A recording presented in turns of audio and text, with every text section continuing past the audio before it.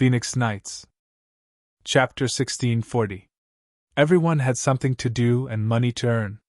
Children didn't care about their birth. As long as one of their parents was Han, they could receive a good education from a young age. When people fell ill, they had money to treat them. The greatest guarantee was the possibility of dying from illness. One day, they had 3 meals instead of 2. Not only that, they could eat meat for every meal. Everyone had new clothes to wear. This seemed to be something that only humans dreamed of in the immortal world. But now, everything was happening in Crimson City. Those bright windows were something that even the great Ming Imperial Palace didn't have the money to install. But here, it was extremely common. There were also tall factories, flour factories, soy sauce factories, monosodium glutamate factories, mosquito-repellent incense factories, textile factories, cigarette factories, pharmaceutical factories, paper factories, ceramics factories, steel factories, power plants, bullet factories, chemical factories, power plants, munitions factories, furniture factories, garment factories, cement factories, glass factories, and so on. Wherever he went, he was shocked, and it was the kind of shock that went straight to the bottom of his heart. He really didn't know that the world could be so beautiful until he arrived in Crimson City. The Southern Ming Empire's observation team was still in Crimson City. Everything that happened here overturned their previous understanding. In the capital of Southern Ming, Quan Yi had already returned with the officials of the Ministry of War and close to 2,000 people. As soon as he entered the city, a eunuch came to pass a decree that the emperor wanted to see Quan Yi. After tidying up his clothes, the travel-worn Quan Yi entered the imperial palace and knelt in front of Zhu Qizhen. The great Ming Empire was very empathetic towards its officials. They didn't have to kneel when they saw the emperor. But this time, Quan Yi felt that he had done something wrong. This kneel represented his intention to ask for forgiveness. "Grand Tutor, why are you here? Please rise." Zhu Qizhen was an emperor who knew how to act. At this moment, the concern he expressed made Quan Yi feel very moved. This time, he wanted to kneel even more and not get up. "Your Majesty, this subject is incompetent, and has failed to live up to your trust. I was thrown out by that bastard Wu Nanwang." Abruptly, he kowtowed to the ground, and his forehead came into close contact with the ground. "Quickly help the Grand Tutor up." When Zhu Qizhen saw that Quan Yi's forehead was starting to redden, he hurriedly shouted. Soon after, the head eunuch, Qian Sabao, stepped forward and helped Quan Yi up. Quan Yi stood up with tears in his eyes. No one knew how much pressure he had endured on the way back. Almost everyone was blaming him. In the beginning, Kohong and the others would still speak up for him, but later on, these people were too lazy to speak up for him, so everyone vented their anger on him. If it weren't for the fact that the embroidered uniform guards were with him, he might have been thrown off the boat and thrown into the sea to feed the fish. His actions made his opponent, Bugnam of Gojoseon, Yang Chendong, unhappy, but he accepted it. But now, even his own people didn't like him.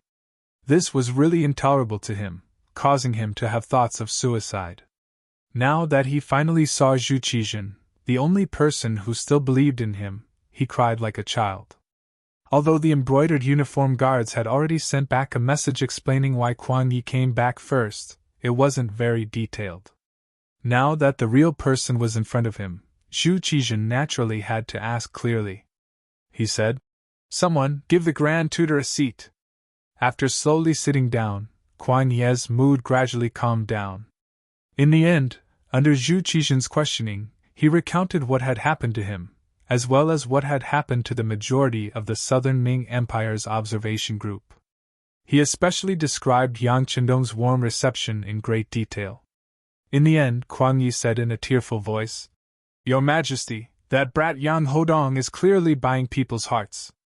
It can be imagined that the officials who went this time might not be bought over by him, but as the saying goes, if you take someone else's hand, you will be blinded.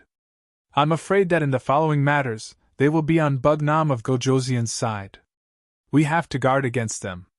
Zhu Qizhen listened to the details from beginning to end and couldn't help but suck in a breath of cold air. Although Kuan Yi wasn't a person who was good at telling stories, from his words, one could still feel that Yang Qindong must have put in a lot of effort to receive the Southern Ming Empire's observation group.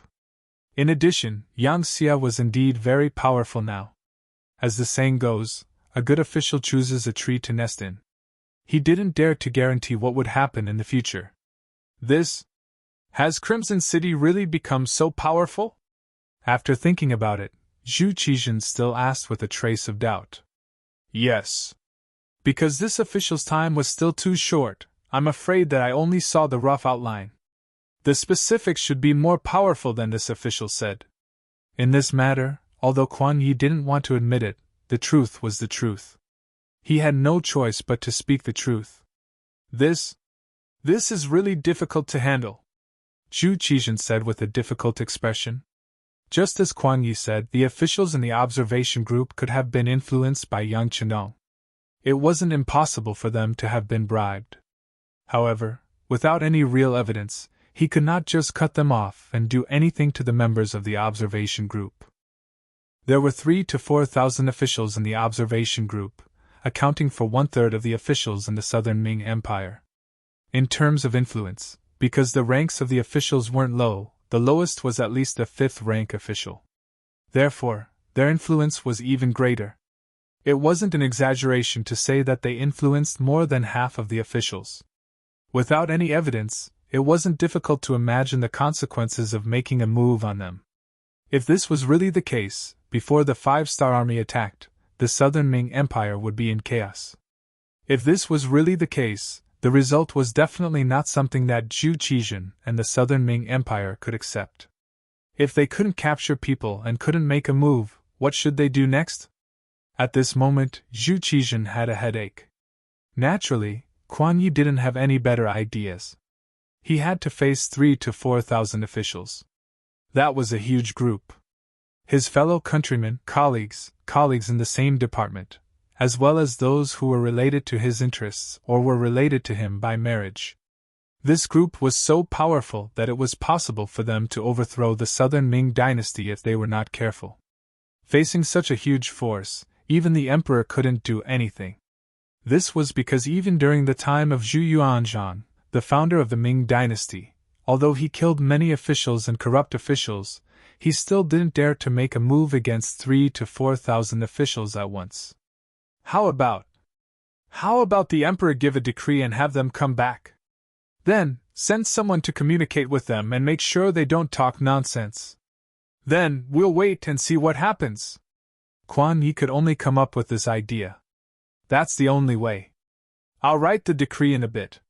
Before Zhu Qizhen could think of a better idea, he could only say this. Then, as if he had thought of something, he asked, That's right, Grand Tutor said that he went to the 5-star Army's headquarters. What did he see? In your opinion, if the Southern Ming Empire and the 5-star Army go to war, what are our chances of winning? This was what Zhu Qizhen wanted to know the most. History had always been like this. When political means couldn't solve a problem, only war could decide the outcome. At that time, the winner would be king and the loser would be in the wrong. If the Southern Ming Empire had a higher chance of winning, Zhu Qizhen would have to consider mobilizing troops. This could be considered as striking first to gain the upper hand. When he looked at Kuan Yi with anticipation, he was destined to be disappointed. This was because at this moment, the Minister of War lowered his head and didn't dare to look him in the eye. When it came to military matters, there were probably not many people more qualified to speak than him, the Minister of War. Kuan Yi's understanding and control of the military wasn't something that the other ministers of war could compare to. This could be seen from the fact that he spent half a year in the various guard stations. And it was precisely because of this understanding that Kuan Yi felt immense pressure at this moment. Although he had only spent half a day in the 5-star Army's headquarters, the impression that it had left on him was too deep. Whether it was the training method, the advanced weapons, or the logistical support, the Southern Ming Army could not compare to them. Over the years, although the Southern Ming Empire had invested in the military every year, it wasn't a high proportion. The Southern Ming Empire had Baiming in the north, the 3 provincial kings in the west, and Bugnam of Gojoseon in the south. However, almost all of the officials didn't think that anyone would use force against the southern Ming Empire.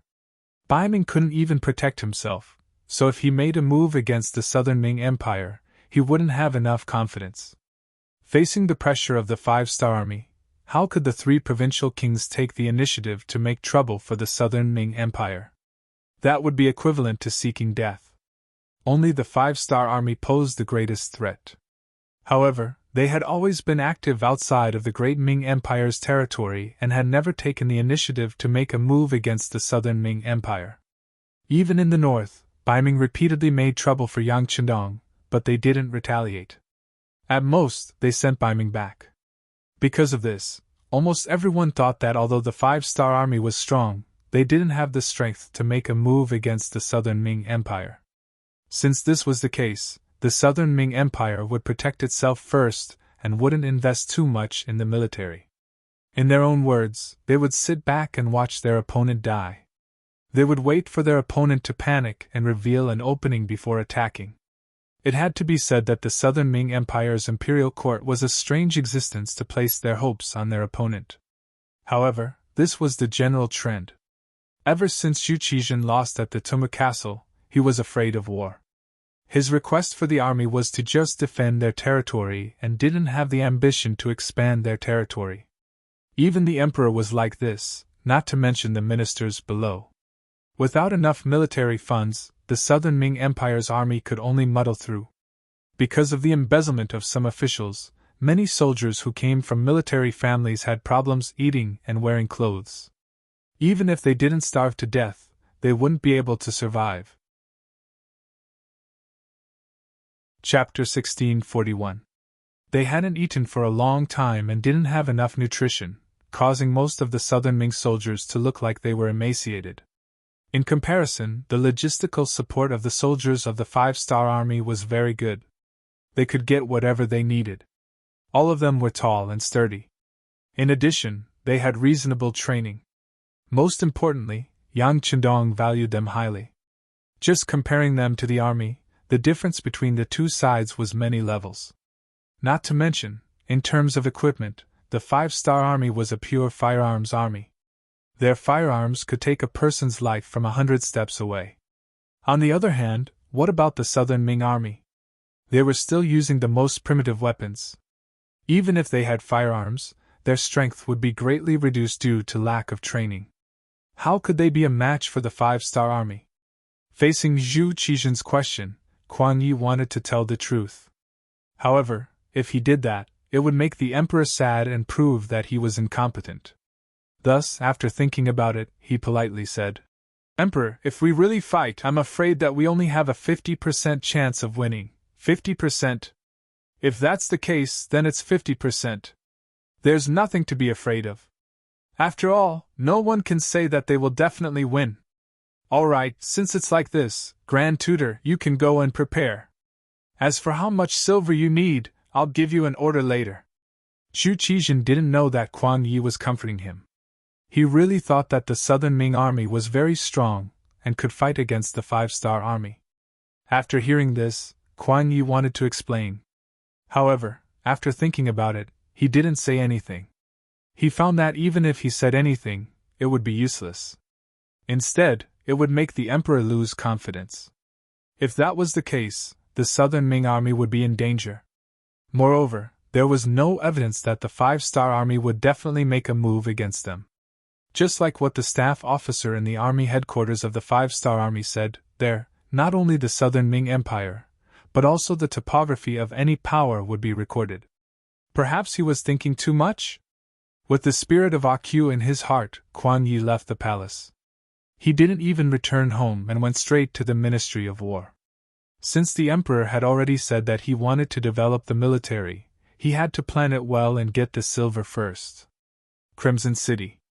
Today was Yuqian's day off, so he personally accompanied Chen Sun, Wang Zhe, Xie Chong, Xiao Xian, Wei Luo, Shang Lu, and the imperial censor of the left to tour the city. Their destination this time was the Tomb of the Kings, in the eyes of the citizens of Crimson Nest City. The so-called King's Tomb naturally referred to the place where the kings were buried. It referred to the place where the kings of the various countries who were defeated by the Five-Star Army were placed under house arrest. This was a street near the East City. Looking from afar, one could see that each courtyard was quite large, and there was a king imprisoned in each courtyard. Unlike the other streets, both ends of this street were guarded by Five-Star Army soldiers. After a rough calculation, there were no less than 1,000 people. This didn't include the police and the Five-Star Army soldiers patrolling the streets. According to Yu Qian's introduction, there were 2,000 to 3,000 Yang family soldiers responsible for the security of this street. With so many soldiers, it was enough to show how much importance the Yang Xia placed on the tomb of the kings. It was also thanks to Yu Qian leading the team today. Otherwise, if the South Ming observation group wanted to go alone, they wouldn't be able to enter. City Lord. Seeing Yu Qian lead a group of people over, most of whom were wearing South Ming official robes, a colonel in charge of security here ran over and gave a standard military salute. You've worked hard. How about this? We'll go in and take a look. This is the king's token. Yu Qian smiled modestly and took out a golden token with the word Yang on it. Yes. The colonel walked up and checked the token. After confirming that there was no mistake, he turned around and made a gesture to let them pass. From this, it could be seen that the security here was tight, and even Yu Qian couldn't enter without permission. Seeing this, the left assistant minister of rights Zhou Ziang said with dissatisfaction. There's no need to be so careful. Facing Zhou Ziang's question, Yu Qian acted like he didn't hear it, and continued to walk into the street. Behind him was a group of officials from the Southern Ming Empire's observation group. Not long after entering the street, they saw the first courtyard. Iron bars thicker than fingers replaced the courtyard walls and completely wrapped around the courtyard. The advantage of this was that it could prevent people from escaping, and it could also allow people outside to easily see everything inside, making it easier to monitor. An old man in his 70s was sitting in the courtyard, basking in the sun. When he heard the sound of footsteps and saw Yu Qian leading a group of people outside the courtyard, a trace of guilt flashed across his face, and his face instantly turned red. Even so, he didn't turn around and go back inside. This was because if he didn't say anything or went back without orders, he would be punished according to the Yang Xia law. This punishment wasn't heavy, it was just starvation for 3 days. This old man didn't care at first, but after being starved several times in a row, he finally became obedient. When he saw Yu Qian and the others, although his expression was ugly, he didn't hide inside the house.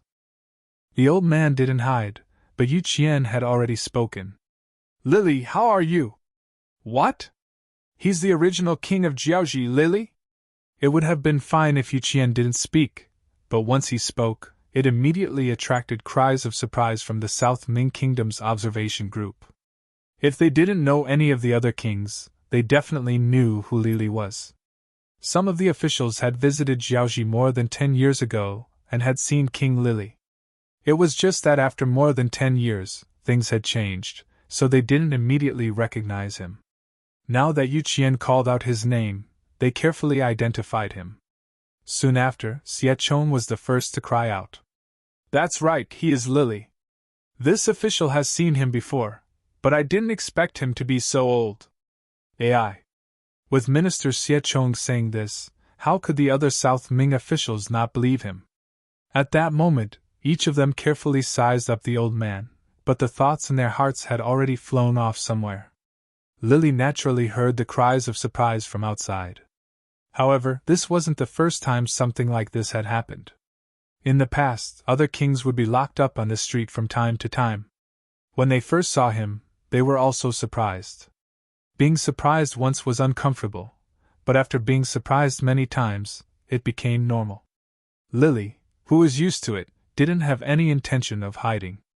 Since he had already been recognized, there was no point in hiding. Instead, he took the initiative to walk to the railing and said to Yu Qian, City Lord Yu, isn't it a little too long for the performance team to only come once a month? This king is really bored staying here. Can you give a reaction and let the performance team perform twice a month? Okay, I will report your request to the higher-ups. Yu Qian smiled and agreed, which immediately attracted a wave of gratitude from Lily. The first courtyard was Lily, which attracted the cries of surprise from the South Ming Kingdom's observation group. The second courtyard was the Lansen Kingdom's King Paise. Seeing another king locked up here, everyone deeply understood the true meaning of the king's tomb. At the same time, everyone's cries of surprise weren't as loud. In the next courtyard were King Boromir of the Phnom Penh dynasty, Governor Chenrong of Luzon, King Li Yong of North Korea, and so on. Among them, they also saw the blind Duke of the Ross Duchy. However, because they were too far away, the South Ming Kingdom's officials didn't react. More importantly, in the two courtyards of the king's tomb, everyone saw the three provinces' King Shu Huichio and Shiping's King Mu Bin. Coincidentally, the two of them lived across from each other. Every day, when they basked in the sun, the two of them would sit facing each other. It would be very interesting to have two old enemies meet each other every day and not be able to make a move against each other. When the South Ming Kingdom's observation group walked past their courtyard, both Shu Huichio and Mu Bin wanted to turn around and enter the house. However, they didn't dare to because they were already told that they had to stay outside the courtyard until the observation group left. Otherwise, they would starve for 3 days. Humans were iron, rice was steel. If they didn't eat a meal, they would panic. The two of them had violated the rules when they first arrived and starved for 3 days. That feeling was really uncomfortable, and they didn't want to experience it again. When the two of them obediently stood there like rare animals in the zoo, all the Southern Ming officials who saw them had a gloomy expression on their faces. It was as if they had eaten rat feces. Their hearts were disgusted, and their expressions were extremely ugly. However, there was nothing they could do.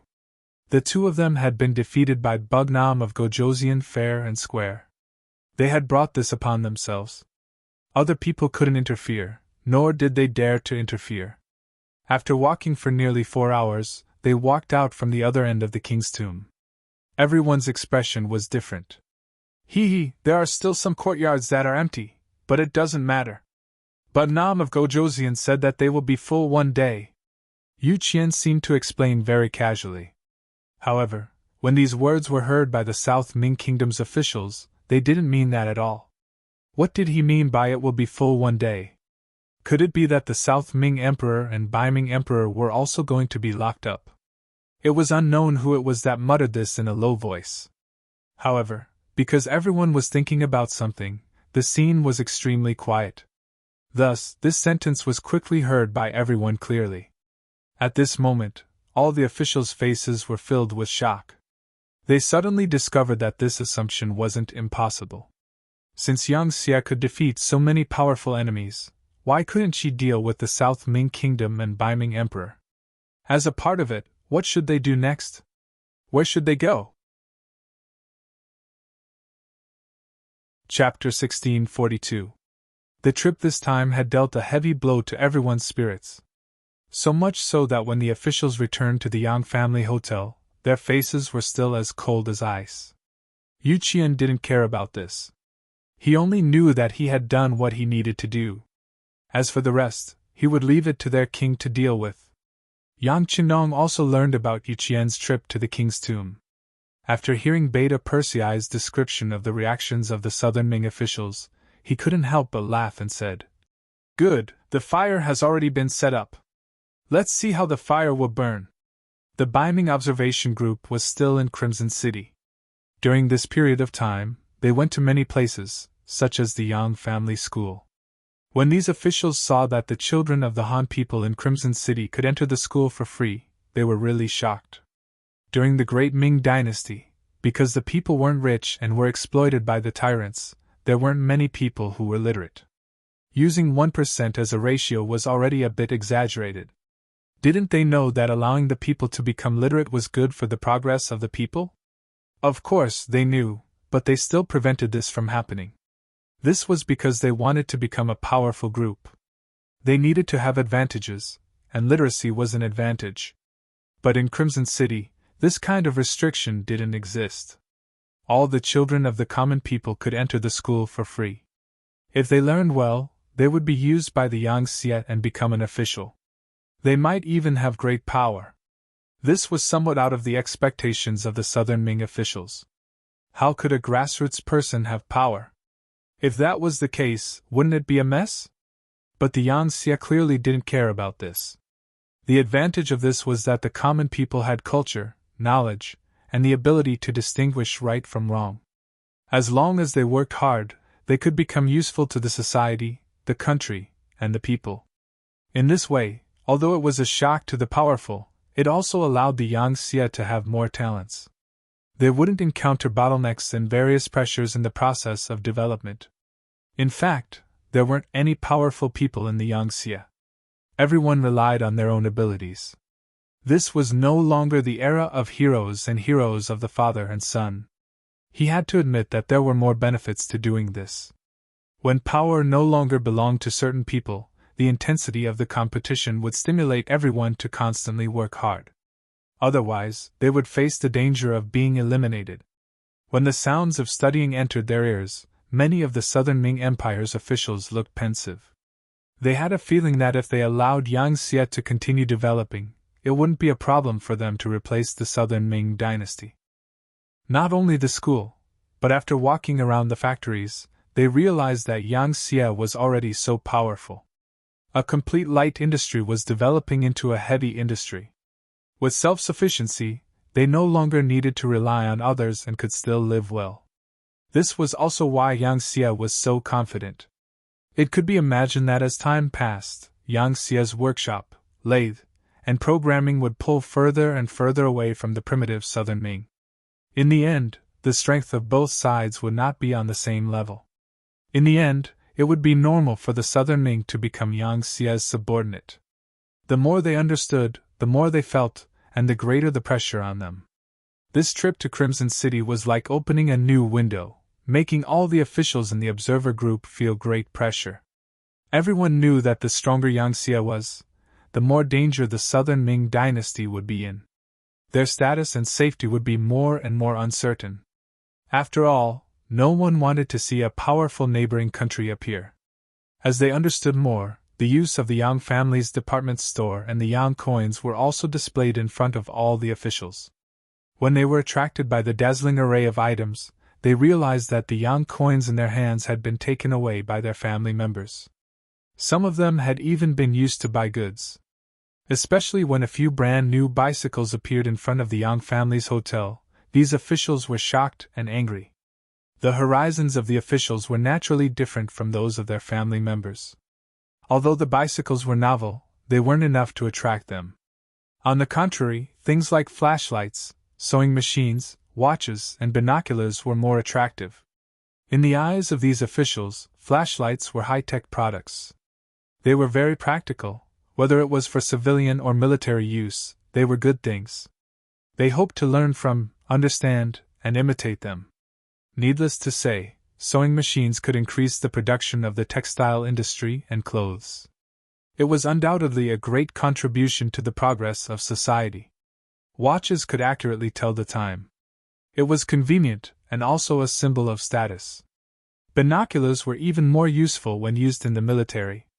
Although the binoculars sold in the Yang family's department store were a bit low magnification and were far inferior to those of the five-star army, in the eyes of the country bumpkins, it was already very powerful. There were many ideas, but without the Yang coins, everything was useless. It was just that the family members had already spent all of it. Everything could no longer be recovered. Then another problem appeared. How could they obtain the Yang coins? After asking around, they found out that only officials had the opportunity to obtain Yang coins. They would be given a certain amount of Yang coins in their monthly salary. Yang coins couldn't be bought with silver. It was one of the most valuable currencies. Using the opportunity to inquire about the Yang coins, the salary system of Yangtze officials appeared in front of the southern Ming officials. As they understood more, they couldn't help but sigh. As a Yangtze official, the salary was really high. Some people even calculated carefully. As a Yangtze official, their salary was actually 50 times that of a southern Ming official. Although the Yangtze was very strict with the corruption of officials, there was basically no gray income. However, If one could live a good life just by relying on their salary, who would be willing to stretch their hands everywhere, cause countless troubles, and be impeached all the time? Through the Yang coins, everyone had a better understanding of the Yang Xie officials' salary system. This was the main reason why Yang Chenong gave them the Yang coins. As for some of the goods being bought by the Yang Xie, Bugnam of Gojoseon didn't care. After all, it wouldn't be long before the Southern Ming Empire became a part of the Yang Xie. So what if those things were passed on? Not only did the officials understand the origin and use of the Yang coins, but the family members also had a deeper understanding. Some people couldn't help but sigh. If I could become a Yang Xie official, it would be a very happy thing. It was just a sigh. However, when the officials heard the sigh, they would be lying if they said that they weren't moved at all. Many people even started to consider whether it was possible to become a Yang Xie official from the Southern Ming Empire. It was also at this time that Yu Qian and Xinyu received Yang Chenong's instructions and unintentionally mentioned the 9 cabinet elders during the banquet. They specifically mentioned that there were only 5 cabinet elders. The remaining 4 spots were reserved for Southern Ming and Baiming officials. These people might be a bit bureaucratic, but it was undeniable that they had a lot of experience as an official. This was something that the new Yang Xie officials couldn't compare to. When faced with a problem, experienced officials would often have a very gentle way to solve it. This was something that could be learned and used as a reference.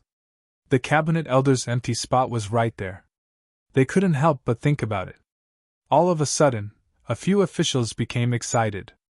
However, they had been officials for many years and had seen and heard too many things. On the surface, they didn't show any abnormalities. However, once this kind of impatience appeared in their hearts, they couldn't suppress it. At this point, the various thoughts and opinions that needed to be forced onto the observer group were basically completed. At this time, the Southern Ming Emperor Zhu Qizhen sent someone to deliver a decree to the Yang family hotel. It was to summon the observer group back to the Southern Ming Empire. Once the decree was issued, although there was still a month before the observer group was allowed to stay in Crimson City for 2 months, everyone had to go back. No matter how much they loved Crimson City, they were still officials of the Southern Ming Empire. Yang Chenong naturally knew about Emperor Ying's decree. Hee, looks like someone can't hold it in. After laughing, Yang Chenong looked at Yu Qian and Xinyu, who came to report. The 2 of you will be busy for a while. It is our wish to serve the king. Yu Qian and Xinyu stood up and bowed. After the decree was issued, the observer group was only given 3 days to prepare. Some of the family members were naturally a bit noisy. Clearly, they hadn't played enough. Or rather, there were still many places in Crimson City that they hadn't been to. They couldn't help but complain that the emperor was a bit unreasonable. As such, the officials were all trying their best to persuade them. At this time, Yu Qian and Xinyu appeared in the Yang family hotel. Then, the observer group officials were called away by them. They said it was to send them off, but everyone knew that there must be something to talk about. Not only were the ordinary officials of the observation group called away, but even high-ranking officials like Shin Sun and Wang Zuo were also invited to the palace by the Black Knights. Seeing the Black Cavalry eyeing them covetously, they were really worried that if they dared to refuse, what kind of serious consequences would there be? Just like that, 3 whole days passed. Not only did Yang Chenong, Yu Qian, and Xinyu act, but even the other 3 elders, Luan Shaochen, Wu Qian, and Long Tainan, appeared in the Yang family hotel and invited the officials to a meal. All of a sudden, almost all of the officials who had reached the 4th rank and above were invited to the banquet. As for the content of the conversation, it was up to each person to decide. In reality, what Yang Chendong and the others talked about with the Southern Ming Empire officials wasn't a big matter. Sometimes it was just a small talk. For some officials, they didn't even make a wish to become an official. But was what they talked about that important? Chapter 1643. What was important was that they had talked about it. As long as the officials were talked about, they would be suspected when they returned to the Southern Ming dynasty. It would be even more difficult for them to be put in an important position. How could Qin Sun and Wang Zwe not see the reason behind this? However, they had no other choice. In the territory of Chichen City, they did not dare to go against Yang Chenong's good intentions. Moreover, they also needed to find a way out for themselves. Although being able to go to the meeting did not mean that they would definitely join the Yangtze, at least they would not offend Bugnam of Gojoseon. Moreover, so many officials did not refuse, so why would they refuse? Wasn't this the same as digging their own graves?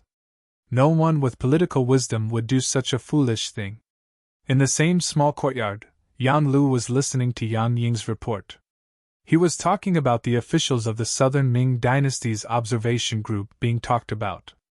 Master, as of now, all the officials of rank 4 and above in the observation group have been talked about. Yang Chidong has used almost all the officials of the city lord's mansion and has already started to talk about the rank 5 officials. When Yang Ying said this, his face revealed an expression of admiration. At this moment, Yang Lu's face was also filled with admiration. He naturally saw through Yang Chidong's intentions. It was because of this that he could not help but say with admiration, "Amazing, my young master really has good methods. Presumably, Emperor Ingzone will have a headache and will not dare to put these people in important positions. This is equivalent to cutting off one of his own arms before the battle." Yang Ying also nodded and said, "That's right. If they don't dare to trust these people, then in a certain period of time, Ingzone will have no one to use. It is very likely that there will be internal chaos in the Southern Ming dynasty." "No! It is not a possibility, but a certainty," Yan Lu said with a very firm tone. Then, his tone changed. "However, this has nothing to do with us. It is even a good thing. What we want is to take the chestnuts out of the chaos." "Right, how are the arrangements on Yang Yang's side?" "Everything is arranged properly. The poor and stupid him does not know that he is being used by us." Speaking of this matter, Yang Ying's face was filled with pride. This time, there were embroidered uniform guards among the members of the Southern Ming observation group. This was one of the methods the great Ming Emperor used to monitor his subjects. One of the commanders named Wen Jing had another mission, which was to contact Yang Yang and create a false impression that Chao Jixiang wanted to join Bugnam of Gojoseon to lure him in. Hearing Yang Ying say that the plan was going well, Yang Lu's expression became better. "Good, haha, if that's the case, we have to be prepared. Remember this time, we can only succeed and not fail. Otherwise, we will die without a burial ground." Yang Ying replied with a straight face. "Master, please rest assured. We have prepared for this for a long time. There will definitely be no problems." "All right, let's wait and see," Yan Lu said with a face full of excitement. Then, he muttered to himself in a voice that no one else could hear, "I hope you can cooperate. Like this, as a master and servant, I can still spare your life. Otherwise, I can only force you to be ruthless." Crimson City Pier. This day was very lively. The 13,000 people of the Southern Ming observation group were queuing up to board the ship. Compared to the excitement they had when they came, most of them were reluctant to leave.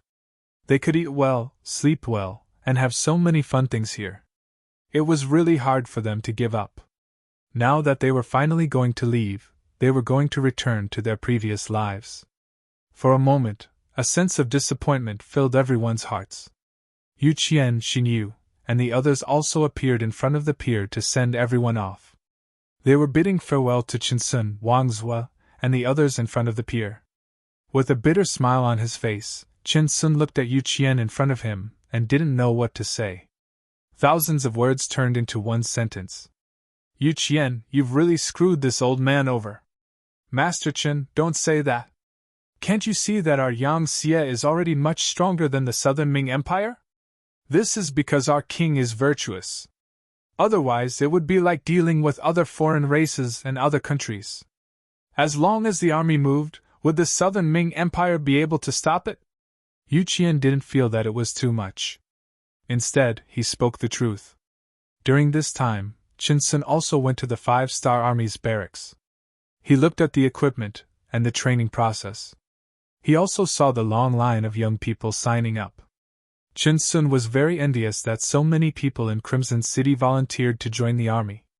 It was unlike the southern Ming Empire, where the army relied on soldiers.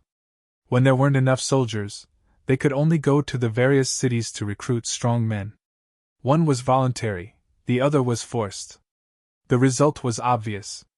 The conclusion was that the southern Ming Empire was definitely not a match for the 5-star army. Thus, Yu Qian's words were true. However, if Chen Sun joined the Yangtze because of this, he wouldn't be able to get over it. He decided to think about it carefully. He didn't reply to Yu Qian's words and only smiled. On the other side, Xinyu was chatting with Wang Zue and the others. On the surface, it looked like they were enjoying themselves. Come over when you have time. As long as you are willing, the gates of Crimson City are always open for everyone, Xinyu said with a smile.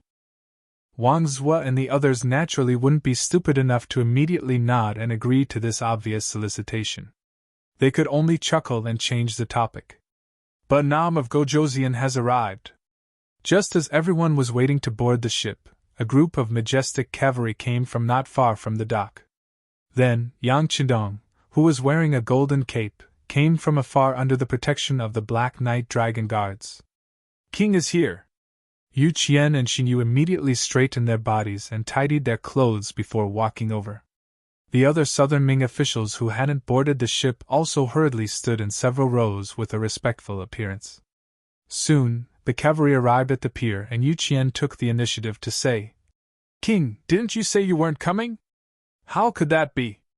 They are the backbone of our Han people.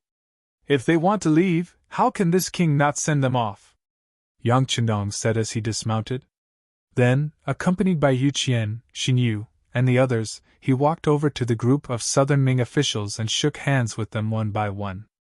During this period of time, everyone was used to this way of greeting and shaking hands, so everyone was very cooperative. There were even some officials who, after shaking hands with Yang Qindong, had their faces flushed red.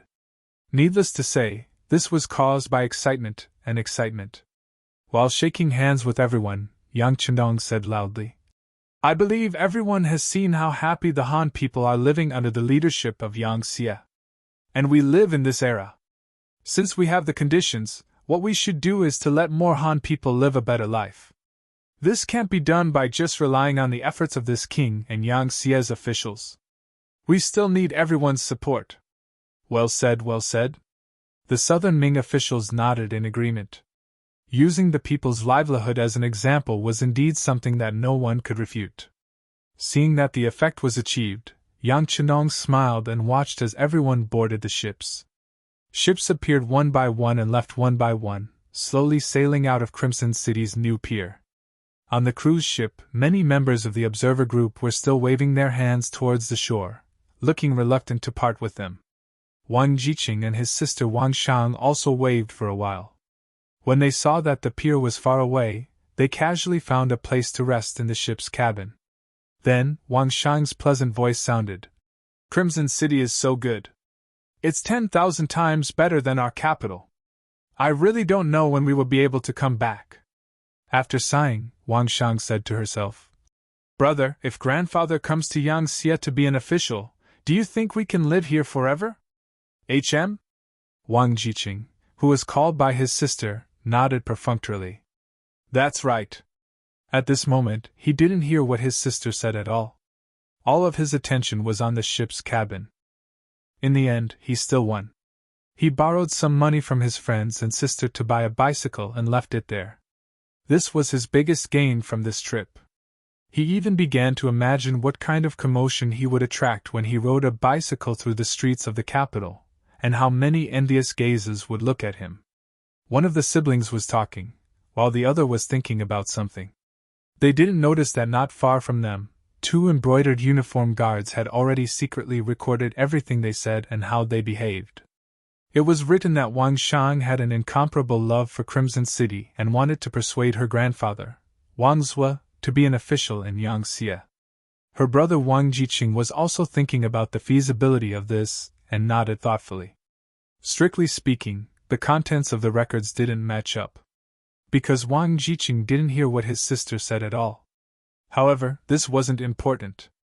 What was important was what Emperor Ming would think when he saw these records, what kind of measures he would take, and what kind of commotion Wang Zhua and the entire Wang family would face.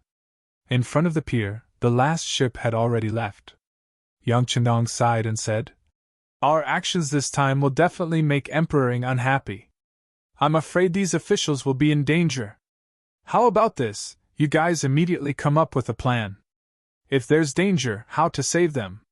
When the time comes, the intelligence department will fully cooperate with you." Yu Qian and Xin Yu, who were called out, also knew that this matter was of great importance. They immediately nodded and said, "Yes, Wang. We'll go back and come up with a plan. Yes, you must do your best to perfect it. Don't be afraid of spending money. Many of these people have real talent. If they can join Yang Xie, it will be extremely beneficial for us to manage the entire southern Ming dynasty in the future." "Yes, we're clear." Yu Qian and Xin Yu gave their assurances again. Yang Chendong nodded in satisfaction and then left the pier with the black cavalry. Chapter 1644. Speaking of the boat, because they had received Emperor Ying's decree, their return speed was clearly faster. They had used close to 15 days to arrive and less than 10 days to return. They had arrived at the docks of the Suzhou prefecture.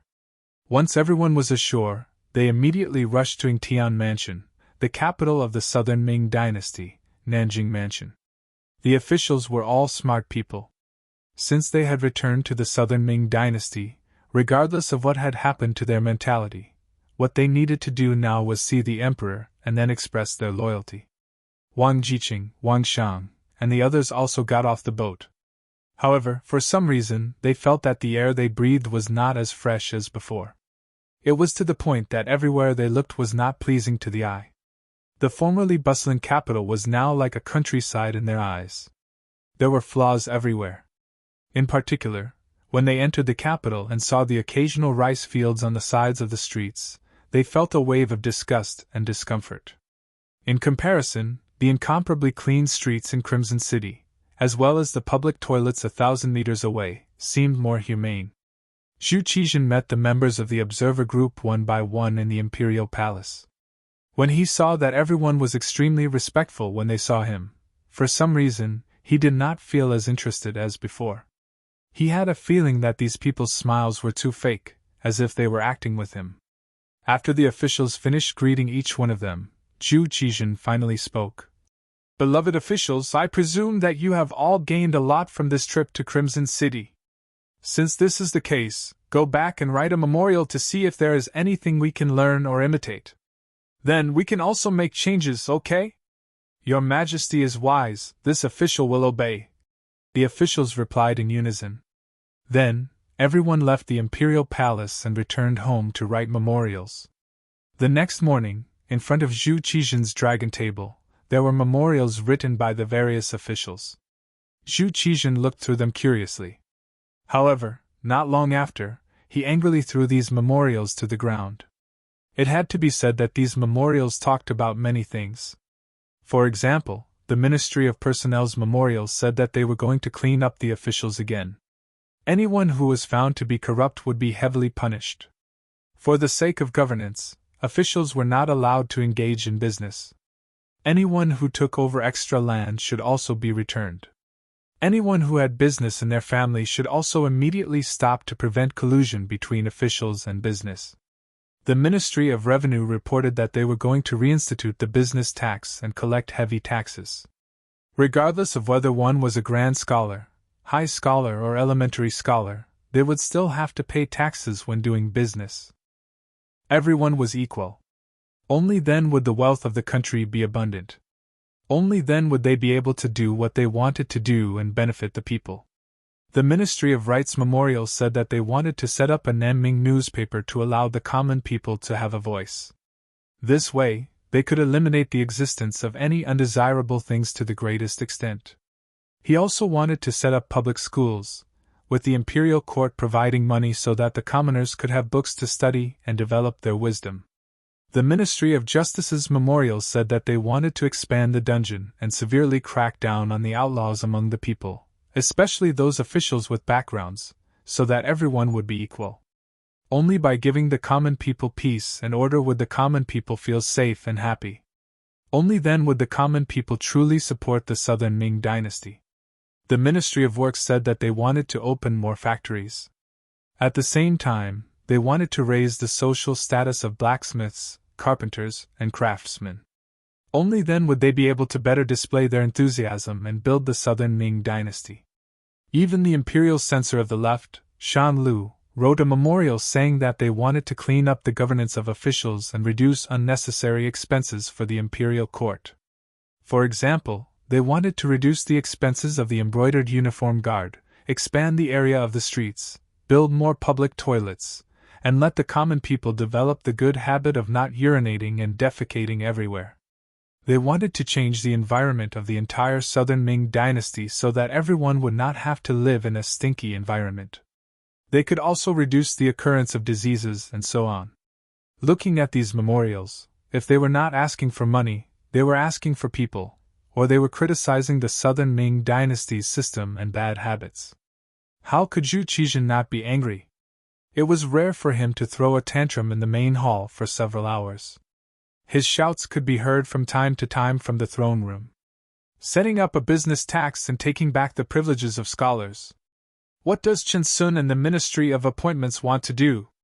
Do they want us to become enemies with all the scholars in the world and cause chaos without a war? Set up a newspaper when school starts? What does the Ministry of Rights want to do? Could it be that if we don't set up a newspaper, we won't be able to hear the voices of the common people? Expand the dungeon? What does the Ministry of Justice want to do? Do we have so many bad people in the southern Ming dynasty? What bright heaven and earth! Could it be that the skies of the southern Ming dynasty are dark and gloomy? The Ministry of Works is even more ridiculous. Raising the status of the craftsmen, are they trying to change the current state of the southern Ming dynasty? Won't this cause chaos? If the status of the craftsmen is raised, will the status of other people be raised as well? Especially this imperial censor. According to what he said, are we living in a stinky environment every day? The common people will get sick when they eat grains. This is originally a matter of heaven and earth. How can it be that the common people's production has anything to do with our current environment? After calling out the names of the various departments, Zhu Qizhen overturned the dragon case in a fit of anger.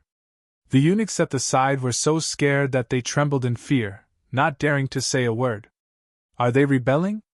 All of them are pointing fingers at me. I think they have clearly been bribed by Yang Qindong. We don't believe that Crimson City is really as good as they say. How is this observing and learning? This is clearly eating other people's food and then coming back to bite their master. These people all deserve to be killed, they deserve to be killed. Zhu Qizhen couldn't be blamed for being so angry. He had his subordinates give their opinions because he wanted to see if they had any gains.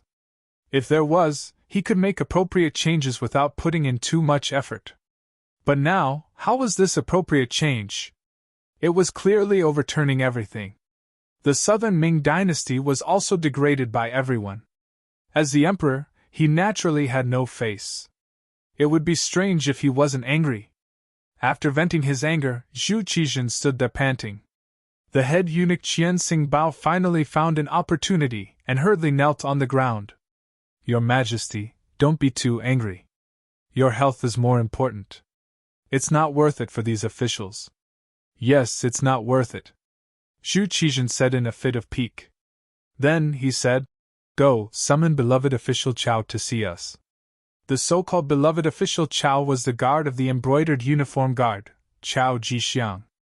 The kneeling Qian Xingbao naturally didn't get along with him, but this was the emperor's order. He didn't dare to stop him. He hurriedly gave a look to the eunuch at the side. At this moment, Qian Xingbao was secretly delighted. He was thinking that the emperor had nowhere to vent his anger. Perhaps Chao Jixiang came at this time to eat melons. Chao Jixiang, who was on duty in the palace, was quickly found. He came to the throne room and knelt down. You all can leave first. Great companion, you can also leave. He glanced at Qian Xingbao. Because of the appearance of Yang Qindong, this little butterfly, Zhu Qizhen didn't experience being captured by Yes Hen. Thus, Chao Jixiang didn't appear to save his master. Now, his great companion became Qian Xingbao's eunuch. The emperor summoned Qian Xingbao and wanted to drive him away. Qian Xingbao naturally wasn't happy.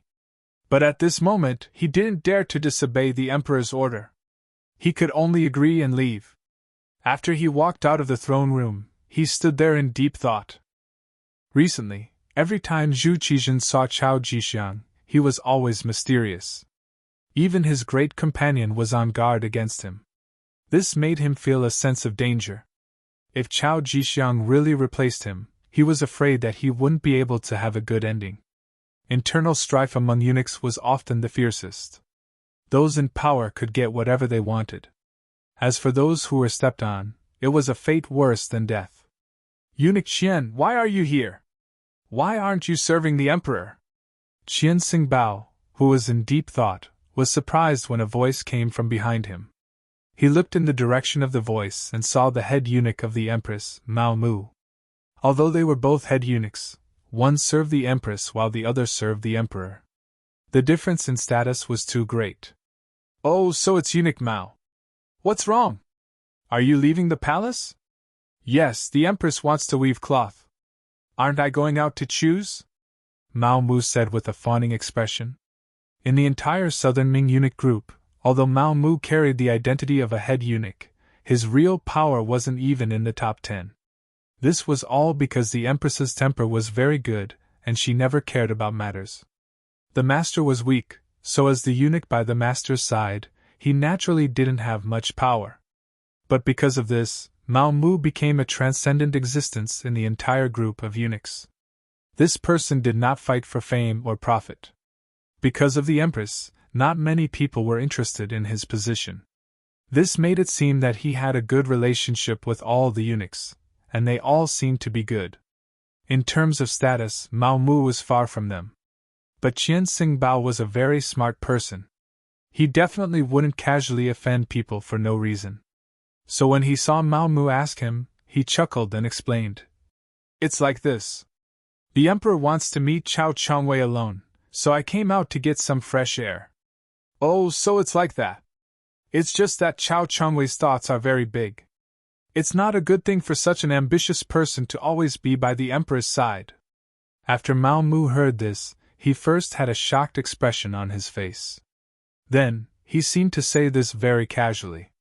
Just as he finished speaking, Mao Mu quickly covered his mouth with his right hand with an embarrassed expression. Between eunuchs, unless there was a life and death feud, they wouldn't speak ill of each other in front of each other. That was the behavior of a vile person, and it was shameful. Normally, if Mao Mu said this, Qian Xingbao would even reprimand him. After all, he was now the head of the group of eunuchs. He had the obligation to maintain the unity of the group of eunuchs, at least on the surface. Chapter 1645. But now that he was angry, Mao Mu's words hit the bottom of his heart. He said with an angry face, "That's right, I thought I was the only one who thought Chao Changwei was ambitious. I didn't expect that Mao Gonggong also thought so. Then I really have to be careful. Ha! Qian Gonggong, you are busy. I still have to go out of the palace. I will talk to Qian Gonggong when I have the chance."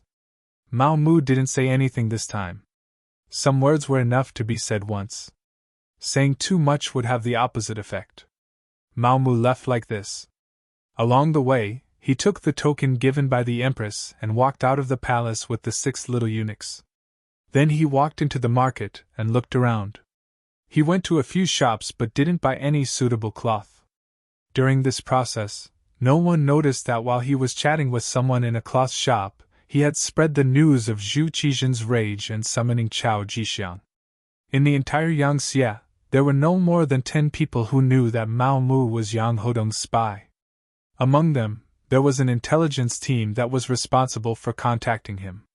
Wan Shan, the head of the telecommunications department, was the one who knew about it. He was the one who reported everything directly to Yang Qindong. Even the head of the security bureau, Yang San, didn't know. Because of this, Mao Mu's safety was guaranteed. Even if Chao Jixiang had joined forces with the Yangxie trader, he still didn't know that Mao Mu was Yangxie's spy. When Mao Mu reported some of the news in the palace, Zhu Qizhen was listening to Chao Jixiang's report with a serious expression. Your Majesty, the matter is like this. I have already contacted that person. He will lead Bugnam of Gojoseon to the ship. When the time comes, we will choose to take action at sea. At that time, no matter how great his ability is, he won't be able to escape. And good. That's right, didn't you say there was a backup plan? Zhu Qizhen asked with interest. Yes, Your Majesty. I don't know if you still remember Shawa Province's President Kuroda, who is the Navy General of Shawa Province. When the Shaowei Province was destroyed by Yang Xie, he had escaped with 100,000 soldiers. Over the years, although his strength has weakened, he still has 50,000 Navy elites in his hands. When the time comes, they will also appear and join us to kill Bugnam of Gojoseon. However, he also made a request. That was, if he wanted to reclaim the entire Shaowei province, he needed the emperor to acknowledge their existence. There is also that Yang Lu. He wants to inherit the throne after Bugnam of Gojoseon's death, but he said that he will definitely obey the emperor's management. Once he stabilizes his position, he is also willing to send troops to attack Baiming and help the emperor unify the world. As soon as Chao Jixiang opened his mouth, he laid out all the plans and the requests of the so-called allies. Hearing this, Zhu Qizhen frowned. After hesitating for about half an hour, Zhu Qizhen opened his mouth. We can agree to President Kuroda's request. Originally, we didn't need to pay too much attention to a small island country. But Yang Lu's request. Chao Jixiang was the best at reading people's expressions. When he saw Zhu Qizhen's expression, he guessed something. He immediately said, Emperor, please rest assured. We can agree to his request first. After he stabilizes Yang Xie and helps us deal with Baiming, we can find an opportunity to kill him. Yes, that's what I mean. Bugnam of Gojoseon's appearance has already caused chaos in the great Ming dynasty for so long. If he dies, there can't be any more chaos. We can't fall for the same thing twice. Zhu Qizhen said with a satisfied expression. Just like that, the two of them, Zhu Qizhen and Chao Jixiang, began to perfect the plan. This conversation lasted for nearly 4 hours. In the end, Zhu Qizhen ordered someone to bring in the meal and even rewarded Chao Jixiang to eat with him. This made Qian Sabao, who was waiting outside, very envious. At this time, he felt that his position was in danger, but he didn't have any better ideas. Because he didn't know what Chao Jixiang was doing next. In the palace of Qian City, the telecommunications director, Wang Shan, brought the telegram sent by Mao Mu to Yang Chidong. After reading the contents of the telegram, Yang Chidong thoughtfully asked, Did you bring the copy of the telegram from Director Yang San? Yes. Wang Shan also sent the copy of the telegram that he had prepared in advance to Yang Chidong. After staying by Yang Chidong's side for so many years, Wang Shan was also used to the way the young master worked. Therefore, he would send a copy of the telegram that was related to reporting to him. After receiving the telegram from Yang Chidong 2 days ago, Yang Chidong carefully read it again. Then, he put his right hand on the table and tapped it thoughtfully. He seemed to be thinking about something. After about the time it took to drink a cup of tea, he asked, Did you find anything from the phone that I asked you to monitor? No, that phone is rarely used. Presumably, he also knows that some things are not safe to communicate through the phone. Wang Shan replied in a deep voice. Well, he's grown up. He's so careful when doing things, but unfortunately, he didn't use it properly. Since he chose this path of no return, he can't blame anyone for everything. Okay, Wang Shan, go back. Remember, don't tell anyone about what happened today, not even Beta Persei. In the entire Yangxie, Yang Chidong trusted Tiger's Mane the most, followed by a few of his servants, and then Wang Shan. After all, as the head of the telecommunications department, he had access to core secrets. Therefore, although he was only a department head, Wang Shan's position in the entire Yang faction was extremely high. Very few people would not give him face. Wang Shan himself also understood that he could be where he was today all thanks to Yang Chendong. He only needed to do things well and his status would be stable. He nodded heavily. Young master, please rest assured that no one else will know about this. Wang Shan was able to address Yang Chendong as the young master, just like the servants. This showed how much Wang Shan was valued. Wang Shan took his leave, leaving Yang Chendong alone in the palace study. He sighed. Some things did develop beyond his expectations. He had thought that someone would betray him. After all, when one's status was high and one's vision was broadened, one would have the motivation and ideas to move up. However, when something really happened, and the person who betrayed him was someone he trusted very much, Yang Chendong still felt very uncomfortable. He did not know how long he had been sitting there. All kinds of memories and pasts between Yang Chendong and Yang Lu flashed through his mind. It was not until Hu Yan appeared in the study and brought a bowl of lotus seed soup in front of him that Yang Chendong came back to his senses. He smiled apologetically. Look, I made you worry again. No, I just wanted to see you. Don't think too much about it. We've already gotten enough. Even if we stop now, we won't have any regrets. Hu Yan walked behind Yang Chendong with a smile and gently massaged his shoulders. Feeling the care and gentleness, Yang Chendong reached out and patted Hu Yan's arm. Good, optimistic spirit. Take it easy, take it easy. Ha! At this moment, Yang Chendong's mood seemed to be much better. In contrast, Yang Lu outside the small courtyard of the palace was very proud. As he expected, although when Jing had gone back, he had already convinced Yang. If the plan went smoothly, there should be a result soon. And he just needed to push the boat along. Yang, you can go and do that thing now. This little one understands. Yang nodded in agreement, then turned and left. On the surface, after the southern Ming Kingdom's observation team left, Qiqian City became stable again. But in fact, there was an undercurrent surging, and a conspiracy was shrouding Yang Chendong's head. 2 days later, Yang went straight to the palace. His face was full of joy, as if he had done something great. On the same day, Beta Persei's mother-in-law, Badama, suddenly entered Yangxia First Hospital because of a serious illness. As the son-in-law, Beta Persei naturally had to perform well. He had already applied for 10 days of leave from Yang Chendong to serve his mother-in-law. In the palace, Yang Chendong saw Yang Chendong and said, Fourth brother, it's done. I have already discussed with the commander of the Southern Ming Brocade Guards, Wen Jing. As long as you, Bugnam of Gojoseon, are willing to admit it personally to the other party, and Chao Jixiang is willing to submit to Yang Xie, he will bring all the Brocade Guards. Anyway, at that time, they will control the Southern Ming Palace. As long as my army arrives, we can take over the entire Southern Ming Kingdom with the smallest price. Looking at Yang Chendong's happy expression, Yang Chendong smiled. Fourth brother, how did you discuss it? Oh, it's like this. Yang Chendong explained the plan that they had discussed. After an hour, Yang Chendong understood everything. After hesitating for a moment, he said, Okay, this prince agrees. I will meet with Chao Jixiang outside the Wenzhou port. At that time, this prince will personally promise that as long as Chao Jixiang is willing to help me, Yang Xie, not only will he not be punished, he will also be rewarded greatly. Yang Chendong was very happy when he saw that Yang Chendong had agreed. That's great. However, fourth brother, you must remember that in order to prevent the news from leaking out, you must not bring too many troops.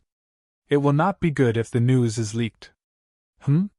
Is this fourth brother's idea or their idea?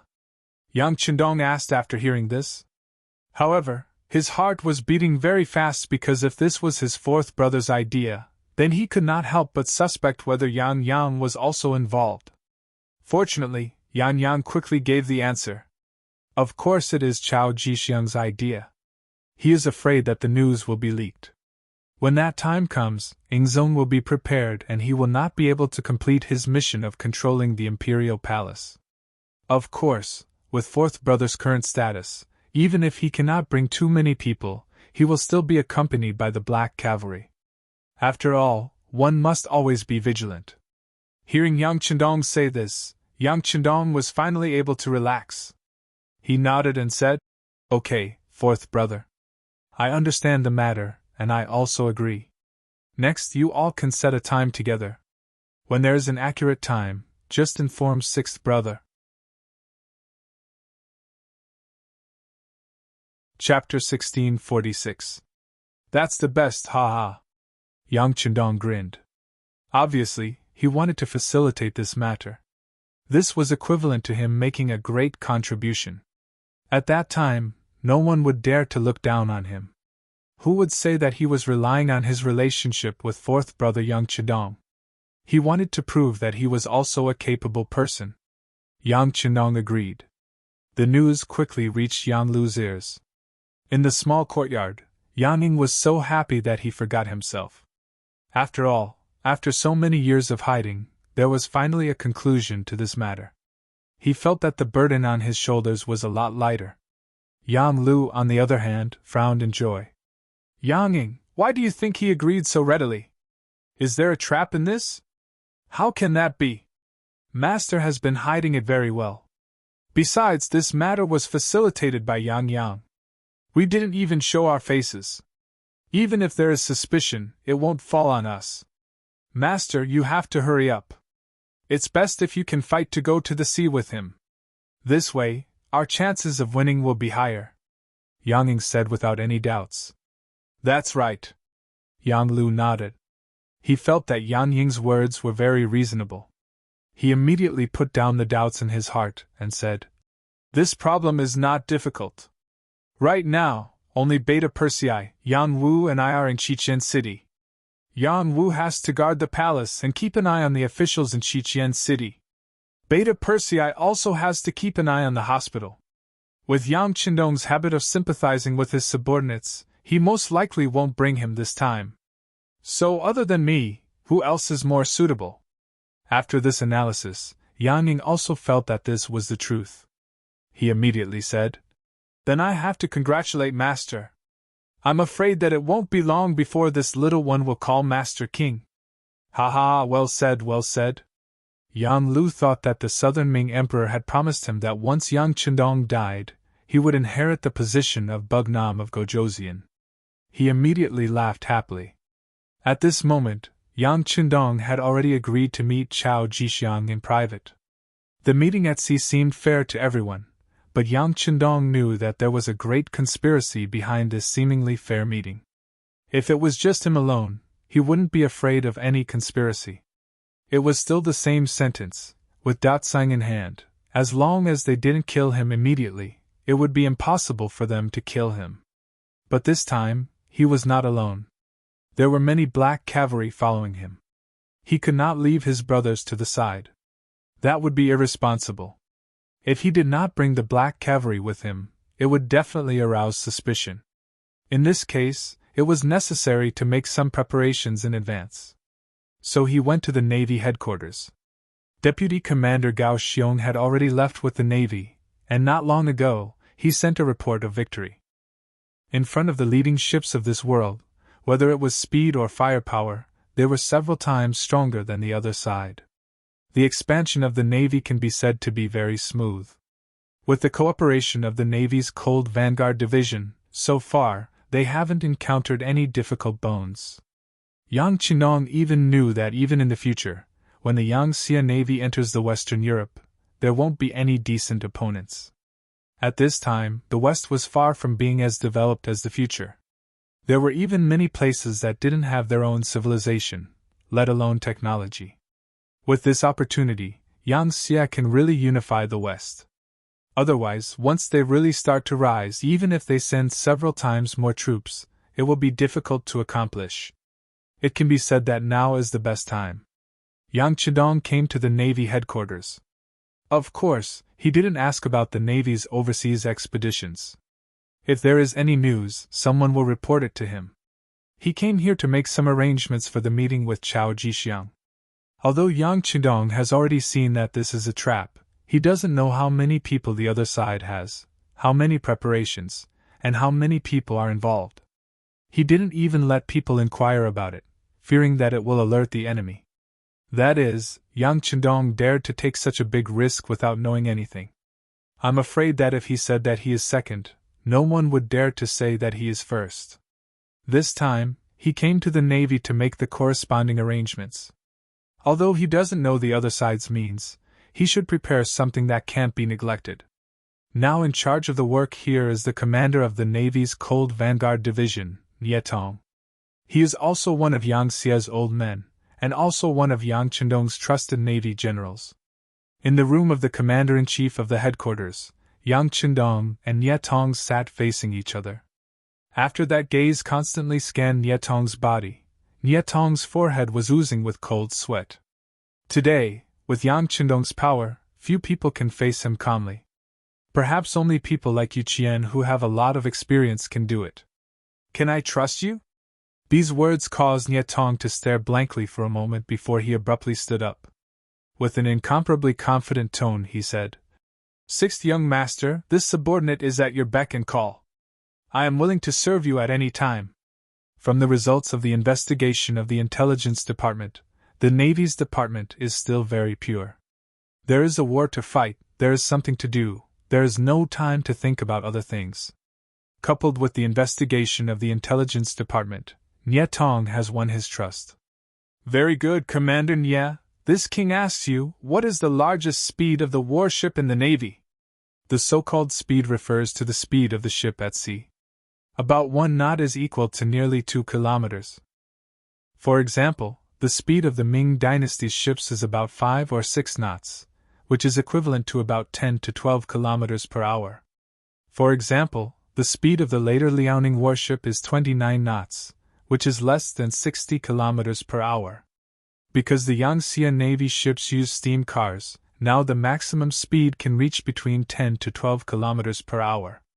Just in terms of speed, it is twice the speed of the opponent. Reporting to the 6th young master, the Navy dock has 10 fifth-level warships, 30 fourth-level warships, hundreds of third-level warships, and other second-level and first-level warships. The third-level and above warships have reached a speed of more than 10 knots. In these years, the Navy's warships have been developed. In the past, only the commander-level commanders can command fifth-level warships. Because of the emergence of sixth-level warships, now it has become the division's exclusive use. And so on, the Navy has become many times stronger than before. Good. Hearing that there are so many powerful ships, Yang Chendong is very satisfied. He decided to use all of the third-level and above warships. Although it seems a bit exaggerated, one of Yang Chendong's rules of conduct has always been to not do anything. Besides, this time there is still a naval battle to fight. No one knows what Yang Chendong and Nie Tong talked about in the end. Everyone only knows that for more than an hour, the door of the room was not opened. In the end, Yang Chendong left with satisfaction. The Navy dock is a first-class military secret location. Without permission, even the Yang family's servants have no way to get close. Based on this point, this trump card has become a secret, and there is no need to worry about it being known by others. The only one who really knows the plan is Nie Tong. The other members of the entourage only know that there is a sea mission. As for where they are going and what they are going to do, it will only be revealed at the last moment. After a trip to the Navy headquarters, Yang Chendong returned to the palace and went to the telegraph office. Except for the director Wang Shan, who is still inside, the other staff have been temporarily exiled, for various reasons. Even if the servants around him can betray him, Yang Chendong really can't casually trust other people now. After leaving Wang Shan, the two of them operated the telegraph for a while. After doing this, Yang Chendong stretched and said to Wang Shan, "Wang Shan, this time you stay at home. You don't have to go out with me. No, this subordinate is not talented. I am willing to follow the young master until death." Wang Shan suddenly stood up and said with an unquestionable voice. Although he now has a faint feeling that this sea trip will be very dangerous, he still wants to follow Yang Chendong. Everything he has today is all thanks to Bugnam of Gojoseon. Now that there is danger, how can he shrink back? This? Okay. Thinking that many things can't be done without Wang Shan's help, Yang Chenong nodded and agreed after a little hesitation. Then he got up and patted Wang Shan on the shoulder and said, "If that's the case, you must be careful on this trip." "Yes, young master, this subordinate will be careful and won't let you down." After a series of arrangements, the next problem is the follower. Although Beta Persei took the time to come from the hospital to the palace and asked to follow, Yang Chenong still happily refused. "Beta Persei, your mother-in-law is sick. Now is the time for you to perform well. Besides, you have followed me many times, this time won't make a difference. Don't go this time, just let." Yang Chenong's gaze moved between Yang Wu and Yang Lu, who were standing on the side, and finally fell on the latter. "Let Yang Lu follow the young master." "Yes." Yang Lu was overjoyed, but his face did not change. Instead, he looked at Beta Persei and promised, "Second brother, don't worry, I will be fine with the young master." "Then okay." Beta Persei saw that Yang Lu took the initiative to stand up, and this was the young master's idea, so he did not fight for it. After all, they were all servants, and he couldn't be the only one to enjoy the good things. He also needed to give others a chance. After deciding on Yang Lu's follower, Yang Chenong personally appointed the third captain of the Black Cavalry, Bidao Jiang, and asked him to bring 500 Long Wei with him. The matter was settled. Regarding Yang Chenong only bringing 500 Black Cavalry, whether it was Beta Persei, Yang Wu, or Yang Lu, all showed faint doubts. Obviously, the Black Cavalry now had 5,000 people, and only 500 people were too few. Chapter 1647. Quite a lot. Yang Chenong chuckled. "The last time we went to Yunnan, we only had 500 Black Cavalry, and there were no problems. Not to mention that this time, other than the Black Cavalry, we also have the Cold Vanguard Army. Oh right, Yang Lu, go back to the Navy headquarters and look for Commander Nyetong to see who is suitable to accompany us. We don't need too many people, just a battalion of 500 people will do." Yang Lu, who was called out, was very excited and quickly agreed. He did not expect that Yang Chenong would value and trust him so much. At this time, his mentality was shaken. Is it really good for him to go against his master who trusts him so much? Yang Lu did not immediately go to the Navy headquarters. Instead, he first returned to the small courtyard and saw Yang Ying. "Master, there is no turning back. Now that your matter has been revealed to the Emperor of the Southern Ming Empire, it is impossible to stop even if you want to. Besides, Yang Chenong has no one by his side right now, so he thought of you. Once the problem with Beta Persei is solved, I'm afraid he will kick you aside. Do you want to endure it again?" As the person Chao Jixiang sent to Yang Lu's side, Yang Ying naturally would not allow things to stop halfway. Hearing these words, Yang Lu nodded continuously. He just could not bear it. In fact, he did not have the intention to stop the plan. Otherwise, he would not have discussed it with Yang Ying and would have directly confessed to Yang Chenong. Now that he got the answer he wanted, he nodded vigorously and said, "That's right, this is my opportunity. I must grasp it." In the Navy headquarters, Yang Lu's figure appeared. Commander Nyetong, who had already received the news, was personally accompanying him. Then, a battalion commander called Wang Nanhu was called. No one knew that Wang Nanhu had already been bribed by Yang Lu. This was also an accident. When Yang Lu was still managing the intelligence agency in the Southern Ming Empire, he received news about Wang Nanhu. This person was actually an early spy that the Southern Ming Brocade Guard had sent to Crimson City. However, what was unexpected was that ever since Wang Nanhu entered Crimson City in cold front, his attitude changed rapidly. He actually took the initiative to cut off all ties with the Southern Ming Empire, and changed his name from Wang Hunan to Wang Nanhu. Even though there was only a difference of one word, it was very difficult for the Southern Ming Empire's embroidered uniform guard to find someone. The defensive measures of Crimson City were simply too strict. Who knew how many spies had been sent out over the years? But all of them either went missing or were captured and killed. If Chao Jixiang and Yang Xie hadn't started working together and provided this list, Wan Nanhu might have hidden for the rest of his life and become a real Yangxie. Wan Nanhu was not the only one on the list. There were many others. However, most of them could no longer be found, or it could be said that they had hidden themselves very well. On the other hand, Wan Nanhu, whose name was reversed, was too easy to recognize, which was why Yang Lu had discovered him. It was because of this that Yang Lu named Wang Nanhu. Nie Tong had already received Yan Chendong's secret order to fully cooperate with Yang Lu's actions. Of course, he wouldn't stop him and agreed. After that, Wan Nanhu went to Yang Lu's small courtyard to report. Wan Nanhu didn't know that his identity had been exposed. Over the years, he had even forgotten that he was a spy of the Southern Ming Empire's embroidered uniform guard. It was because he had been very happy over the years in Crimson City.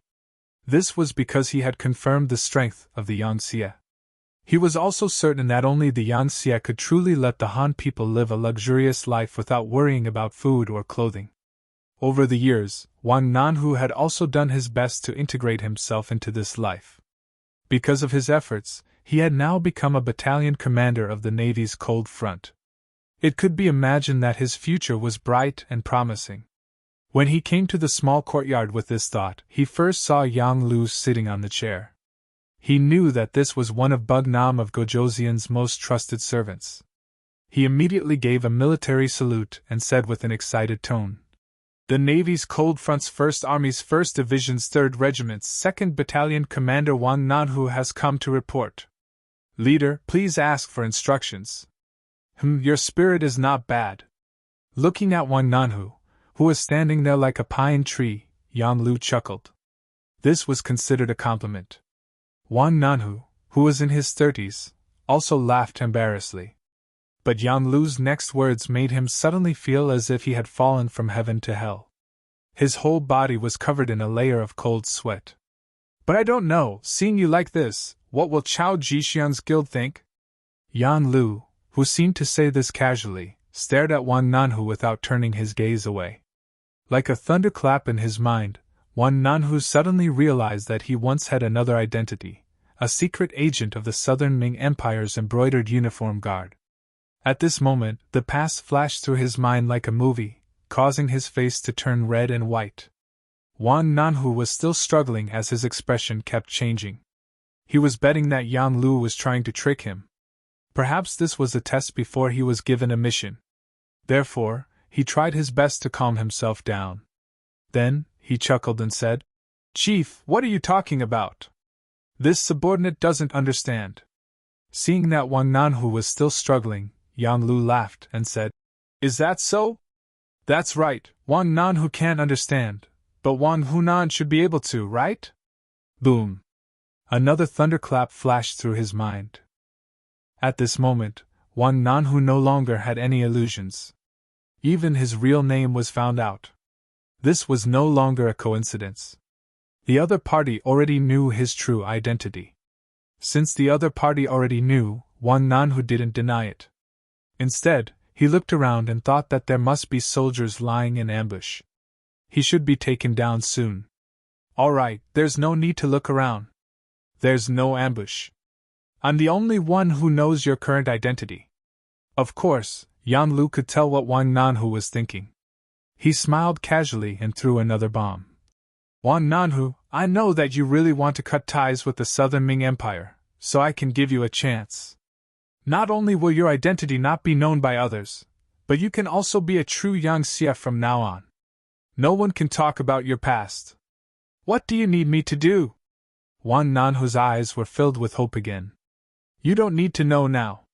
When I need you, you just need to do as I say. Don't tell me you still don't trust me?" Yang Lu's tone was profound.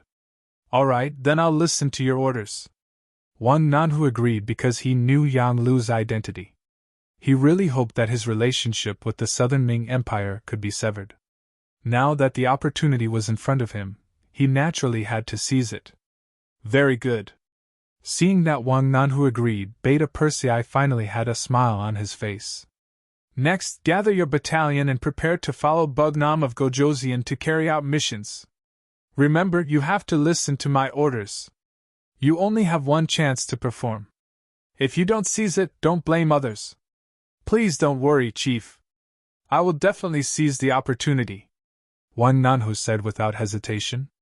In the imperial palace of Crimson City, Yang Chidong appointed a commander named Wang Nanhu. When Yang Chidong heard this, he didn't say anything. He didn't even send people to investigate. He wanted to see how Yang Lu, whom he had groomed, was going to deal with him. And just in case, after all, there was no absolute victory or defeat in war, so using the remaining 3 days, Yang Chidong separately found the deputy commander of the army, Leng Song, and the commander of the navy, Nie Tong, and announced the establishment of the military committee to them. The military committee, also known as the military committee, was equivalent to the cabinet of the civil officials. The members were initially decided to be 5 people. They were responsible for military affairs. The person directly in charge was himself, and the second in charge was Crown Prince Yang Bo. In other words, if something happened to him, or if something urgent happened and he couldn't be contacted, Yang Bo would be in charge of military affairs. At that time, even the cabinet had no right to interfere with military affairs. When Yang Chidong took Yang Bo's hand and announced in the army headquarters, the first batch of military committee members were Tiger's Mane, Leng Song, Gao Xiong, Tian Yu, and Tian Hu. Deputy Commander Leng Song then sent Yang Chidong and his son out of the army headquarters. When the 2 of them arrived at the main street, Yang Bo said thoughtfully, "Father, are you leaving Crimson City again?" "Yes." Yang Chidong didn't intend to hide it from Yang Bo. As his eldest son grew up, there were some things he needed to know. "Father, is it very dangerous this time?" Yang Bo raised his head. His voice was still a little immature as he looked at Yang Chidong, and asked again. Yang Chidong didn't expect his son to have such observation and perception at the age of 11. He was very pleased. "Yes, it is a little dangerous, but fortunately, everything is under Father's control." "Then I'm relieved." A sincere smile appeared on Yang Bo's face. Looking at Yang Bo's adult-like appearance, Yang Chidong smiled and patted Yang Bo's head. He said, "Bo, remember. As a king, you have to trust your subjects, but you also have to be careful. You also need to have your own judgment, and not be swayed by others. Because of the difference in status, they might not really think about you. As long as you think it's right, just do it." "Yes, I'll remember." With Yang Bo's comprehension ability, he naturally couldn't understand everything, but this didn't stop him from remembering it and slowly understanding it when he returned. After the cabinet, the military committee was also established. Just like that, Yang Xie's 2 major institutions began to operate. Yang Chidong could also put down his burden and do what he should do. Chapter 1648. On the morning of the 3rd day, Yang Chidong told Hu Yan and the others that he needed to go out and would be back in a few days. Then, he walked out of the palace with firm steps facing the rising sun. Outside the palace, Ba Daojiang and the 500 black cavalry were already in formation, waiting for orders to set off at any time. According to 4th brother Yang Yang, this meeting with Chao Jixiang was a very secret matter, so they couldn't let more people know about it, in case the news was leaked. So Yang Chidong really didn't tell anyone. Of course, this wasn't because he believed these words, but because he didn't need to let others worry. On the new pier of Crimson City, Yan Yang and Yang Lu were already waiting. Battalion Commander Wang Nanhu was also waiting with 500 cold vanguard soldiers armed with live ammunition. 4th brother. Young master. Greetings, Wu King Nan. All sorts of greetings followed. Yang Chidong's expression was calm as he looked at Yang Lu and asked, "Is everything ready?" "Young master, everything is ready. We can set off at any time." Yang Lu suppressed the excitement in his heart. "Good, then let's set off." Yang Chidong nodded and walked towards the nearest Class 5 warship. This time, in order to not attract attention, Yang Lu didn't bring a Class 6 warship. Instead, he chose the Class 5 warship in front of him.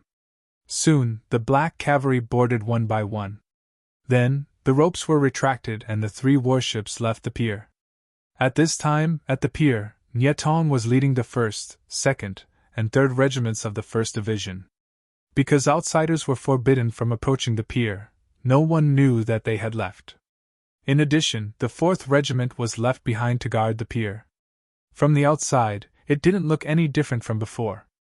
On the sea, a total of 3 Class 5 warships were heading towards Fuzhou from Crimson City. At the harbor built by the Yang faction in Fuzhou, Chao Jixiang, dressed in casual clothes, walked into a medium-sized ship. The embroidered uniform guards who had long since taken control of everything on the ship also set sail, heading towards Crimson City. Behind their ship, 2 ships that looked like fishing boats were tailing them. Relying on the high-powered binoculars in his hand, he seemed to be hanging several miles behind them. Because the distance was too far, it did not attract Chao Jixiang's attention. Or rather, Chao Jixiang's attention wasn't on his side at all. Ever since he entered the cabin, he had been looking at the radio in front of him. An intelligence agent sent by Yang Lu was fiddling with it. He knew nothing about radio stations. He only knew that it was very powerful and could transmit information from thousands of miles away. Chao Jixiang, who was sighing at the miraculous nature of this item, was waiting for the fish to take the bait. As for safety, he was not worried. Yang Lu had arranged everything. As for whether or not he would be cheated? He was carrying the imperial edict personally written by Zhu Qizhen of the Ying sect. It was about Yang Lu succeeding Yang Qindong and becoming the Bugnam of Gojoseon. Presumably, there were people who were more anxious than him. If Yang Qindong didn't die, Yang Lu wouldn't be able to ascend the throne. Right, Yang Lu now had another name, Yang Shenming. This meant that he was willing to submit to the great Ming dynasty. It could be seen that in order to ascend the throne, Yang Lu was really going all out. As for whether or not Yang Lu would lie to him, it was basically impossible. He wouldn't tell such a big lie just to deal with her, would he? Furthermore, he even asked Yang Qindong to cooperate with him. Did he really think that he had an important identity? Eunuchs, in the end, weren't even considered complete people. They were even looked down upon by many people. Even if some people tried to curry favor with them, it was only because of the emperor's face. If they really left the emperor's favor, eunuchs wouldn't even be worth a fart. Chao Jixiang was waiting for news. Yang Qindong's level 5 warship was also heading towards the predetermined location. The level 5 warship's speed wasn't slow. It braved the wind and waves all the way, quickly approaching the destination. It was only 180 kilometers in a straight line. In the future, it would only take 80 minutes to reach the destination. It was impossible to be so fast now. However, it would only take 10 hours to reach the destination. Not to mention, the destination wasn't Fuzhou, but the sea outside of Fuzhou. Therefore, in just 8 hours, Yang Qindong and the rest arrived at the predetermined sea area. During the journey, Yang Qindong sat in the main cabin and was playing Go with Yang. Ba Daojiang and the rest were watching and learning from the side. It was precisely because Yang Qindong loved Go that the few servants around him were not bad at Go. Even Beta Persei, that big brute, was quite accomplished in Go. There was no need to talk about Yang Lu. He had more time than Beta Persei and studied Go more deeply. At this moment, he was watching the game from the side. Yang Qindong's Go skills were also not bad. After coming to the southern Ming dynasty, he had looked for others to specially learn from him. However, when facing Yang Qindong, he still felt a lot of pressure. After all, after having Datsung, Yang Qindong had already changed. He learned everything quickly and was more proficient in it. Compared to the game of Go in the main cabin, outside the cabin, Yang Ying was talking to Battalion Commander Wang Nanhu. Battalion Commander Wang, we are about to reach our destination. In a while, everything will be done according to my instructions, understand? Yes. Yang Lu had already introduced Yang Ying to Wang Nanhu, and told him to listen to this person's orders. Therefore, at this moment, Battalion Commander Wang did not know what was going to happen next. He also did not know that he was now helping someone to deal with Bugnam of Gojoseon. All right, bring your men to the bow of the ship to check. Leave the safety of this place to our men, Yang Ying said casually. Yes. Wang Nanhu replied again and turned around to take away the 33 soldiers guarding here. It was a full platoon of cold front soldiers. When he came, he knew that Yang Lu had arranged for other people to board the ship to take care of Bugnam of Gojoseon's safety. He also saw that they were wearing the Navy's cold front uniform. Because everything was arranged by Yang Lu, he did not ask any questions. There is a military rule in Yang Xie's army: don't ask what you shouldn't ask. But Wang Nanhu did not know that these 33 cold front soldiers were not sent to protect Bugnam of Gojoseon, but to harm Bugnam of Gojoseon. They have been missing for a long time, and even Yang Xie's intelligence department could not find them. Among the 33 people, the leader was Kitamura and Yui Suzuki, followed by a group of Jonin and Chunin. In order to prevent being discovered by others, they deliberately put something in their shoes to make them look as tall as Han people. What happened outside, the Black Cavalry did not know. Because not long after they boarded the ship, Yang Qindong strictly ordered the Black Cavalry to stay in the main cabin with him. This order was given in front of Yang Lu, and he also explained that the cold front soldiers should also be trained. So far, the 30 Black Cavalry soldiers on the main ship did not go out, which made it convenient for Yang Ying to do all the things outside. Yang Lu intentionally stayed in the main cabin to calm Yang Qindong's heart. He didn't make any small movements, and was also monitoring the words and actions of the other Black Knight Dragon guards. A total of 3 battleships came, but most of the Black Cavalry soldiers and cold front soldiers were arranged in the other 2 battleships. Now there are only 30 Black Cavalry soldiers and a platoon of 33 cold front soldiers led by Commander Wang Nanhu on the main ship. In contrast, Yang Lu arranged a total of 100 ninjas on the main ship. Just in terms of numbers, Yang Lu already has the advantage. The cautious Yang Lu did not act immediately. He knew the strength of the Black Cavalry, and the cold front soldiers were just temporarily kept in the dark. Once they know what happened, they will immediately become his opponents. Without full confidence, he will not act immediately. Yang Qindong seemed to be completely unaware of what was happening outside. He was still playing Go with his 4th brother Yang Yang. In the end, he won 3 games. This is already giving a lot of face to his 4th brother. Yang Yang also knew what was going on. He couldn't help but laugh. 6th brother, your 4th brother is not your opponent, you are still the best. Haha, 4th brother, you're too modest. If you weren't so impatient, we might have won this game. Yang Qindong seemed to be talking about the chessboard, but it also seemed like he was pointing out something in a roundabout way. When these words fell into Yang Qindong's ears, he didn't know why, but his face tightened. He always felt that Yang Qindong's words were pointing at something. Fortunately, at this time, Yang Ying walked into the main cabin and said, "Your Majesty, Chao Jixiang's ship has arrived." "Oh? He's here? Haha, that's great." Yan Yang got up very happily. For him, being able to instigate the defection of such an important person like Chao Jixiang was naturally a great achievement. He could finally use practical actions to get rid of his status as Yang Qindong's 4th brother. For him to be where he was today, he also had real ability. "Yan Lu, Bideojiang, you go out and take a look." Yang Qindong didn't get up.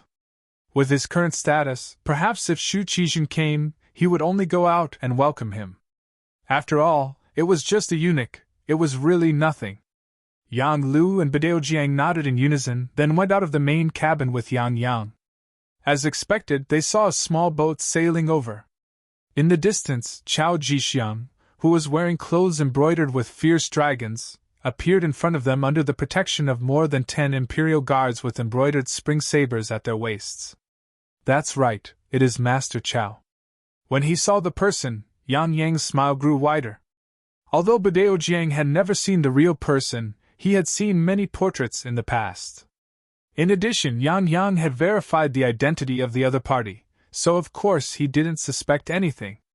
He nodded, then turned to enter the cabin and said, "6th young master, it is Chao Jixiang. Let's go on board to discuss." Yang Qindong nodded, his expression didn't change at all. But if one looked carefully, one would be able to see that he seemed to have sighed softly, but no one knew what it was. That was a pity. Chapter 1649. A spiral staircase was set up on the ship to guide Chao Jixiang and the others onto the ship. The moment their bodies crossed, Chao Jixiang's gaze landed on Yang Lu. When he saw Yang Lu nod casually, a smile appeared on his face, and he seemed to straighten his back even more. With a total of 12 embroidered uniform guards, Chao Jixiang boarded the Yang family's 5th-grade warship under the protection of Wen Jing's command. Before entering the main cabin, he was stopped by Ba Daojiang and searched. Chao Jixiang was very cooperative with all this. He didn't bring any weapons with him. He probably knew that he wouldn't have a chance to assassinate Bugnam of Gojoseon even if he had a weapon. In the main cabin, Yang Qindong sat there unhurriedly, drinking tea. Yang Qindong excitedly led Chao Jixiang into the cabin. When he saw Yang Qindong, Chao Jixiang hurriedly bowed respectfully. "This servant greets His Highness Bugnam of Gojoseon." "Ha ha, Mr. Chao, I trust you have been well since we last met." Yang Qindong raised his head with a smile on his face. The two of them had crossed paths when they were in Ming. At that time, Yang Qindong was a head above Yang Qindong.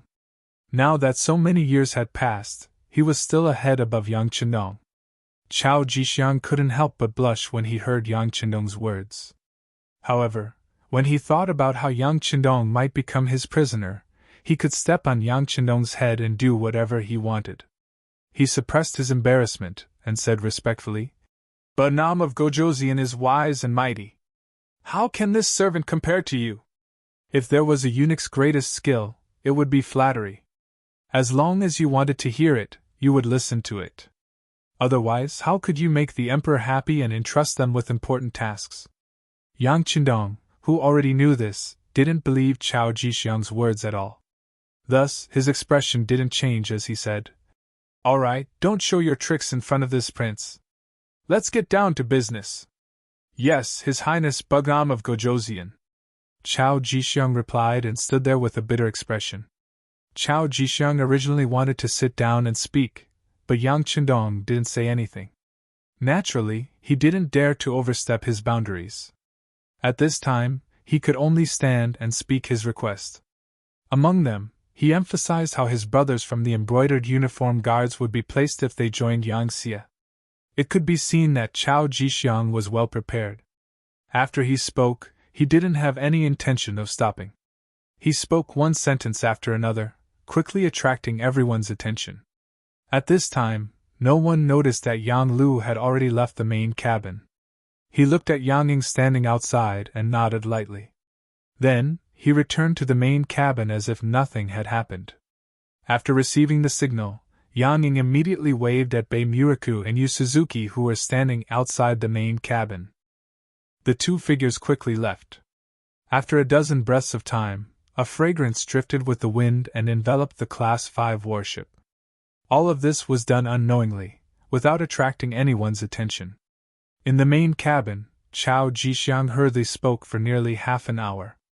Finally, he said, "All embroidered uniform guards will replace the Black Cavalry and be responsible for Bugnam of Gojoseon's safety. Bugnam of Gojoseon will be under the protection of our embroidered uniform guards and head to Ming to ask for forgiveness from the emperor." Everything was fine before, and Chao Jixiang's attitude was also very humble. However, all of a sudden, the topic changed, causing everyone to be shocked. Especially Yang Yang, who was the middleman. His expression changed greatly. He looked at Chao Jixiang and said, "Master Chao, what are you talking about? Are you crazy?" "Crazy? Ha ha ha, you're the ones who are crazy. As subjects of the great Ming dynasty, you don't want to serve the emperor. You actually want to rebel and change the dynasty. You need to have the ability to do so. Now that I am here, you should quickly surrender without a fight." Chao Jixiang's previous submissive attitude was replaced by a maniacal laugh. "You're courting death." Ba Daojiang saw that someone was being impudent in front of the 6th young master. How could he let it go? He immediately reached for his waist and pulled out his blade. Then, a loud bang sounded, causing everyone in the main cabin to be shocked. For some reason, Ba Daojiang fell to the ground. His entire body was as soft as noodles. No matter how hard he tried, he couldn't muster up any strength. The sudden change caused the other black cavalry soldiers to turn pale with fright. They immediately pulled out their blades. As they exerted their strength, the figures fell to the ground one by one. Needless to say, the situation at this moment was no different from Ba Daojiang's. "What's going on? Guards, come and protect the emperor!" Everything in front of him shocked Yang Yang. When he came back to his senses, he immediately shouted. Then, the sound of footsteps came from outside the main cabin. Battalion Commander Wang Nanhu led a platoon of black cavalry soldiers and rushed over after hearing the shout. When they rushed to the door of the main cabin, because they used too much strength, they couldn't stop in time and crashed into each other. More than 30 people fell to the ground. Even the 95 style in their hands were thrown to the ground. No one had the strength to hold a firearm in their hands. The black cavalry soldiers were hit, and so were the cold vanguard soldiers. Everything happened so suddenly that Yang Yang reached for his waist in shock. But when he exerted his strength, he felt dizzy. He felt as if all the strength in his body had been sucked out, and he fell to the ground with a thump. Everyone who made a move fell to the ground at this moment, unable to get up. On the contrary, Yang Lu and Chao Jixiang, who had been standing there without moving, were fine. They just looked at everything coldly. The sound of footsteps came again, and another group of people rushed in from outside the main cabin. Unlike Ba Daojiang and Wang Nanhu, these people didn't lose their strength. Yang Ying, who was at the front of the pack, was holding a porcelain bottle in his hand. He was the first to arrive before Yang Lu. "Master, this is the antidote for the bone-softening powder. Take it quickly," he said to Yang Lu with a fawning expression, and poured out a small black pill from the porcelain bottle. "Okay, give Chao Jixiang one too." Yang Lu took the pill and swallowed it, and spoke to Chao Jixiang in a fawning manner, just like how Yang Ying spoke to him. Yang Yang, Ba Daojiang, Wang Nanhu, and the others clearly saw what was happening in front of them. In exchange, they were shocked. After some time, Yang Yang, who was lying on the ground, finally opened his mouth and said, "Yang Lu, you slave, what are you doing? Do you know what you are doing?" "Of course I know. I am doing my duty as a subject. I am pledging my loyalty to the great Ming dynasty's emperor." At this moment, Yang Lu was like a ferocious tiger that bared its fangs, and he roared at Yang Yang. With this shout, Yang Yang was stunned. He couldn't accept this. Even if he was lying on the ground and couldn't move, he still felt like he was in a dream. It wasn't just Yang Yang who couldn't understand. Ba Daojiang, the black cavalry, Wang Nanhu, and the cold spear warriors couldn't understand either. Was this still Bugnam of Gojoseon's most trusted servant? What was he trying to do? Didn't he know that this was equivalent to betraying Bugnam of Gojoseon? This was an act of killing one's master. For a moment, everyone's first reaction was to quickly look at Yang Chendong, who had been sitting there motionless all this time. The trust they had for a long time made them place all their hopes on the king. Not only Ba Daojiang and the others, but even Chao Jixiang and Yang Lu also looked at Yang Chendong. They wanted to see what this person could do in the face of such a hopeless situation. Other than becoming a prisoner, what else could he do? Sigh. With a long sigh, Yang Chendong didn't let everyone down. He finally opened his mouth. With a sigh, Yang Chendong slowly raised his head. His face was very calm, and he still had the appearance of having the pearl of wisdom in his hand. He was not as surprised as Yang Yang and the others. Instead, he slowly opened his mouth and spat out 3 words. Why? This question was obviously directed at Yang Lu. He was asking why Yang Lu betrayed him. Facing Yang Chendong's deep gaze, Yang Lu didn't know why, but he actually felt a little nervous. His heart started to beat faster, and he couldn't help but take a few steps back. This was the power of a dying tiger. Master.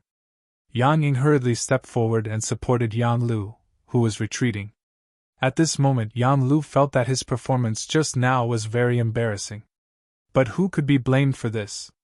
For many years, he had been following Yang Chendong blindly. He had always been a servant. Now that he was suddenly going to be the master, he needed some time to adapt. Yang Lu, who had regained his footing, no longer looked at Yang Chendong's threatening gaze. Instead, he shouted as if he was venting his anger. Why? You still have the nerve to ask me? We are all servants, but Beta Persei is valued and is by your side every day. Yang Sangre is the director of the Security Bureau and has great power. Yang Si is the logistics minister and has great power. Even Yang Wu is your spokesperson in Xiqian City. No one dares to look down on you and has to curry favor with you. But what about me? With another loud shout, Yang Lu continued to vent his anger. I only married a few concubines and received some monetary gifts, but I was scolded by you in front of everyone. Then, you threw me to the southern Ming kingdom and didn't care about me. Yan Yang is suppressing my power, and Yang San is watching my every move. Most of the time, no one listens to what I say. We are all servants, and we all work for the Yang family. Why is there such a difference in treatment? May I ask, if I don't rebel against you, do I have any other choice?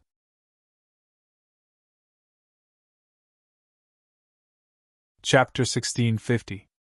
Under the loud roar, Yang Lu seemed to feel better. He then said, I know that you must think that I am useless, but that is only because you have not seen my ability. Now, the Southern Ming Emperor thinks highly of me and is willing to make me the new Bugnam of Gojoseon. As the saying goes, a gentleman will die for his friends. If you were me, what would you do? Ah? This sentence was not only directed at Yang Chendong, but also at Yang Yang and the others. It was as if he was trying to absolve himself. When a person chose the path of betrayal, it was impossible to say that his heart did not suffer. Thus, they needed to find a reasonable excuse for themselves. This way, their conscience would at least feel better. Yang Lu was currently looking for an excuse for himself. Moreover, he was saying it in a dignified manner. As for whether or not he could convince others, he did not know. However, after saying this, his heart felt much better. After Yang Lu shouted, Chao Jixiang immediately said, That's right. Yan Shunming abandoned the dark for the light and placed righteousness before family. He is a model of a loyal official. For this, the Emperor has already issued an imperial edict. He ordered us to capture the traitor Yang Chendong and appoint him as the new Bugnam of Gojoseon to command all matters big and small in Yangxie. Using this opportunity, a golden imperial edict appeared in Chao Jixiang's right hand. He took it out and read in front of everyone. By the will of the heavens, the Emperor decrees. The following content was exactly what Chao Jixiang had said. At this moment, Yan Yang, Ba Daojiang, and the Black Cavalry all looked at Yang Lu, who was kneeling on the ground to receive the imperial edict, with eyes that could kill. It is still the same sentence. If looks could kill, Yang Lu would have been cut into pieces. Minister Yang Shunming thanks the Emperor for his grace. Long live the Emperor. After Chao Jixiang finished reading, Yang Lu stretched out his hands to receive the imperial edict.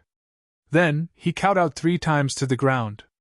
At this moment, he vividly displayed the image of a servant. Bugnam of Gojoseon, please rise. Chao Jixiang quickly helped Yang Lu up with both hands. Many thanks, Mr. Chao. Yang Lu also repeatedly expressed his gratitude.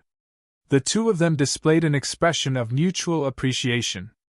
Good, congratulations, Master, congratulations, Master. Yang Ying, who was standing at the side, also began to flatter Lin Fan. As Yang Luchen worked for Bugnam of Gojoseon, it was obvious that his status would rise as well. By then, he would be able to do whatever he wanted in Yangxie. In the face of Yang Ying's congratulations, Yang Lu was naturally overjoyed and in high spirits. Just now, he had said a few words to express his excitement. A voice suddenly interrupted him. How unexpected, even the name has been changed. Yang Shunming, hee, not bad. Looks like you're really made to be a servant. Needless to say, only Yang Chendong could make such a sound. If it was in the past, Yang Lu would have been scared out of his wits when he heard this voice. However, at this moment, with the imperial edict in his hand, it was as if he had really become Bugnam of Gojoseon. At this moment, there was not the slightest bit of fear. On the contrary, When he looked at Yang Chidong, who was seated there, he coldly snorted and said, "You're just a defeated general. Do you have any objections?" "Let's not talk about whether I have any objections. However, have you ever thought that with just one imperial edict from Zhu Qizhen, do you think the officials of Yang Xia will recognize it and agree to it?" Yang Chindong retorted sarcastically. "That's right. What you've done is shameful to all the people of the Yang clan. Just you wait. It won't be long before someone comes to take your head. You'll die without a burial ground."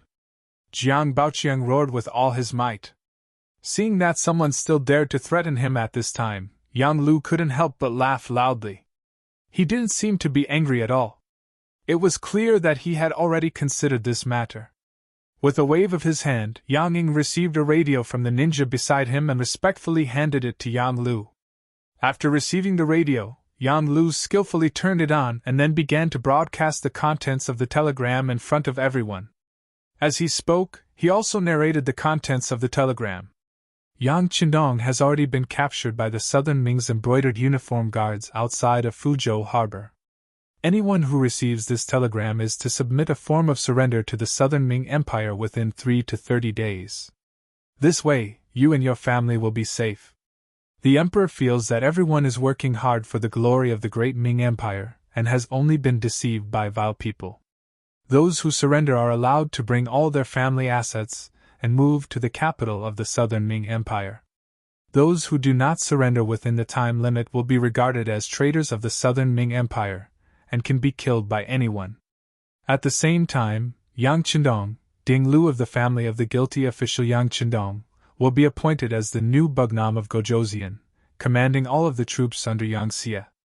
In the 34th year of the Orthodox dynasty, Zhu Qizhen of the Ying sect. After speaking, Yang Lu, who had also finished sending the telegram, turned off the radio and laughed heartily. "How is it?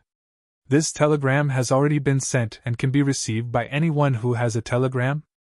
Do you think that after such a thing has happened, there will still be people coming to find trouble with this prince?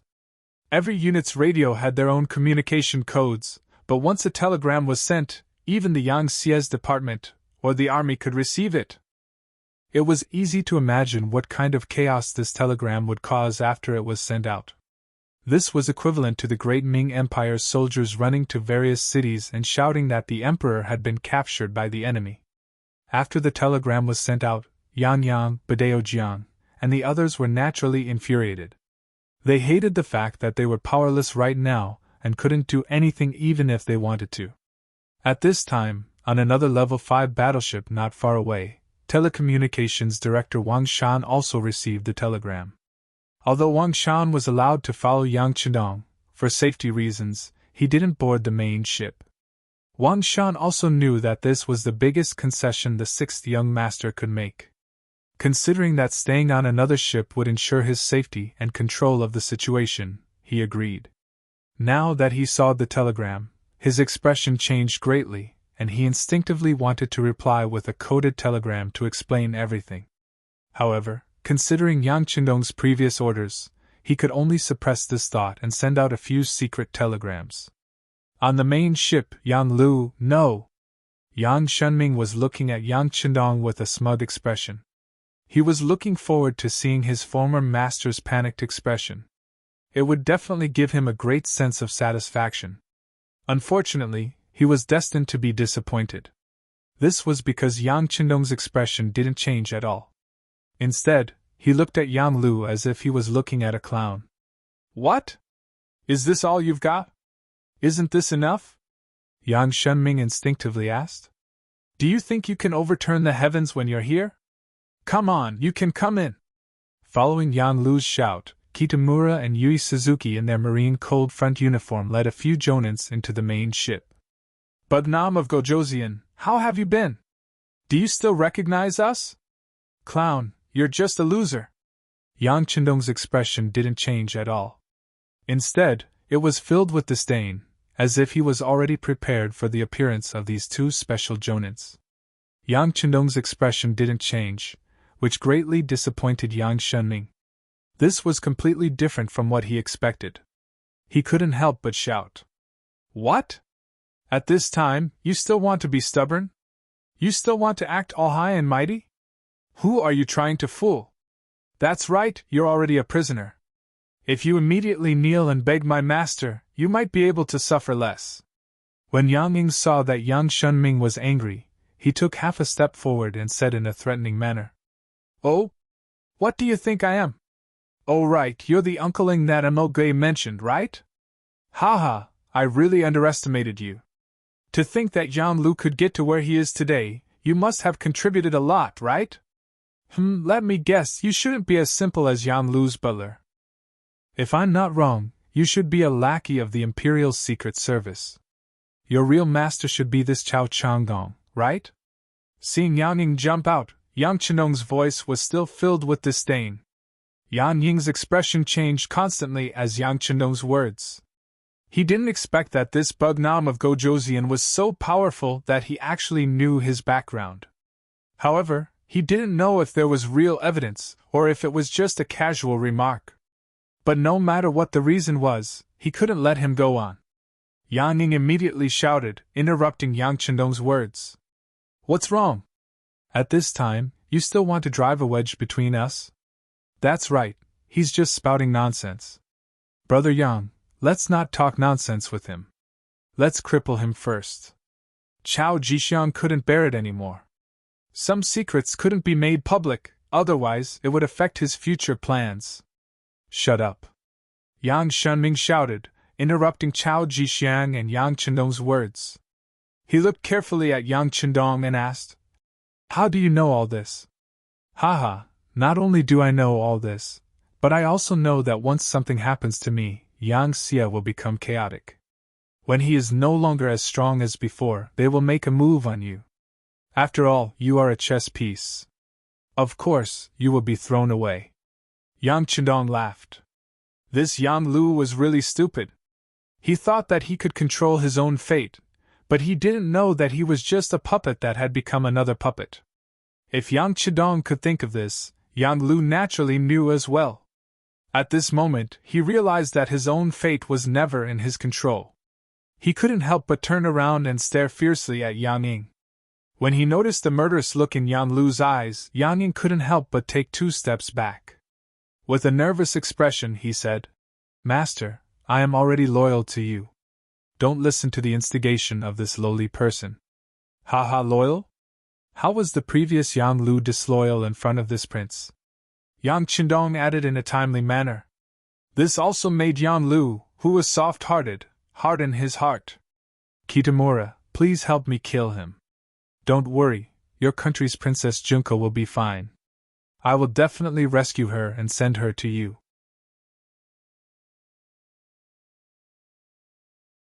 Chapter 1651. "Don't!" Yang Ying sensed that something was amiss. His expression changed drastically and he instinctively wanted to dodge to the side. However, a blade flashed and he realized that he could see his buttocks.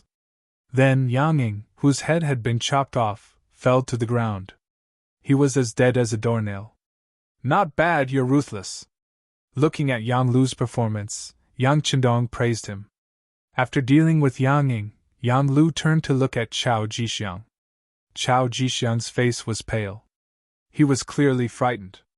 "Chao Jixiang, I hope this is an accident. I hope there will be a next time." Yang Lu thought for a while and decided not to act. After all, he couldn't leave the support of the Southern Ming Empire. Naturally, he couldn't just kill Chao Jixiang.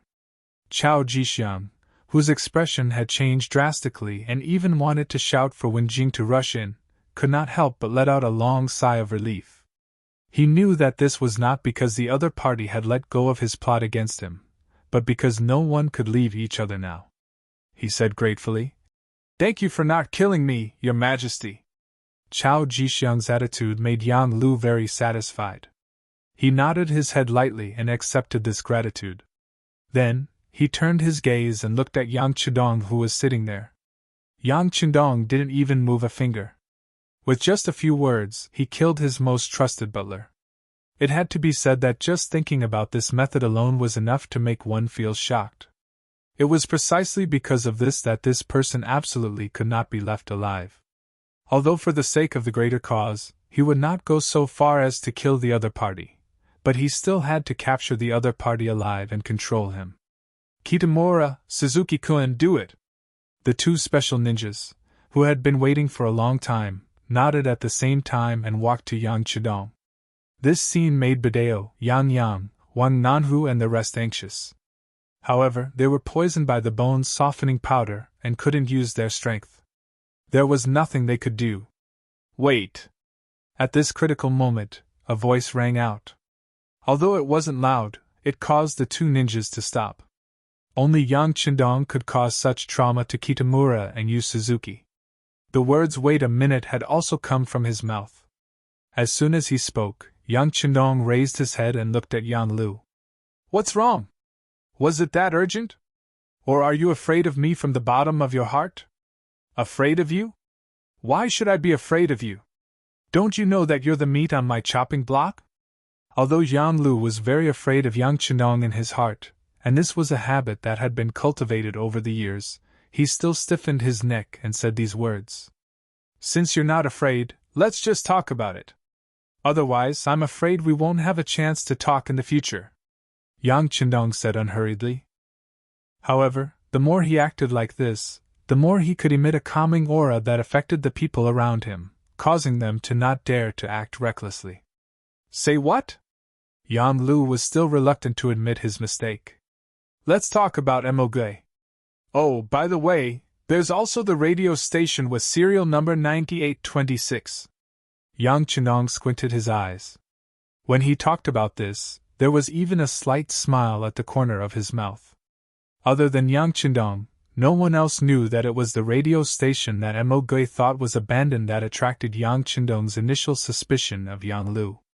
Every radio station had its own unique code, and people who didn't pay much attention to it wouldn't pay much attention to it. Yang Chindong didn't mention this to anyone else, he only intentionally recorded the code when he distributed the radio stations. At first, it was just to identify people by the station and the code. However, he didn't expect that this code would actually help him find the traitor.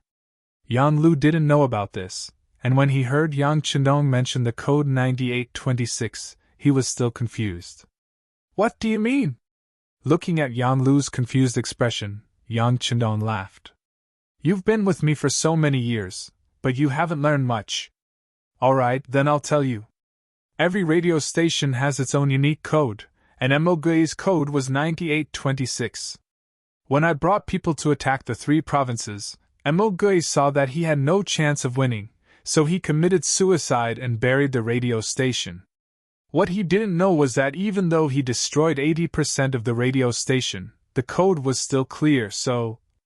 Yang Chindong deliberately dragged out his words, and as expected, Yan Lu's expression changed. He exclaimed, So you secretly investigated this radio station, and found out that it was me? That's right. Yang Chindong looked at Yan Lu approvingly. You're not that stupid, you just learned about it a little late. It was through this code that we found out that this radio station was allocated to Director White Fox of the CIA stationed in Nanming. However, that White Fox had already been bribed by you. She is now your mistress and is working for you. I have to say, you're very careful. In order not to reveal any flaws, you didn't find an excuse to apply for a new radio station. Instead, you borrowed White Fox's radio station and gave it to Emoge. You and White Fox are sharing a radio station, right? Listening to Yang Chindong's analysis, even though it was January 1468, and the weather was a little cold at sea, Yan Lu still broke out in a cold sweat. He was indeed very careful. In order not to attract attention, he dismissed Yang Ying's idea of finding an excuse to get a new radio station. Instead, after discussing with White Fox, he gave her radio station to Emoge. This way, he didn't have to worry about being exposed, and people suspecting him, so he could lay out his plans. What he didn't expect was that there was a unique code on the radio station. Damn it, why didn't he check it carefully before? He had seen the code before, but he didn't think much of it. In the future, it would be the same on every radio station. However, he didn't know that it was his carelessness that exposed him. If he was exposed at that time, Would he have already attracted Yang Chendong's attention? Could it be that the other party had seen everything that he had done? If that was the case, didn't that mean that everything he did was within his expectations? No! That's impossible! Another voice shouted in his mind. If that was the case, how could Yang Chendong get involved? How could he take the risk? He was now Bugnam of Gojoseon. He had more territory and people than the great Ming dynasty's emperor. How could he jump into a trap knowing that it was a trap? At least, if he had that position, he definitely wouldn't take the risk. In his mind, Yang Lu, whose thoughts were flying, couldn't understand. At this time, Yang Chendong spoke again. After finding out that it was the radio station that White Fox used, they naturally found you. This also explains why White Fox's radio station was no longer in her hands, but she could still receive news from the CIA headquarters. However, this prince didn't touch her, because this prince wanted to see what you wanted to do and what you would do next. Thus, you sent ninjas to assassinate Yan Yang, and then came out to play the hero to save people. This gave you a legitimate excuse to enter Kaohsiung City, right? These words struck Yang Lu's head like a bolt of lightning, causing the cold sweat on his neck to continuously flow out. Yang Chendong continued. After returning to Kaohsiung City, you immediately tried to rope in Yang Wu. You didn't even hesitate to give a woman named Cui Xiu'er to him. You even made Cui Xiu'er the steward of the 8th Madam's womb. You wanted to divert the trouble and make this prince think that the assassination of 4th brother was ordered by the 8th Madam. This prince was naturally aware of this, but I was curious about what else you wanted to do, so I didn't expose you and continued to watch you act. Speaking of which, you are indeed ruthless. Seeing that Yang Wu didn't fall for your trap and wouldn't be your spy in the palace and harm this prince, you thought of another way. You used this prince's 4th brother to trick this prince into coming to the sea. You contacted Chao Jixiang, which led to this scene. In order to be able to follow me closely and control the situation at all times, you even sent people to poison your Beta Persei's mother-in-law, causing her to be poisoned and hospitalized, so that she wouldn't have the chance to follow this prince out to sea. In this way, you became the best candidate, right? Ha! Yang Chendong laughed. But what you didn't expect was that the maid who served Beta Persei's mother-in-law, Ao Lien, was originally recommended by White Fox. Then why didn't you think about it? Since White Fox was the focus of suspicion, how could the person she recommended not be guarded against? So the so-called poisoning incident was fake. The food provided by Ao Lien had long been swapped. It was just to see what else you wanted to do, so this prince didn't expose all of this. After saying this, the smile on Yang Chendong's face disappeared and was replaced by disappointment and anger. What this prince didn't expect was that you actually wanted to replace me and collude with the Southern Ming Emperor to destroy the Yangtze's overall situation. To be honest, I can understand how you treat this prince. Whether it's because you're jealous or disappointed that you attacked this prince, it's also a reaction of human nature. But who would have thought that you would be so despicable and want to harm the entire Yangtze? Do you know how many people died and how much effort we put in to achieve today's situation? Suddenly, Yang Chendong's voice rose several octaves as he shouted. What's the difference between you and an animal? Do you think you can still be forgiven by doing this? Yang Lu, who had long been deranged by this analysis, fell to the ground with a plop. Then, he said with a terrified expression, No! This is impossible. You can't know everything. This is impossible.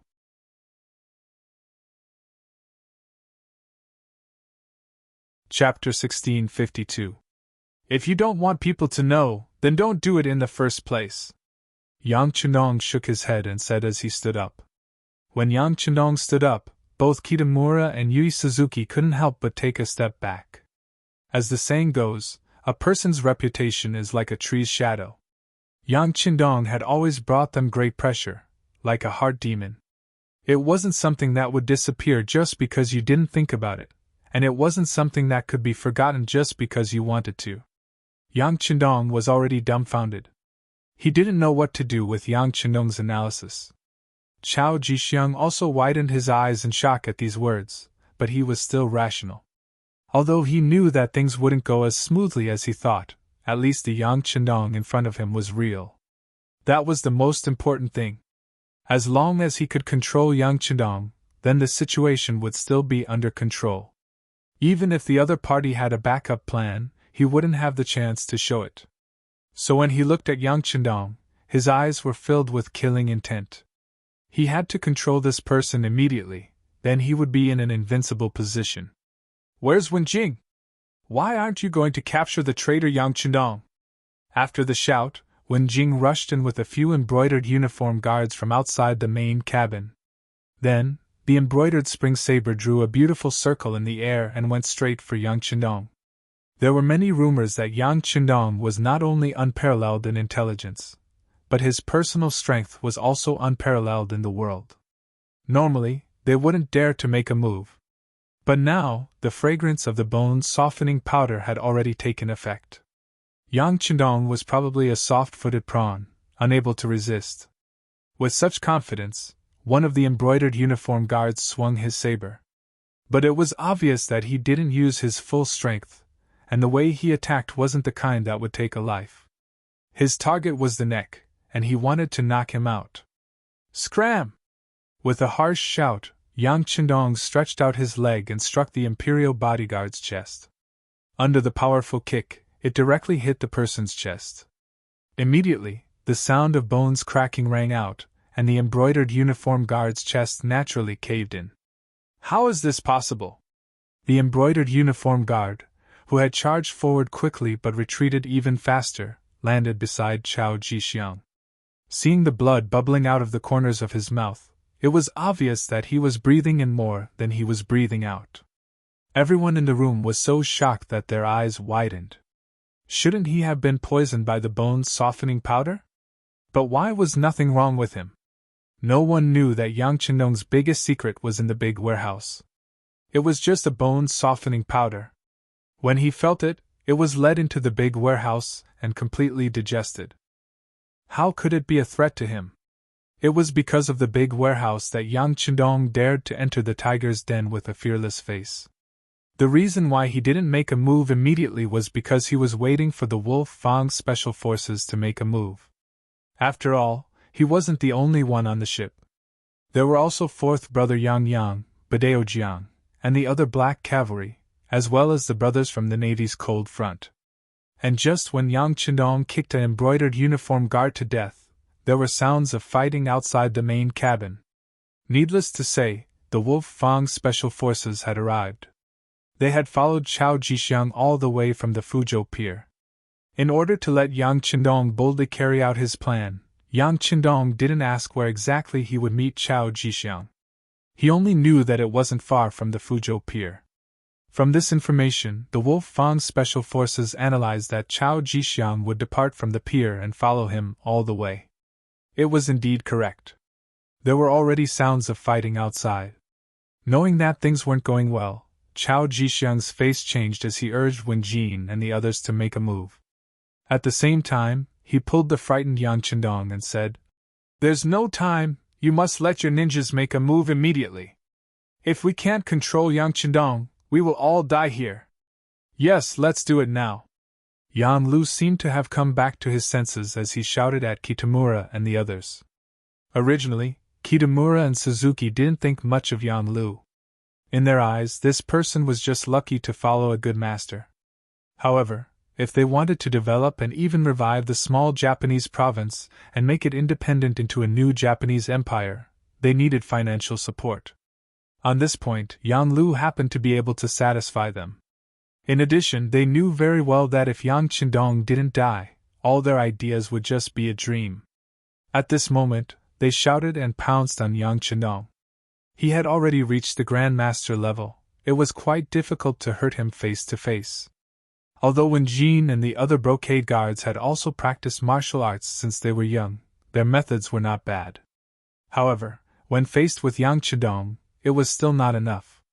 After a few punches and kicks, the brocade guards were all dead on the ground. Even Wenjin didn't hurt Yang Chendong at all. Instead, the embroidered spring sword in his hand was snatched away and he was stabbed in the neck. This time, Yang Chendong used 20% of his strength. After the sharp blade cut through, Wen Jin's head and body moved. A headless body fell at Chao Jixiang's feet, scaring him and making him jump and scream. Although it was true that he was the factory manager of the Southern Ming Brocade Guards and had killed countless people in his hands. However, that was based on the fact that he was strong and the other party was weak. If they were to talk about martial arts, he was just a eunuch. Even a cold warrior could kill him 4 or 5 times. Now that he saw his trusted aide Wen Jin die in front of him, his expression changed drastically.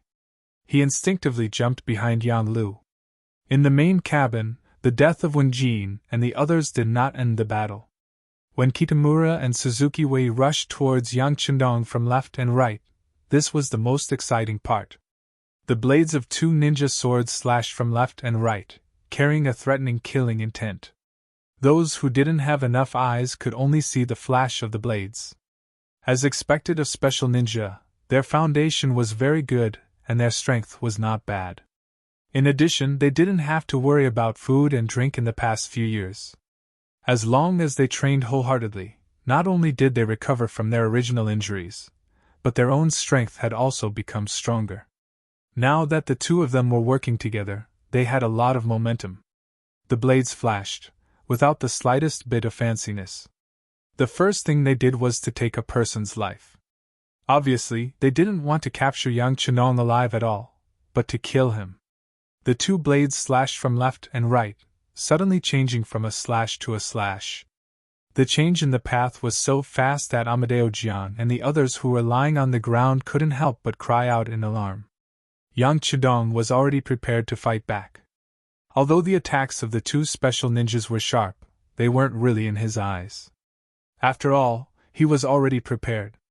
What he didn't expect was that the other party would change their moves midway, which made his original preparations useless. Seeing that the blade was about to pass through his body, bringing along a piece of flesh and blood, at the critical moment of life and death, Yang Chendong suddenly turned sideways and at the same time pulled in his abdomen. In the next moment, only a pie sound was heard. The ninja blade had already cut open the green robe in front of his body. Meng Fei's blade was almost close to the skin of his abdomen, and he could even feel the coldness of the blade. At the last moment, Yang Chendong relied on his nimble footwork to dodge this fatal blade. Taking advantage of the moment when Kitamura's attack was about to end, he raised his leg and kicked out. As soon as the kick came out, the wind blew. As the saying goes, one can know the power from the sound. Just from the momentum of this kick, one could tell how powerful it was. Kitamura, who was the target of the attack, felt the immense pressure, and with a cry of surprise, he retreated. On the other side, Suzuki Yui, seeing her brother being threatened, wasn't willing to let it go. She suddenly slashed her blade at Yang Chendong, wanting to force him to save her.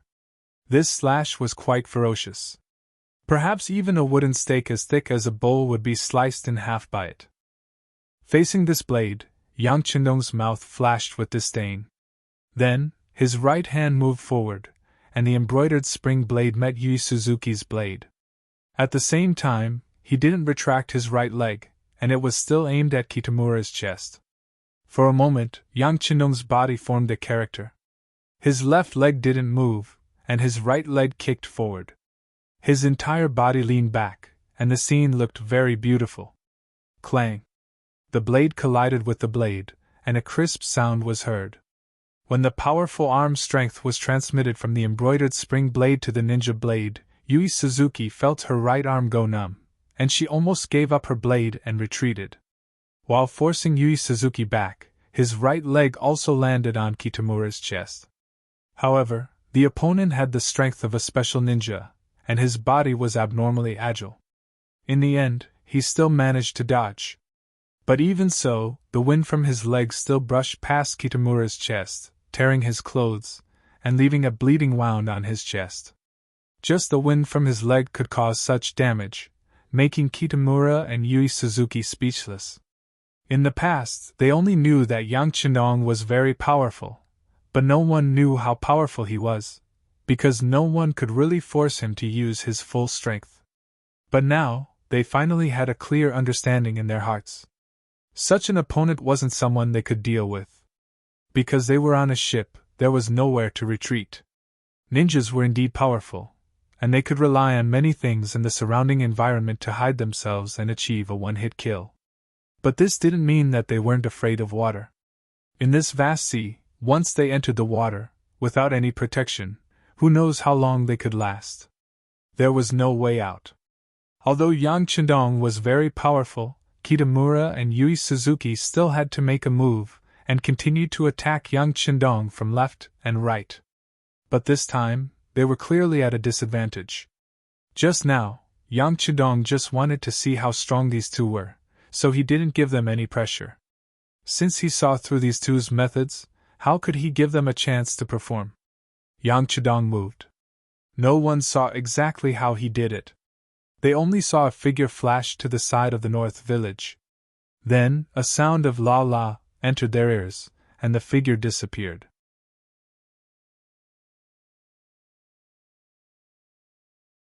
Chapter 1653. After that, it could be seen that Baekwanku, who had been kicked by the kick, had a big hole in his chest. His large intestines and small intestines were flowing out from that hole. Even if Baekwanku tried to block it, he still couldn't stop it. After a successful move, Yang Chendong's gaze turned to Yui Suzuki. At this moment, Yui Suzuki's expression changed greatly. There was only one question in his mind. Why couldn't he see Yang Chendong's figure? It was said that ninjas were the fastest, but now it seemed that the advantage they were most proud of was not as good as the opponent. How could they fight? Just when Yui Suzuki's mind was in a mess, he suddenly felt a pain in his neck, followed by blood splattering everywhere. The ninja's sword in his hand fell to the ground, and he instinctively raised his hands to block the wound on his neck. However, he couldn't do it, and could only let the blood flow out. In the end, he fell to the ground with a plop, and soon died. At this time, the people of Japan were not like the people of the future, who worshipped Amaterasu and were afraid of being beheaded. However, the scene of blood splattering everywhere still brought a strong sense of shock to the onlookers. It made their minds scattered, and there was only fear in their eyes. The two special ninjas fell at the feet of Yang Chendong in just 2 rounds. Whether it was Yang Lu or Chao Jixiang, they realized that they were wrong at this moment. They were very wrong because they didn't know how strong their opponent was. If they wanted to trample him under their feet, they would only be humiliating themselves. After Yang Chendong killed Bei Siyuan, Wen Jing, and the others, he saw that there was no one in the main cabin who could threaten him. He walked to the dead Yang Ying and searched his body. He found the antidote in the porcelain bottle and threw it to Ba Daojiang, who was lying on the ground. When he stood up, the sound of gunfire could be heard from outside the cabin. Needless to say, it was the Wolf Fang's special forces who were slaughtering. The ninjas outside were not easy to deal with, especially in the dark. Even the special forces would have to pay a price if they wanted to take care of him. However, it was daytime, and with firearms in hand, those people were no longer a threat. After Ba Daojiang and the other black cavalry soldiers took the antidote, they immediately felt their strength return. They quickly got up and tied Yang Lu and Chao Jixiang up tightly. Yan Yang stepped forward and punched and kicked Chao Jixiang, causing him to repeatedly beg for mercy. Yang Lu, on the other hand, was very unyielding and did not make a sound. This result was completely out of his expectations. It was originally a flawless plan, but who would have thought that Yang Chendong would have seen through it long ago? He was just waiting for Yang Chendong to use all his trump cards, and then he would be caught in one fell swoop. Thinking that everything was over, and that it would be difficult for him to even die, Yang Lu could no longer see any hope in life. Even if Yang Yang was kicking him, he didn't seem to feel any pain. 6 Young Master, everything outside has been settled. The captain of the Wolf Fang division, Tai Hu, came out of the main cabin with a murderous aura. When he saw Yang Chendong standing there as if nothing had happened, he couldn't help but let out a sigh of relief. Then, he reported the situation outside. Very good. Yang Chendong looked at Tai Hu and smiled. At this moment, the captain of the Wolf Fang division, Skinny Monkey, suddenly walked over with a frightened expression on his face. Sixth young master, things are not good. There are many ships north of us. I don't know if they are coming for us. Not at all, not at all. Yan Lu, who looked like he was about to be captured, suddenly came back to life. He actually broke free from the black cavalry and rushed to the window of the main cabin. When he saw that there were countless black dots in the distant sea, he couldn't help but laugh wildly. Ha ha ha! God has eyes. Do you see, those are the naval forces of the Japanese Empire. They are coming. That's right, those are the naval forces of the Japanese Empire. General Kuroda must have arrived. Unknowingly, Chao Jixiang also squeezed over. Then, the two of them cheered as if they saw the hope of rebirth. Then, Yan Lu suddenly turned around and looked at the crowd. Do you see, those are the naval forces of the Japanese Empire. There are 50,000 of them. They are here to capture you. How about this? Let me go immediately, and I can still save your lives. Otherwise what? A mere 50,000 naval forces dare to be arrogant in front of this king? Look carefully, who else is beside them? Yang Chenong snorted. At this time, Yan Lu still dared to be so arrogant, and even dared to threaten him. This made him very angry. After all, being betrayed by the most trusted person, this kind of feeling was hard to accept.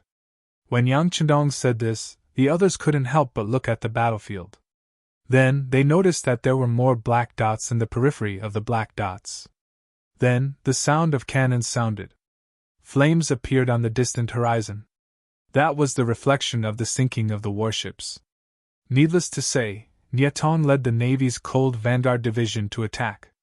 They were riding on a level 6 warship. Not only was the warship faster, but it was also equipped with more cannons. It was easy to deal with the 50,000 naval forces that could only fire solid bullets. With a bang, Yang Lu fell to the ground. At this moment, he finally understood that all his plans were within Yang Chendong's calculations. This time, he completely failed. Chao Jixiang was not any better. He sat on the ground with a thump. His face was also ugly. Right now, he was not only worried about his own safety, but also about the negative impact this incident would have on the southern Ming Empire. Banam of Gojoseon, Yang Chendong, would not let this matter go and attack the southern Ming Empire? Yang Chendong watched as the Japanese ships sunk one after another. His gaze was calm. To be honest, he didn't know that Kuroda, who had escaped for many years, would appear. He instinctively thought that Yan Lu and Chao Jixiang would have other means, so he made the corresponding preparations. He didn't expect that he would hit the jackpot. This was good, as another problem was solved. Yang Chendong didn't need to worry about the distant naval battle. Just like the Army's 1st Cold Vanguard Division was the Army's teaching team, the Navy's 1st Cold Vanguard Division was also the teaching team of the Navy. They were all left behind to protect the safety of Kiosk City. The only difference was that the 1st Cold Vanguard Division had a more important mission, and that was to not allow any ships from other powers to approach Kiosk City's port without permission. They didn't even let him get close to them. How powerful was this naval force? If they couldn't even deal with the Japanese who had already lost their homes, then they might as well retire and go home to raise their children. In a short while, the other two ships had also approached the main ship. Wang Shan led the Black Cavalry and the Cold Vanguard Division onto the main ship. Yang Chendong only glanced at Wang Shan. When he saw the other party nod at him, he knew that the necessary arrangements had been made. He then turned to look at the battalion commander, Wang Nanhu, who was being held down by the Black Cavalry. Speak! What exactly did Yan Lu have on you that made you cooperate with him so much? Your Majesty, I really don't know about Brother Yan Lu. No, Yan Lu will rebel. However, he does have something on me. My real name is Wang Hunan. I was sent to Yangxia by the Southern Ming dynasty in the early days. Wang Nanhu was very straightforward and explained everything that had happened to him from the beginning to the end. Then, he said, everything happened because I didn't recognize people properly. Also, I have a problem with myself. It has nothing to do with my brothers. Please punish me, Your Majesty. I am willing to commit suicide as an apology. Wang Nanhu didn't have any intention of harming Yang Chendong. Otherwise, he wouldn't have been drugged by the Tenden's powder. However, he had done something wrong and his background wasn't clean. Therefore, Yang Chendong couldn't let him continue to hold an important position. Instead, he said to Yang Yang, "Detain him first and let the intelligence department investigate him. Also, see if there are any more people like him in the army. The Cold Vanguard Division is our foundation. We can't let anything happen to it. Otherwise, it would be fatal." "Yes, sixth young master," Ba Daojiang quickly replied. With a wave of his hand, the black cavalry came forward and took Wang Nanhu away. At the same time, in the southern Ming dynasty's Yingtianfu district, a group of people was quickly gathering at a small shop selling rouge. When they saw that the shop's door was closed, they didn't stay for long. They quickly climbed over the wall and entered. Judging from their swift movements, they were a well-trained team. In the backyard of the rouge shop, White Fox, the director of the Yangtze CIA station in the southern Ming dynasty, was pacing back and forth. She was anxious. This rouge shop was a branch of the CIA. White Fox usually took care of the shop. In reality, she was there to gather information and report back to the CIA headquarters. However, today, White Fox was obviously uneasy. She knew that today was the day Yang Lu would make his move. Whether he succeeded or not, it would all depend on today. Unfortunately, her radio station, the one with serial number 9826, had been borrowed by Yang Lu. Now she could only wait for news. Thud thud, suddenly, a strange sound came from outside the door. It sounded like someone had fallen to the ground. White Fox was capable enough to be the director. When she heard the sound, she immediately shouted, "Who is it? What's going on?" As soon as she finished speaking, the door was pushed open from the outside. A few unfamiliar men walked into the room, forcing White Fox to take a few steps back. This sudden turn of events gave the White Fox a bad feeling. However, she suppressed the panic in her heart and asked loudly, "Who are you people? This is the Yingtianfu district. Aren't you afraid that the authorities will send people to arrest you for trespassing?" "All right, Director White Fox. You don't have to pretend anymore. You've committed a crime. Come with us now." A figure walked out. White Fox couldn't help but take a few steps back. Naturally, she recognized that the person who spoke was someone she had met before. Although she did not know his name due to confidentiality regulations, this person had always been by Chief Yang San's side. Now that he was here, it was clear that he was here.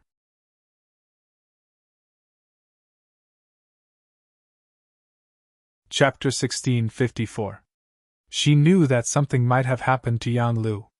White Fox's expression changed drastically, but it didn't matter. She still had a backer. She shouted loudly, "I'm innocent. Yang Lu forced me to do this. I want to see 7th Madam. I want to see 7th Madam." "You talk too much." The man shook his head lightly. Immediately, the members of the security bureau around him swarmed forward, covered the White Fox's mouth, and caught it. In Tian City Yuan residence, Big Boss Yuan Qian was sitting in his central room, drinking tea with a leisurely expression. He had already received news that his master, Yang Lu, would soon be in power. At that time, he would be able to obtain goods from Crimson City endlessly.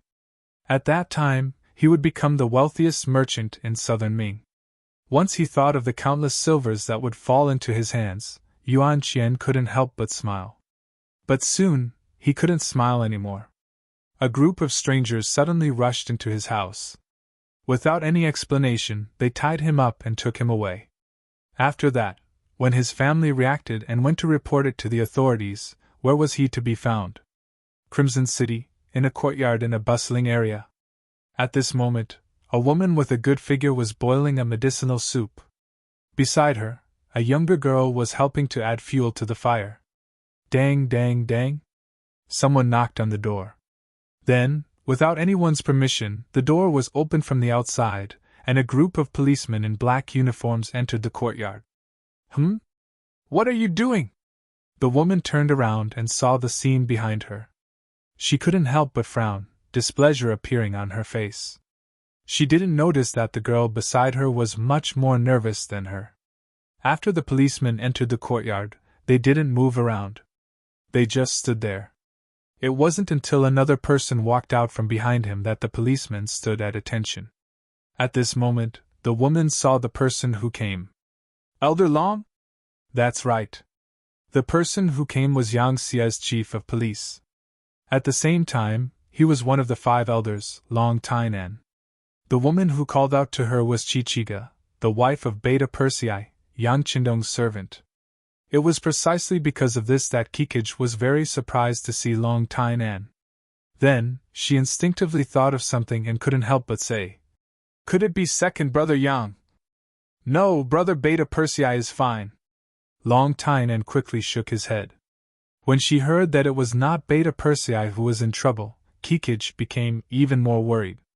"Could it be that my little brother?" "No, Master Ba too is also very good." Long Tainan had to explain. Then, Kikij's expression changed even more as she said, "Could it be my mother?" "No, the other mother is healthy and well." After Long Tainan quickly explained 3 times, he decided to go straight to the point. He pointed at the maid behind Kikij, Alien, and said, "Madam Beta Persei, we are here for her. She has a problem, please allow us to take her away. As for what happens after, brother Beta Persei will explain it himself." What are you doing?" "I'm just a weak woman. Master, save me." Alien saw that things were not going well. It was very likely that she was exposed. She quickly screamed and wanted to pull Kikij's hand. The 2 police elites who were already prepared rushed over and held Alien's arm. At the same time, a short dagger fell from their sleeves. It was conceivable that if the police were any slower, Kikij would have become a hostage. What's going on? Alien, what are you trying to do?" Kikij obviously saw the problem and asked in surprise. Over the years, she had a husband like Beta Persei and a brother like Ba Tu who was already a teacher. She had already broadened her horizons. How could she not see that Alien was trying to harm her just now? At this time, Alien naturally did not know how to answer her. She could only lower her head. Long Tainan stepped forward and explained, "Brother Beta Persei will explain the details later.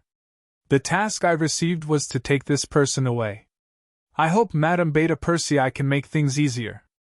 It was because of Kikij's special identity that Long Tainan personally came this time. If it was someone else, a small captain would be enough. "Okay, take her away. I'll ask Beta Persei what's going on later." Kikij also knew that they respected her and gave her face. She had to bear with it, and nodded in agreement. Kaisen City Palace.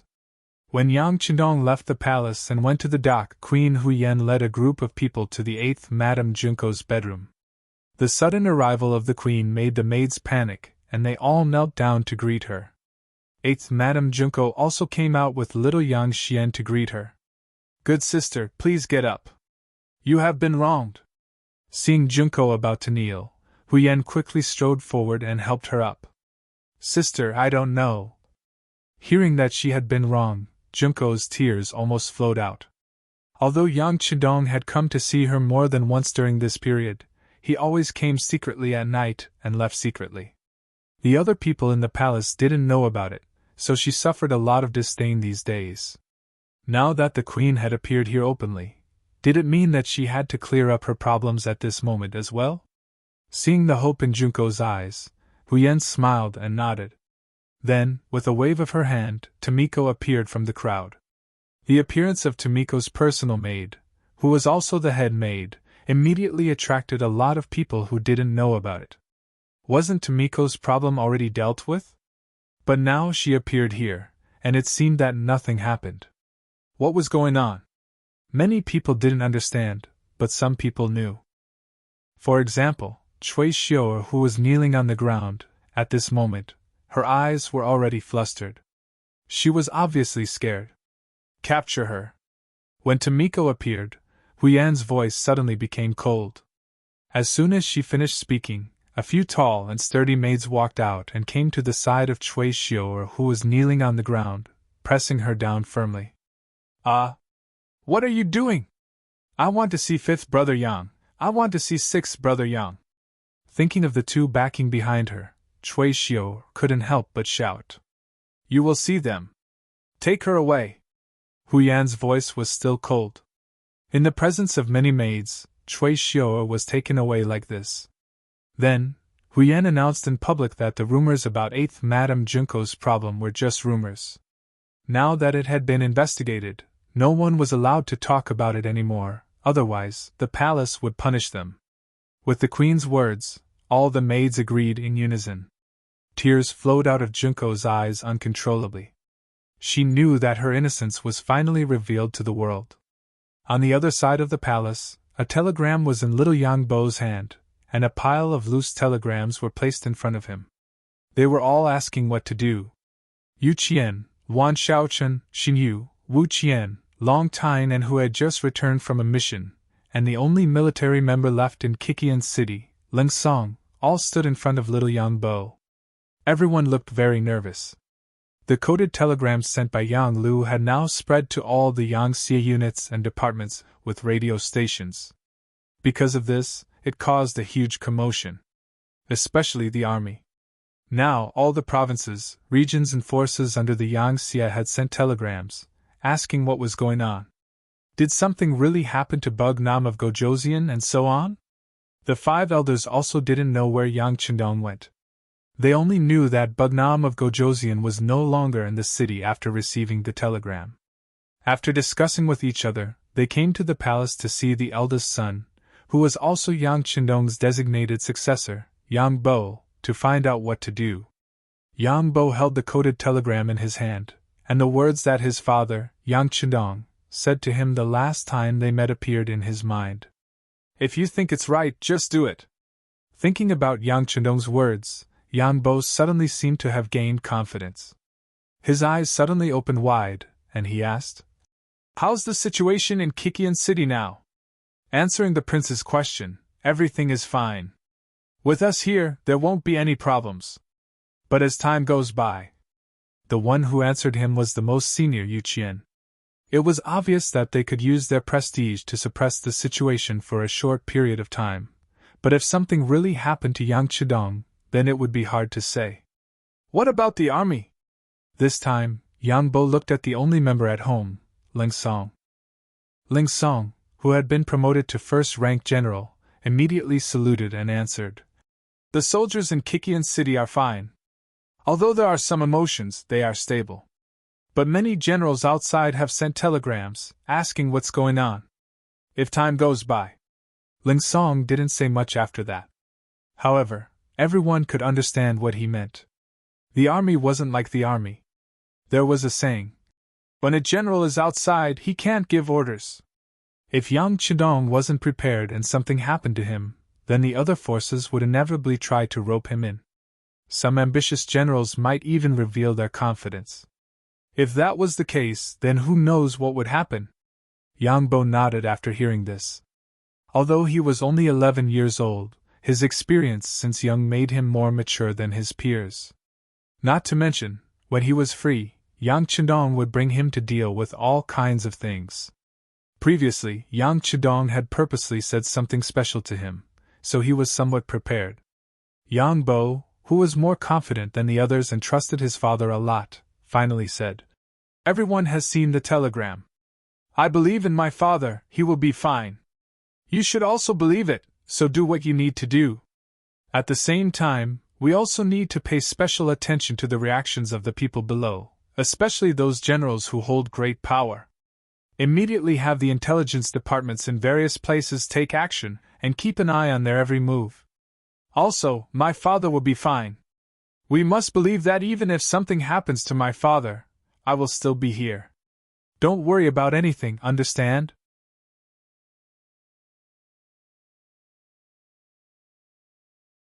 Chapter 1655. The last sentence was intentionally raised in volume. When Yu Qian and the others heard it, they couldn't help but breathe a sigh of relief. Yes, isn't Crown Prince Chang here? Yang Chidong had already appointed an heir when he was still alive, so Yang Xie had someone to inherit her position. The main thing was that her strength was still there. If that was the case, what was there to be afraid of? Even if someone really had other ideas, they could just go back and deal with them one by one. As long as Yang Xie's main strength was still there, how chaotic could the outside world be? After figuring this out, they immediately cupped their fists and saluted. Yes, we will follow Crown Prince Chang's orders. Above the sea, several warships finally gathered together, and then several people walked out of each ship and gathered on one ship. They went straight to Yang Chendong's level 5 warship in the distance. If someone was on this ship, they would definitely cry out in surprise after seeing the people on this ship. There were even some young Yang Xie women here who couldn't help but scream in admiration because the people standing on this ship were Tiger's Mane, Beta Persei, Yang San, Yang Si, and Yang Wu. Because of work and the growing strength of Yang Xie, these people who were trusted by Yang Chendong the most haven't gathered together for more than 10 years. This time, they did receive a secret message and gathered at the sea. When they first came here, Tiger's Mane, Beta Persei, and Yang Si were all confused. They didn't understand why they had to gather at the sea. After all, each of them had a lot of important things to deal with. Yang Wu had a slight feeling, but he wasn't very sure. The one who knew what was going on the most was Yang San, the director of the Security Bureau, so everyone's eyes fell on him, trying to figure it out. If it was before, Yang San wouldn't talk nonsense, nor would he dare to. But now, he knew that the truth should be out, and he could also reveal the mystery to his closest brothers. Brothers, this is what happened. As Yang San recounted what had happened to Yang Lu, all the furnishings in the main cabin were smashed clean in a short period of time. The old men were furious. They had all started when the young master was still a nobody, and had followed him step by step until today. Now, they could have whatever they wanted. In the entire Yang Xie, they also had a high status that no one else could compare to. Even though none of them, including Tiger's Man, had entered the cabinet, in reality, their power was not below any of the cabinet elders. To put it in a slightly exaggerated manner, once they expressed their views on a certain matter, even the cabinet elders would think about it carefully. Who gave him such a result? Who was the one who gave him such influence? There was no need to say more. Everyone was well aware of it. As long as they continued to work hard, one could imagine what kind of glory they would have in the future. Even their descendants would benefit endlessly. They were the young master's servants, the most trusted kind. Logically speaking, anyone could betray him, but they would never do so. This was not only their opinion, but also the opinion of many Yang Xie people. But now, not only did Yang Lu betray the young master, but he also wanted to choose and replace him. This result was unacceptable to the brothers. Yang Lu could be lazy and could also make some small mistakes, such as accepting bribes, but he absolutely could not betray him. This was not allowed by any of the masters. In a short period of time, everyone smashed things and scolded people. Then, they quieted down a lot. The first to speak was Tiger's Mane, who had always been the eldest. It's my fault. We've been too good to Yang Lu. The last time he made a mistake in the first city, I even pleaded for mercy on his behalf. As a result, he became bold and unscrupulous.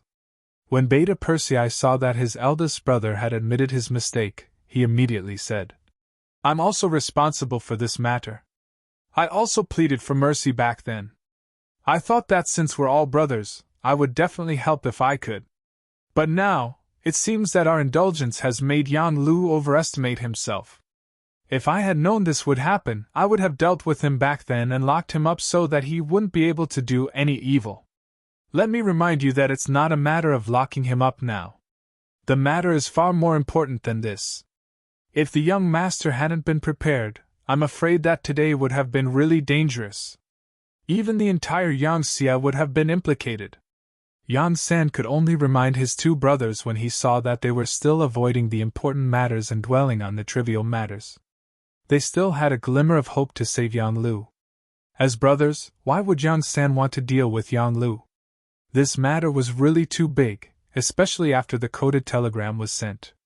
Everyone in Yangxian knew that he was going to replace the young master and become the Bugnam of Gojoseon. How could they not give everyone an explanation for this matter? As soon as Yangsan spoke, all the brothers immediately shut their mouths and fell into deep thought. Seeing that everyone still wanted to be good old men at this time and wanted to help Yang Lu, Yang San couldn't help but laugh and say, "Brothers, I know what you're thinking and I can understand how you feel, but there are still some things that I have to say. Now that the matter has become so big, it's not something that we can handle behind closed doors. The young master has to give everyone an explanation for this matter. In other words, Yang Lu must die. This is beyond doubt and cannot be changed. Anyone who wants to plead for him will only end up losing the young master's trust forever. What's the matter? Someone wants to rebel and you want to plead for him. Doesn't that mean that you also have the same thoughts?" When Tiger's Mane and the others heard these questions, they were all shocked. Especially Tiger's Mane. He had followed Yang Chidong since he was young. In terms of relationship, he was much closer to him than the other Yang Xie's servants. He would never allow anyone to threaten the young master, even if that person was his closest kin. For example, if that person was his son, he would place righteousness before family. Now, how could he really sacrifice himself for Yang Lu, who brought this upon himself? Not to mention whether this would cause the young master's displeasure, just based on the fact that someone had threatened the young master, he could not let the other party go. After thinking it through, he said, "Thank you for your reminder, Brother Yang San. As your big brother, I'm here to say that no matter how the young master wants to deal with Yang Lu, I'll support him with both hands. This doesn't mean that I don't have feelings for everyone. It's just that Yang Lu's actions are too much. If you have any opinions about me because of this, then as your big brother, I can't say anything. But even if you have opinions, I will stand firmly on the young master's side." As soon as Tiger's Mane finished speaking, Beta Persei was unhappy. As the servant who had followed Yang Chenong the longest over the years, Beta Persei's feelings for Yang Chenong were as deep as Tiger's Mane's. How could he plead for leniency because of Yang Lu's suicidal behavior? Not to mention that the other party had poisoned his mother-in-law in order to achieve his goal. At that moment he also said, "I have the same thoughts as Big Brother Tiger's Mane. We support the young master's decision. No one can be blamed for this. Everything was brought upon by Yang Lu. We won't blame Big Brother Tiger's Mane because what you did was right." After Beta Persei's statement, Yang San, Yang Si and Yang Wu also clarified their attitudes. Needless to say, everyone's thoughts were the same. That was, they could no longer plead for leniency for Yang Lu. As for how to deal with this person, they would completely abide by Yang Chendong's opinion. With their attitudes united, Yang San ordered the ship to speed up and move closer to Yang Chendong's main ship. On the main ship, Yang Lu and Chao Jixiang were pressed to the ground, unable to move. At the moment, Yang Chendong was listening to the report from the Telecommunications Division Chief, Wang Shan. "Young Master, as soon as the coded telegram was sent out, we received a lot of inquiries, but you didn't reply to any of them. Do you think there will be any problems?" Wang Shan asked nervously. He could understand the young master's thoughts. He could use this matter to test some people, but what if he overdid it? If there was a problem with Yang Xie's situation, the gains would not make up for the losses. "What? Do you have doubts about the young master's judgment of people?" Yang Chendong said with a smile. But as soon as he finished speaking, he felt something. He glanced at Yang Lu, who was kneeling on the ground, and shut his mouth. Wasn't this a ready-made example of an error in judgment right in front of him? Speaking of which, using Yang Lu was different from using other generals and provincial governors. Yang Lu was a servant of the Yang family. He was used because of his good performance in the past. But since he made a mistake, he was also sidelined and placed in the southern Ming dynasty to organize intelligence. It seemed that the task was heavy, but in fact, Yang Chendong had no intention of sending troops to the southern Ming dynasty. In addition, there was not only the Security Bureau in the southern Ming dynasty, but also the existence of the CIA. Yang Lu's power had been greatly weakened. After discovering Yang Lu's conspiracy, if it were not for the fact that he wanted to wipe out all of Yang Lu's forces, he would not have taken this risk. Therefore, Yang Qindong no longer had any trust in Yang Lu. If it were not for the fact that he wanted to take this opportunity to find out those who opposed him, he would have dealt with them long ago. This could not prove that Yang Lu had misjudged him. After all, if it were other people, they would have died because of the mistakes they made in the beginning city. How would they have the chance to do this? So seriously speaking, Yang Qindong's judgment was still good. For example, the provincial governors and generals he appointed in the provinces were all killed in blood and fire. They were also given the opportunity to control a region after careful consideration. But for such people, what was their temperament? How was their ability?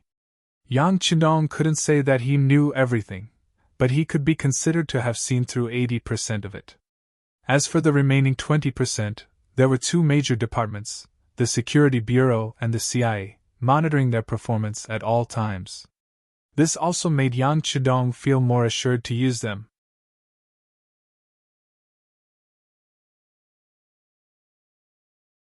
Chapter 1656.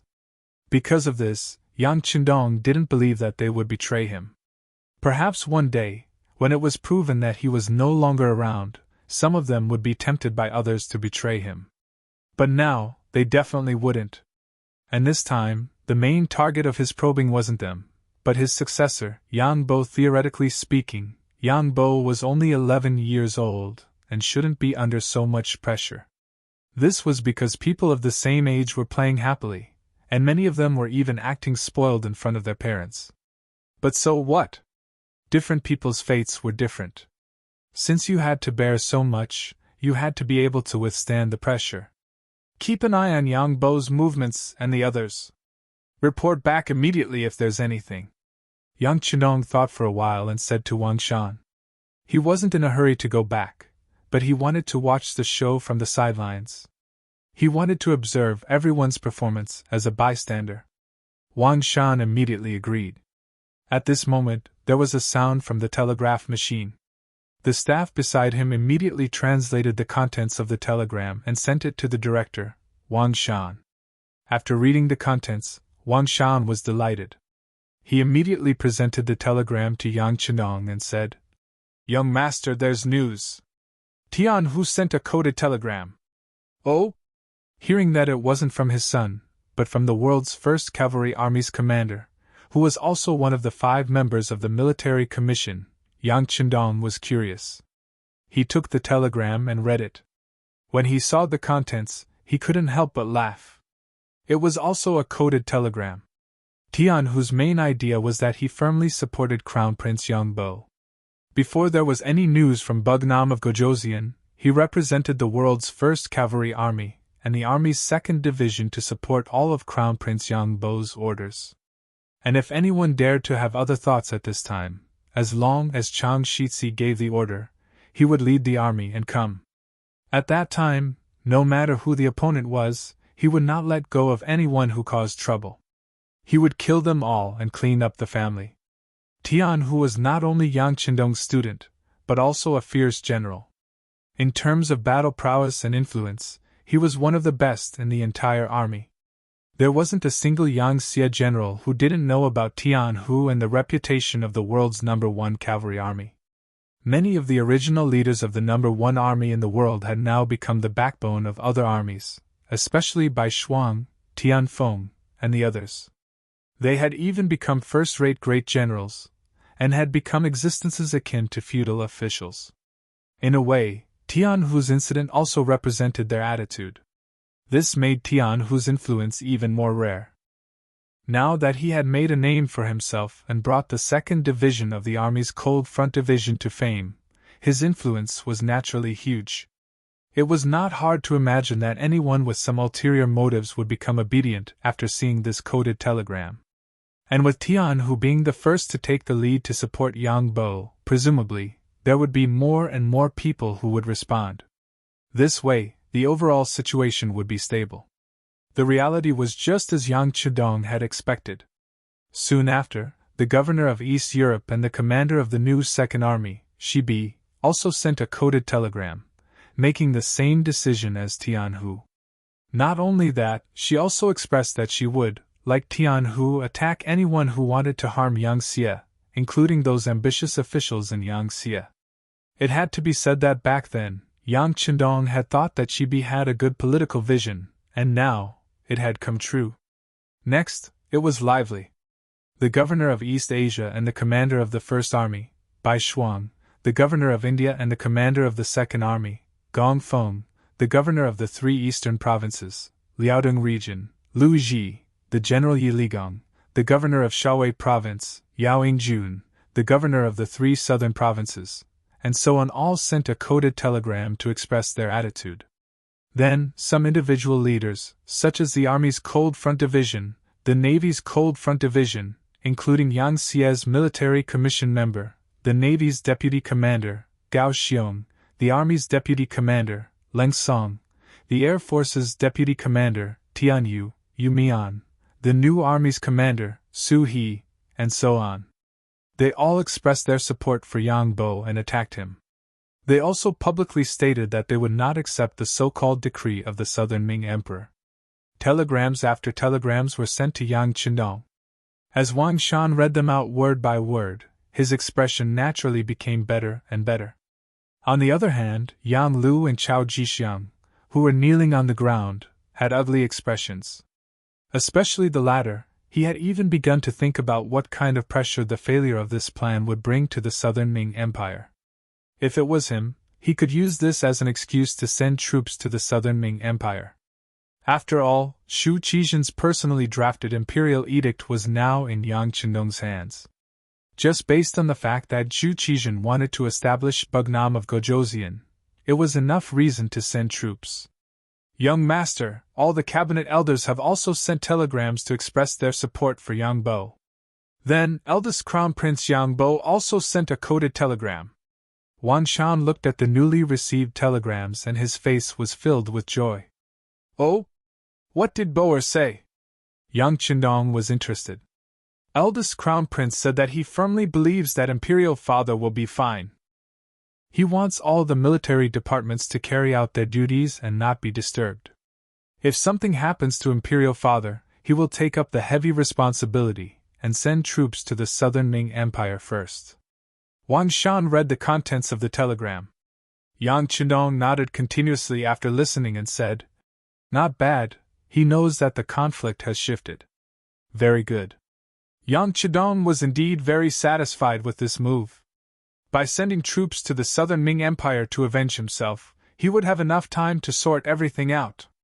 In this way, after dealing with the Southern Ming Empire, many things would naturally fall into place. The new throne would also be stable. Seeing that Yang Qindong seemed to be in a good mood, Wang Shan asked tentatively, "Young Master, do we also need to send a telegram to announce to the world?" "Don't be anxious, let's wait for a while." Yang Qindong's gaze fell on Yang Lu, who was kneeling on the ground. The first telegram was sent by this person. Of course, the next step was to solve his problem and announce it to the world. Reporting. A black cavalry stood outside the main cabin and said loudly, "Reporting to the 6th Young Master, Tiger's Mane, Beta Persei, Yang San, Yang Si, and Yang Wu's ship is approaching us. They are requesting to board the ship. Please give us your instructions. Let them in." Yang Qindong knew that the main character had arrived and could solve Yang Lu's problem, so he nodded and said, "Let them in." "Yes, 6th Young Master." "Do we need to conduct a body search on them?" the Black Knight Dragon Guard asked in a clear voice. If it was in the past, no one would ask such a question. It was not for any other reason, but because these people were the most trusted people of the 6th Young Master. They were people who could be trusted. Even if someone had a problem, they would not have a problem. But now, after the incident with Yang Lu, no one dared to think that way. That was why they asked for such a request. "No need, they are still Young Master's servants. They will always be my servants," Yang Qindong said with an unhappy expression. "Understood." The Black Knight Dragon Guard who asked for instructions quickly retreated. Ba Dao Jiang, who was standing in the main cabin, was so shocked that he quickly apologized. Sixth young master, the brothers below are just doing it for your safety. Please don't take it to heart. I know, they are doing it for my own good. But Yang Lu is Yang Lu. He is not the same kind of person as them. Don't say such things again in the future. Yang Qindong waved his hand and interrupted Ba Dao Zhang's words. However, he knew very well that some things had happened, and it would be very difficult to go back to the beginning. This could be felt by Tiger's Mane and the others who were about to board the ship. Originally, their ship was close to Yang Qindong's main ship, but when they wanted to board the ship, they were stopped by the Black Cavalry. Although they did not point their guns at Tiger's Mane and the others, the serious look on their faces when they held their guns was very different from before. As the supervisor of the Black Cavalry, Beta Persei's expression was very ugly when he saw his brothers treating his brothers like this. He could not help but scold them out of habit. What are you doing? Can't you recognize us? Where did your eyes go? After all, he had been in charge of them for so many years, so he still had some authority. This shout made several Black Cavalry involuntarily put down their guns.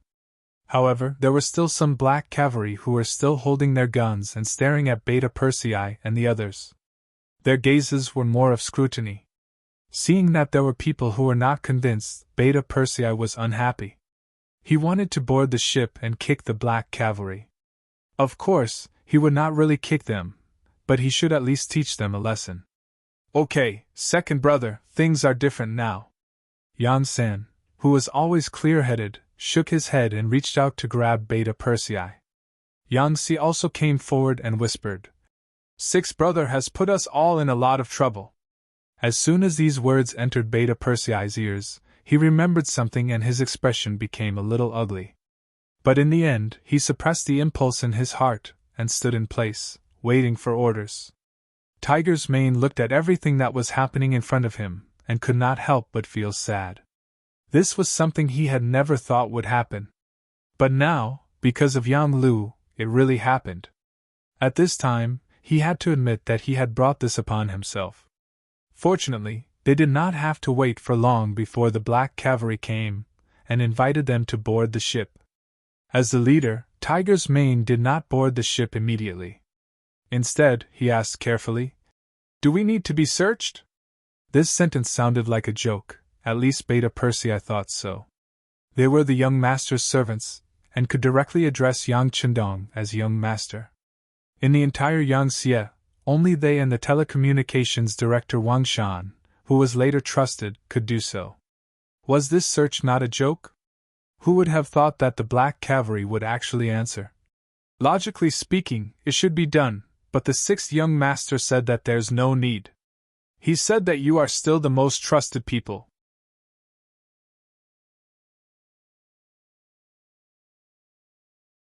Chapter 1657. It was still 2 words, especially with the emphasis on the pronunciation, but in the ears of Tiger's Mane, Beta Persei, and the others, it was completely different. At this moment, they also began to face reality. This time, Yang Lu's matter was too big, so big that they didn't know how long it would take, or even if time was enough to reverse the situation. Thank you very much. Tiger's Mane's face showed a trace of a bitter smile, and took the lead to board the ship. As they boarded the ship, they quickly found that whether it was the Black Cavalry or the Navy Cold Front warriors, they were all looking at them with scrutinizing eyes. Especially the members of the Langia Special Forces, they were staring at his every move. It was as if they were reminding him not to play any tricks. Otherwise, they would really make a move. In terms of individual combat power, Tiger's Mane and the others were naturally no match for the Wolf Fang Special Forces who trained hard every day. Therefore, in the face of such gazes, they were powerless to reprimand them. If it was in the past, if someone dared to stare at them like this, they would probably directly attack, and the other party would not dare to fight back. But now, forget it, it's better not to mention it. As a result, Tiger's Mane, Beta Persei, and the others were also filled with anger in their hearts. Of course, this anger was not directed at Yang Qindong, and they did not dare to. Instead, it was directed at Yang Lu. Outside the main cabin, Tiger's Mane and the others stepped forward, ignoring the scrutinizing eyes of the other soldiers around them. The 5 of them all knelt on the ground and shouted towards the main cabin. "Young master, we sinners are here, please enlighten us, young master. Come in." Yang Chenong naturally noticed the actions of Tiger's mane and the others and could not help but sigh. Yan Lu's matter should not be blamed on these people, but in order to prevent such a thing from happening again, it was necessary to use this matter to warn them. None of them stood up because Yang Chendong didn't allow them to. Therefore, Tiger's mane's group of 5 kneeled as they entered the main cabin. Then, they knelt in front of Yang Chendong. "Now that you know what happened, I'll leave Yan Lu to you. As for how you want to deal with him, come up with a plan. You have to announce it to the world later, do you understand?" Yang Chendong waved his hand after saying this. Now that things had come to this, he wanted to see how Tiger's man and the others would deal with this matter. If they still wanted to protect Yan Lu like they did in the first city, then these people could not be used. At least, they could not be put in an important position. It was impossible for a superior to not have the heart to kill decisively. With such a character, sooner or later, she would be used by others and would threaten the master's safety. Still kneeling, Tiger's mane's group of 5 dragged the tied-up Yang Lu out of the main cabin. The 6 brothers gathered together in the side cabin. As soon as they entered the side cabin, Beta Persei was the first to stand up. He raised his leg and kicked Yang Lu's body. A stream of blood flowed from the corner of his mouth. It could be seen that the strength of this kick was not small.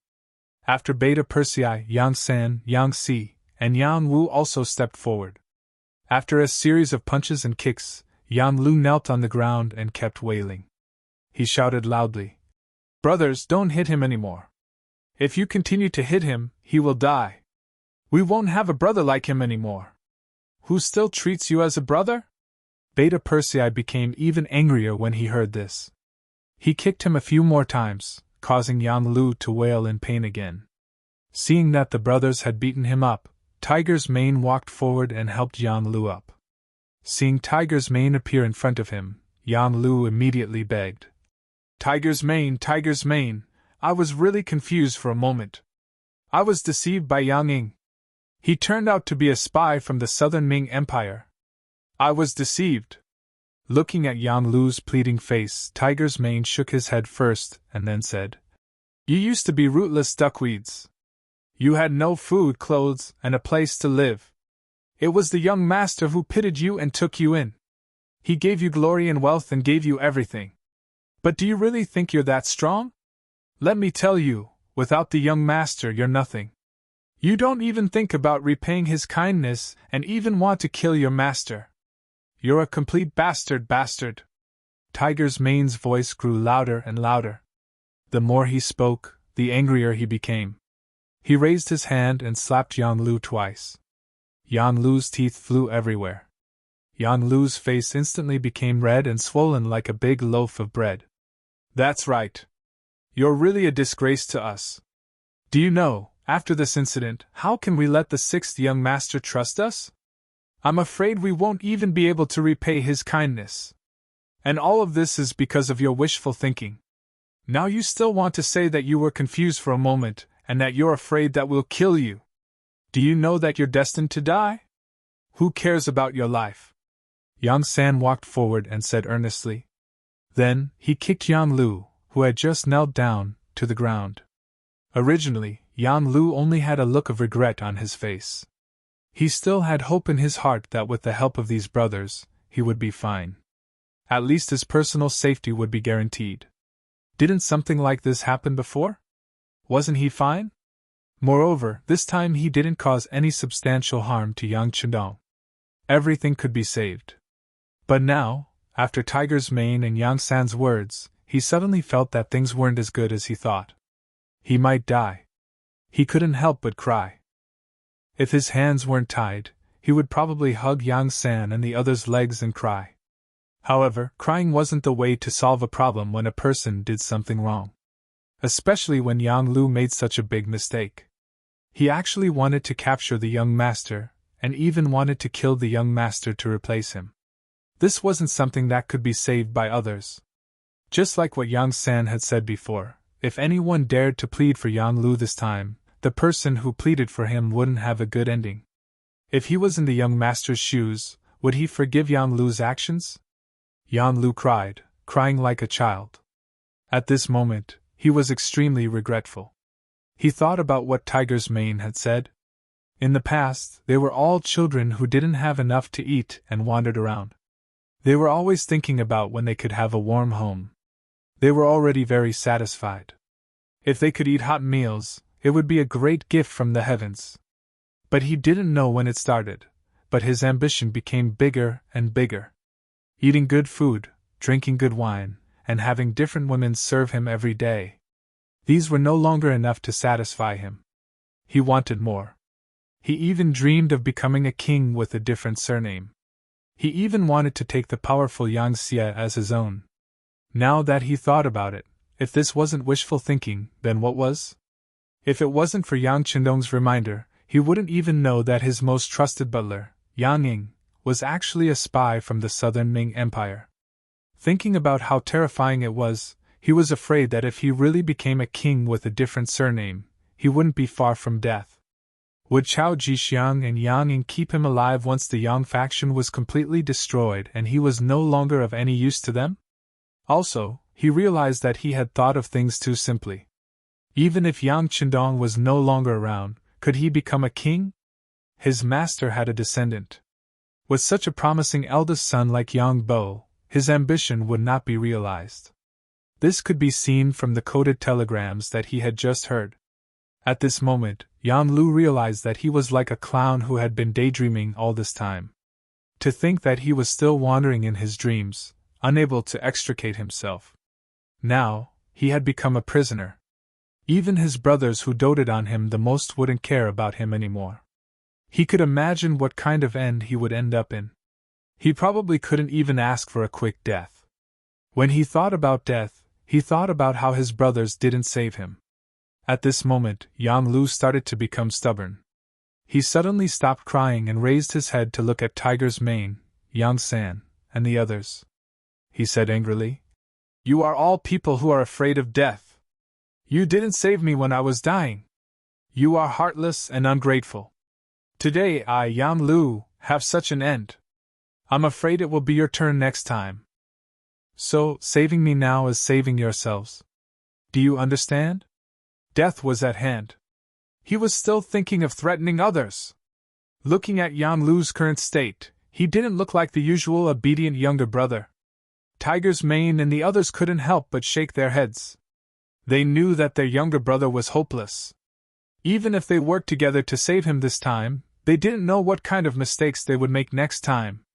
Not to mention, they didn't have the strength to save him now. The mistake that Yang Lu had made was too big. Even if Yang Chedong wanted to save him, it wouldn't be possible. Now, there weren't only a few people in Yangxie. There were also those ministers watching. There were so many officials in those departments watching. There were also so many generals with military power watching. If Yang Lu didn't die, did it mean that others could follow his example in the future? Thinking of this, Tiger's mane and the others shook their heads. Originally, they wanted to come over and catch up one last time. At least they wanted to see if Yang Lu had any other wishes that they could help him fulfill. But now, it seemed that there was no need for that. Shaking his head, Tiger's mane sighed. Then Beta Persei also sighed. They knew that this person was hopeless. At this moment, in the main cabin, Yang Chendong was interrogating Chao Jixiang.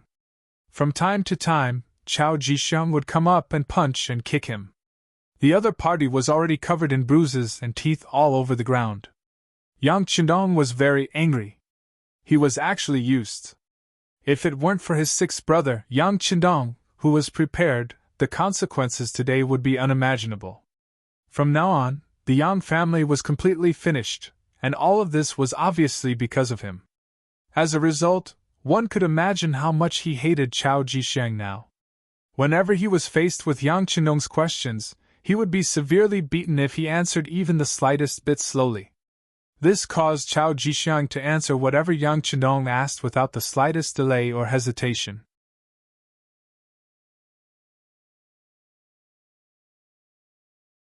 Chapter 1658. According to Chao Jixiang, Zhu Qijin felt that Yang Chendong was the biggest threat and wanted to get rid of him as soon as possible.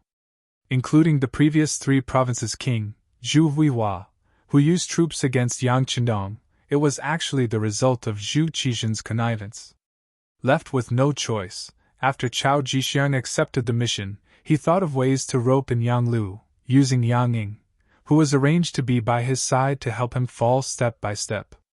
After making a mistake in the first city, he was transferred to the southern Ming dynasty. It didn't take long for him to get in touch with Chao Jixiang and began to plan and look for opportunities.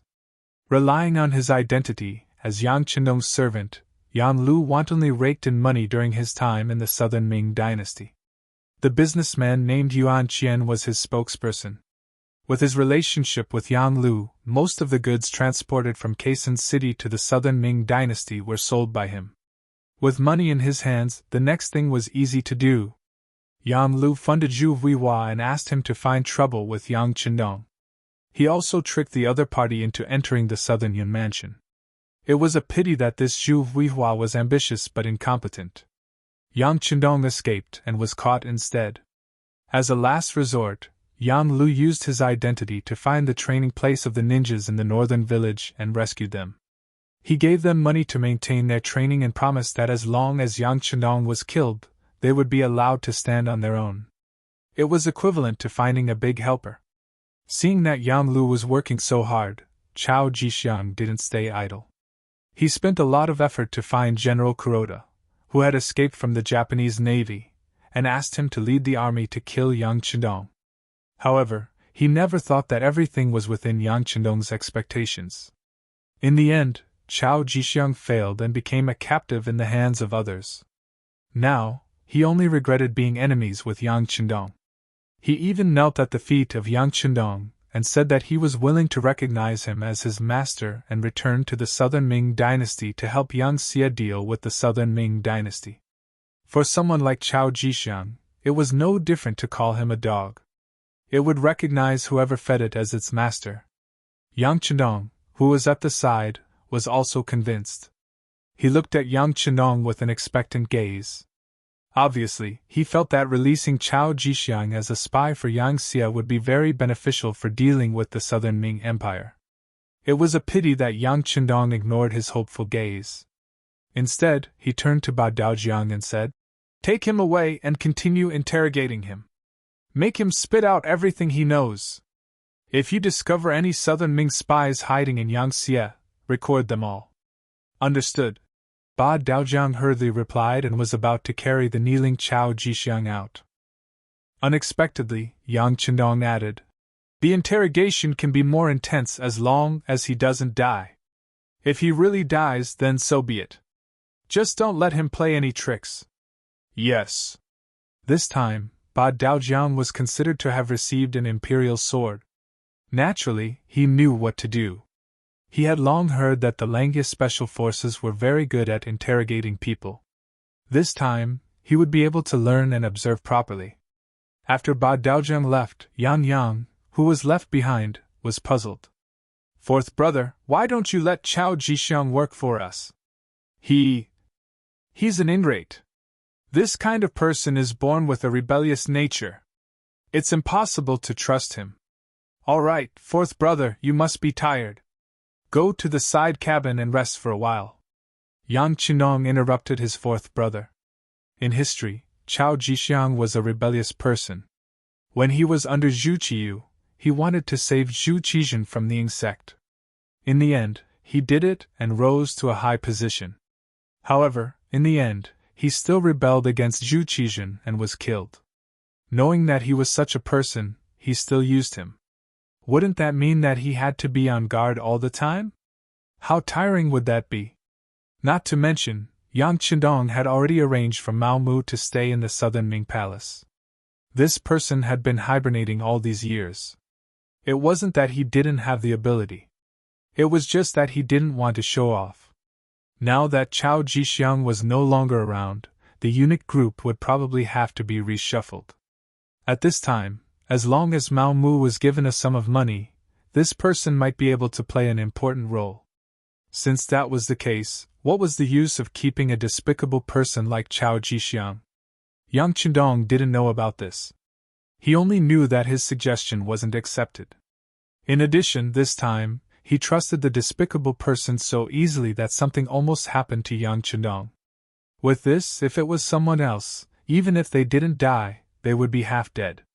However, he was Yang Qindong's fourth brother. Naturally, he wouldn't do anything to him. However, it could also be seen that his ability was only so. He wouldn't be able to do anything big. Forget it. Since he had seen through his ability, he didn't need to care about anything in the future. He could just be a rich man with peace of mind. Relying on the fact that he was Yang Qindong's fourth brother, as long as he didn't care about politics, then in the future wouldn't he be able to eat and drink well, living a carefree life? Yang Qindong had thought it through, so he strode out. It could be imagined that this person would retire from politics from now on. As soon as Yang Qindong left, Wan Shan came over to report the results of the naval battle.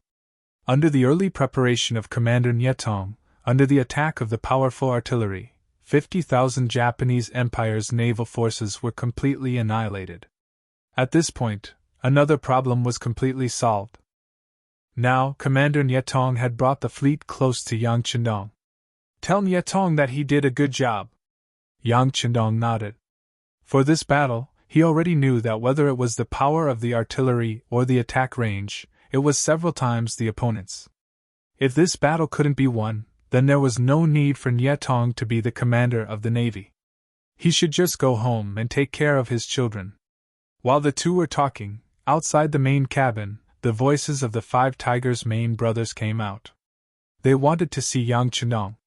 Wang Shan, you go out first. If there is any urgent situation in the radio station, inform this young master at any time. Yang Qindong knew that he had to face it sooner or later. Considering the face of Tiger's Mane and the others, Yang Qindong decided to face them alone. Yes. Wan Shan agreed, but he didn't leave immediately. Instead, he asked with a little worry. Young master, do you need to call Captain Tai Hu and the others to wait outside the cabin? Obviously, Wan Shan was worried about Yang Qindong. He was afraid that something would happen in the meeting. No, they're all on the same side. Yang Qindong shook his head. Yan Lu's matter was an exception. He didn't believe that Tiger's Mane and Beta Persei would do anything to harm him. If that was the case, he would be a failure as a person. Wan Shan was just reminding him. If he said anything more, he would have the time to sow discord. He nodded and walked out with the radio. Then, Tiger's Mane and the others entered the main cabin and knelt in front of Yang Qindong without any explanation. Looking at Tiger's Mane and the others' uniform movements, Yang Qindong didn't say anything and just looked at them quietly. For many years, Tiger's Mane and the others didn't need to kneel when they saw Yang Qindong. Sometimes they saluted, and sometimes they nodded as a subordinate's etiquette. Normally, even if they knelt, Yang Qindong would ask them to get up immediately. But this time, the 6th young master didn't say anything. The quieter he was, the more pressure it brought to them. After a while, Tiger's Mane and the others, who didn't do anything wrong, couldn't help but have cold sweat dripping down their necks.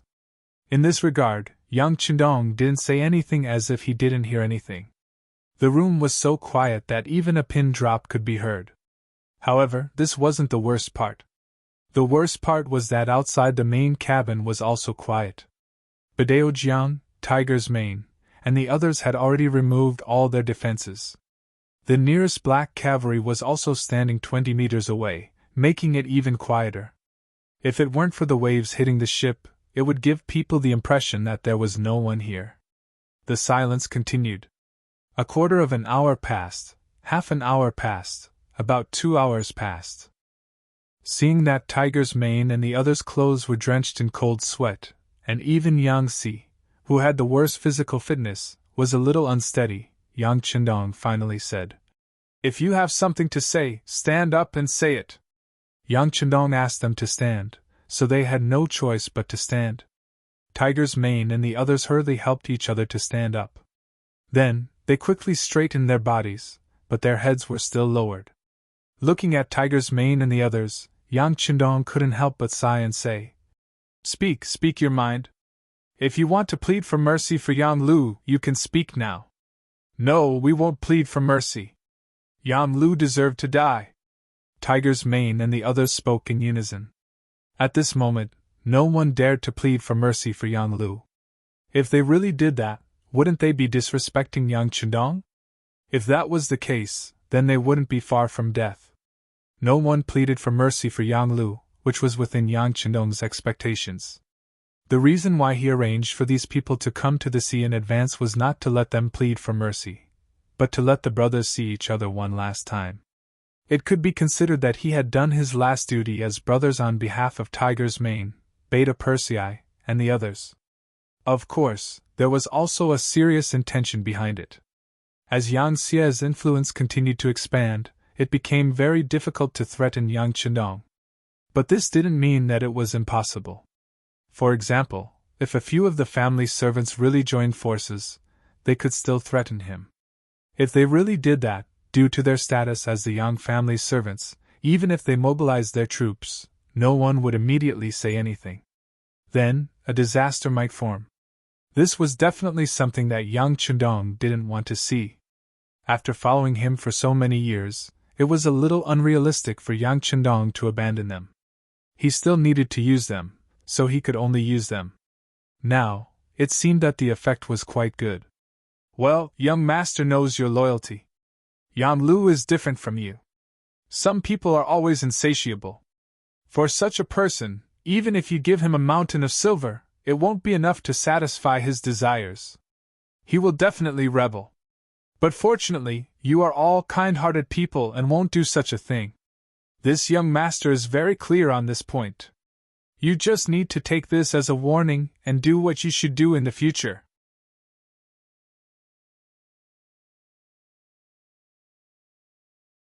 Chapter 1659.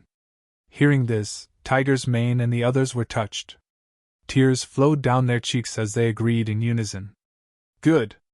Now, there are two things that you need to do. First, interrogate Yang Lu and see if he has done anything else that we don't know about. If there is anything else, you must find out who it is. Don't be soft-hearted. The second thing is to deal with Yang Lu. He must die, but how do you want to deal with his family? Come up with a plan now. Over the years, Tiger's Mane and Yang Xie's servants all had their own families. And they all had more than one wife. It was the same for Yang Lu. There were more than 20 recorded wives, and naturally, there were many children. Yang San had done a count before. Among them, there were 7 males and 9 females. It could be said that they had a lot of children. Yang Lu had to die for what he had done, but what about his children? Kill them all? If it was an incapable ruler, he would definitely do the same. However, Yang Chendong could not do such a thing, but he would not let them off easily. After all, when they grew up and found out that their father was killed by him, it was inevitable that they would have other thoughts. Even if he knew this, how could Yang Chendong allow it to continue? That was why he called Tiger's Mane and the others here today to solve this problem. When they heard the problem of Yang Lu's family, their faces were bitter. They all thought that the young master was going to kill them all. Although what Yang Lu had done was indeed enough to kill 9 generations of his family, they were still brothers of Yang Lu. If they were to watch his entire family get killed, they would feel somewhat apologetic. However, at this time, they no longer had the courage and ability to plead with Yang Chendong.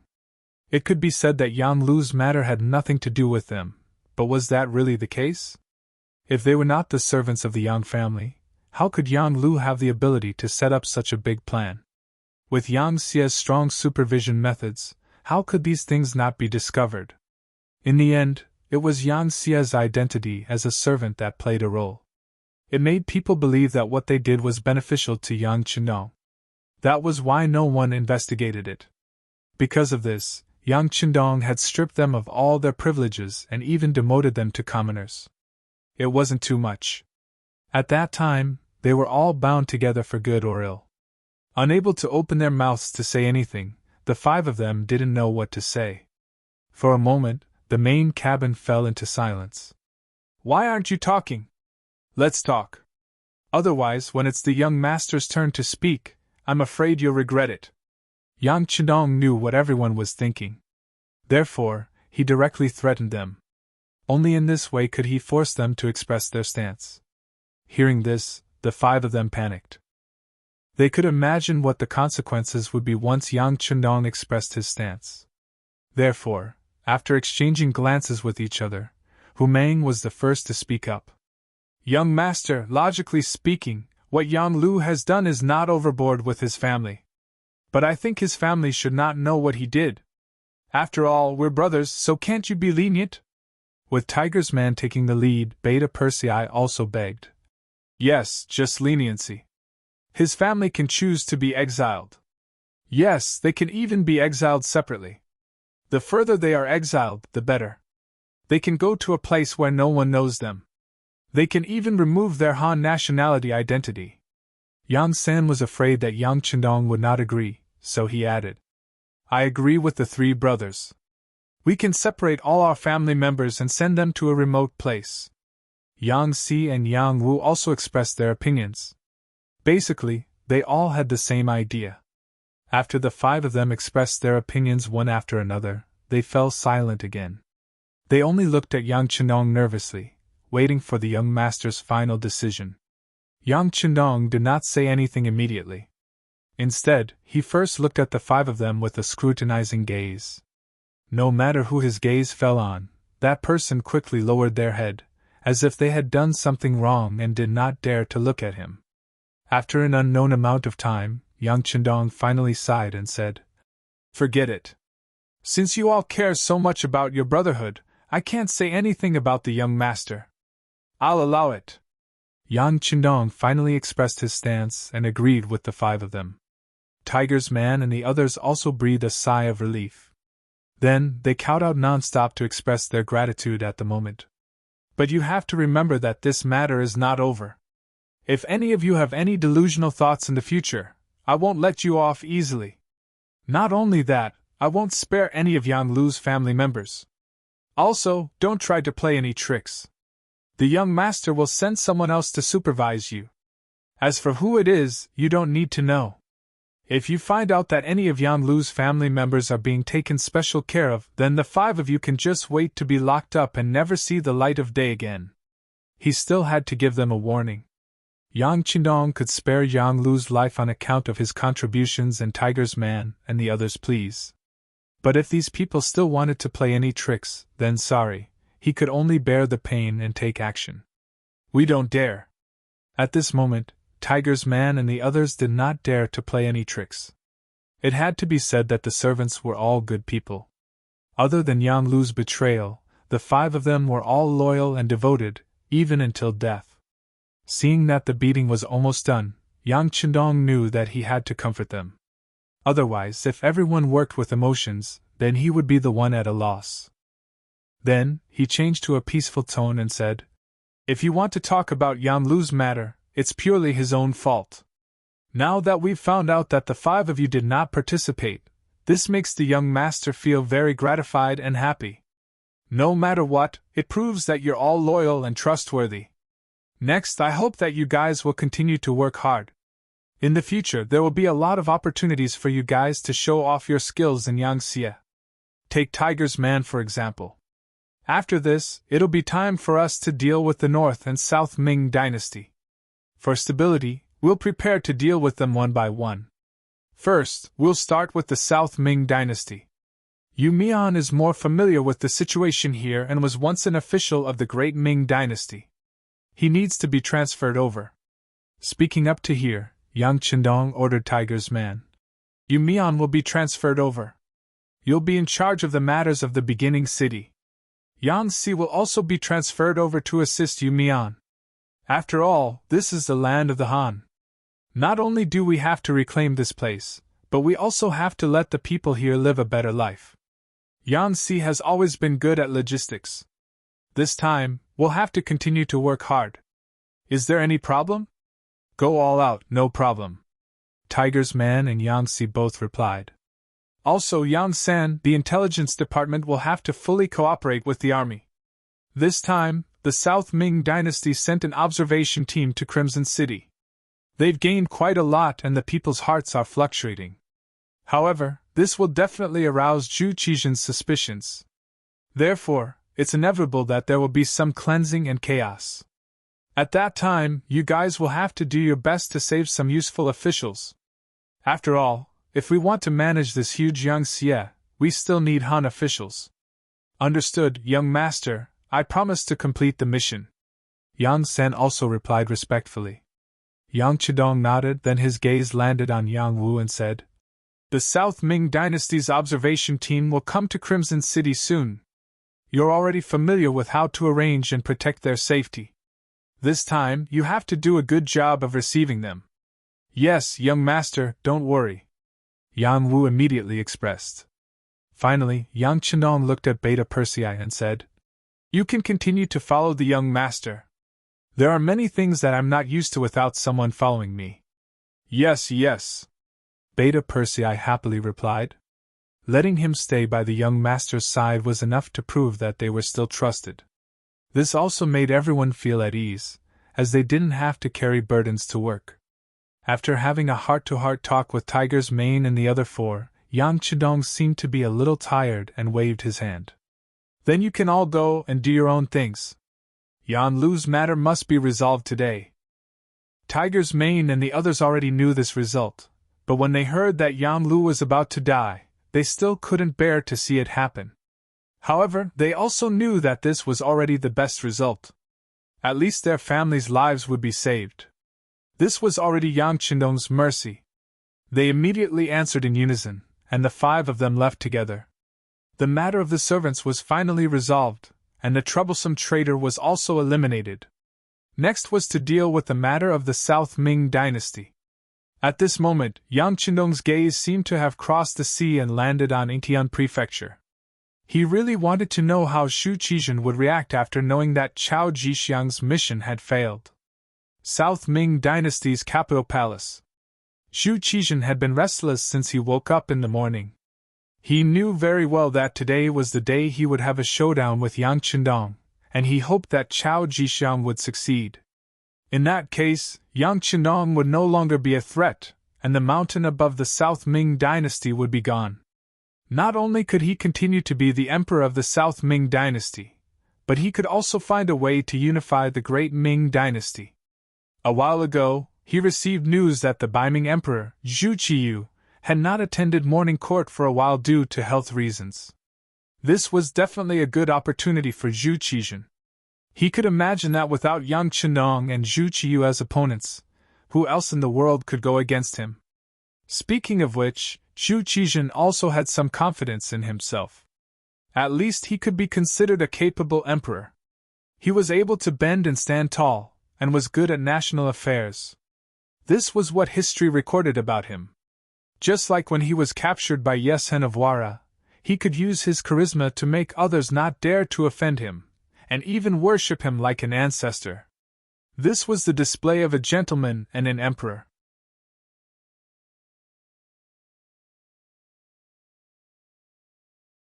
Chapter 1660. After returning to the country, he was put under house arrest by Zhu Qiyu. Even the eunuchs around him bullied him. In the summer, even the only tree he used to enjoy the shade was cut down. He did not say a word and silently endured it. This was the performance of tolerance. In the end, when Zhu Qiyu was in poor health, he turned the tables and became an emperor twice. Finally, he led the great Ming dynasty to become strong again. This was his ability to unify the country and become an emperor. Such a person, if it weren't for the appearance of Yang Chindong, he would have become the emperor of the great Ming dynasty again. One could imagine how difficult it would be to make such a person lower his head and admit defeat. Since he didn't admit defeat, he could only take the initiative to attack. If Chao Jixiang could succeed, it would naturally be the best. But if he couldn't, Zhu Qizhen had to consider the serious consequences. Time passed by little by little.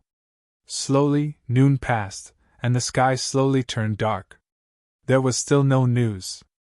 Zhu Qizhen's face remained unchanged. He knew that because the communication was not developed, Even if Chao Jixiang succeeded now, it was impossible for good news to come so quickly. Let's go to the Empress Palace to take a look. Looking at the sky outside, it was already dark.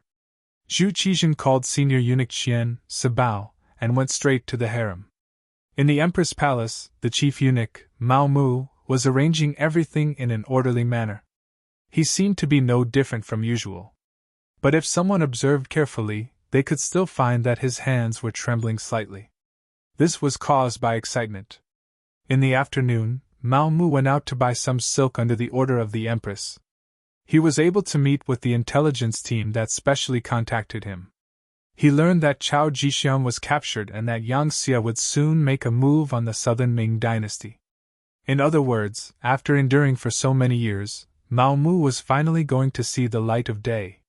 It was really exciting just thinking about it. Speaking of which, Mao Mu was not very ambitious. Especially after being valued by Empress Qian over the years, his life in the palace could be considered pleasant. His mentality was more peaceful. However, it was undeniable that the internal strife within the eunuch group had never stopped. Now, it was only because Yang Xia brought too much pressure to the southern Ming Empire that everyone's attention was focused on her. This caused the internal strife to be less intense than before. In addition, Empress Qian did not fight for fame or wealth. She never interfered in other aspects of the palace. As the chief eunuch, he was almost a decoration. He also did not have any power, so he was not targeted. Just because nothing happened now didn't mean nothing would happen in the future. The imperial palace was a dangerous place to begin with. Sometimes, one wrong word could lead to a death sentence. Not to mention, if Yang Xia really failed, the relationship between Mao Mu and Yang Chidong would be discovered. At that time, Mao Mu would really die without a burial place. Therefore, on the surface, Mao Mu should have been doing something during this period of time, and there was nothing strange about it. But in the dead of the night, he would always spend his time trembling, afraid that he would accidentally be discovered. The next morning, his head would be gone. Perhaps this was the mentality of the underground workers. It was really beyond the reach of ordinary people. Fortunately, there was finally a result today. Chao Jixiang was caught, and was destined not to be released. Yang Xia was about to make a move, and the situation was gradually becoming clearer. Mao Mu was getting closer and closer to his day of glory. Most importantly, the group that contacted him personally gave him 1 million taels of silver. They even said that they would give him more if it was not enough. As long as Mao Mu took this opportunity to obtain more power and support, he would be able to deal with Yang Xia's army. With a huge pile of banknotes in his arms, Mao Mu felt that his back had become a lot tougher. Eunuchs were like this. The reason why they destroyed their own foundation and became half-human, half-ghost, was not to have a mouth to eat, to earn more money, and to live a better life. In front of such a person, talking about dreams and life was definitely nonsense. It was far more practical than shining silver. Therefore, in the imperial palace, there was a saying that the rich were the masters. Even for a powerful supervisor like Chao Jixiang, wasn't his ultimate goal just to get more money? Mao Mu had what they wanted the most. Thus, he did not have to worry about people not working hard for him, and not being loyal to him. Just as he was thinking about how to use the silver to rope in more people, a eunuch suddenly shouted from outside, "The emperor has fallen!" When Mao Mu instinctively knelt on the ground, he knew that the opportunity had come. The opportunity for him to be on good terms with Qian Sabao had appeared. The three most powerful people in the eunuch group were the head eunuch, Qian Sabao, followed by Chao Jixiang, the head eunuch of the Imperial Horse Directorate, and the head eunuch Kai Zhong. These three people, especially the previous two, were very powerful. Moreover, both sides were equally powerful. It was impossible to tell who was stronger and who was weaker. At that time, Mao Mu did not have any intention to participate in order to protect himself. Now that he knew about Chao Jixiang's capture, and only he knew about it, it was time to gamble. Therefore, when Zhu Qizhen entered Empress Qian's bedroom, Mao Mu changed his attitude and tried to establish a relationship with Qian Sabao, who was waiting outside. Qian Sengbeo's eyes were sharp and his hands were quick. After seeing the amount on the banknote, he immediately put it into his sleeve. Then, he looked around and ordered the servants to serve him carefully. Then, he followed Mao Mu to the side hall. After there was no one else, Qian Sabao no longer had that high and mighty appearance. Instead, he changed his attitude and asked Mao Mu with a smile. "Eunuch Mao, you are so generous. What do you need this eunuch to do?" They were both eunuchs, so there was no need to hide many things. Mao Mu said respectfully, "Eunuch Qian, to be honest, this is this little one's life savings. Now I am giving it all to Eunuch Qian to show my respect. I am willing to follow Eunuch Qian's lead." Hearing that Mao Mu was willing to rely on him, Qian Sabao was very happy. After all, he was the head eunuch of the Empress and had some power. Therefore, he was very proud and said politely, "Eunuch Mao is too polite. Since it is like this, we will be a family in the future. We will advance and retreat together. Yes, thank you Eunuch Qian for thinking so highly of me. This little one will work hard to keep up with Eunuch Qian's footsteps." Mao Mu seemed to be excited as he spoke with a fawning expression. Qian Sengbeo's face flushed when he heard these words. He kept saying good, good, good. He believed that with Mao Mu's loyalty, he would have a higher chance of success when dealing with Chao Jixiang. At the crucial moment, he could have Mao Mu say some bad things about Chao Jixiang to Empress Qian. In addition, he could speak in front of the emperor. Then, there was no need to worry about Chao Jixiang not falling. Qian Sengbeo's good mood fell into Mao Mu's eyes. He knew that there were some things he could say. He immediately mentioned that he was only the head eunuch of the Empress and had limited power. Therefore, he wanted to join the embroidered uniform guard and become a deputy director. If it was before, even if someone made such an arrangement, Mao Mu would not do it. The embroidered uniform guard was Chao Jixiang's territory. Without the other party's permission, wouldn't he be looking for trouble? It was even possible that he would lose his life if he did not do it well. However, it was different now. He knew that Chao Jixiang would not return. If he did not make a move now, then when? When Qian Sabao heard Mao Mu's request, he was shocked. He already knew that Mao Mu was not an ordinary eunuch. Otherwise, he would not have won the Emperor's trust. Even the Emperor had said more than once that Mao Mu was a good person.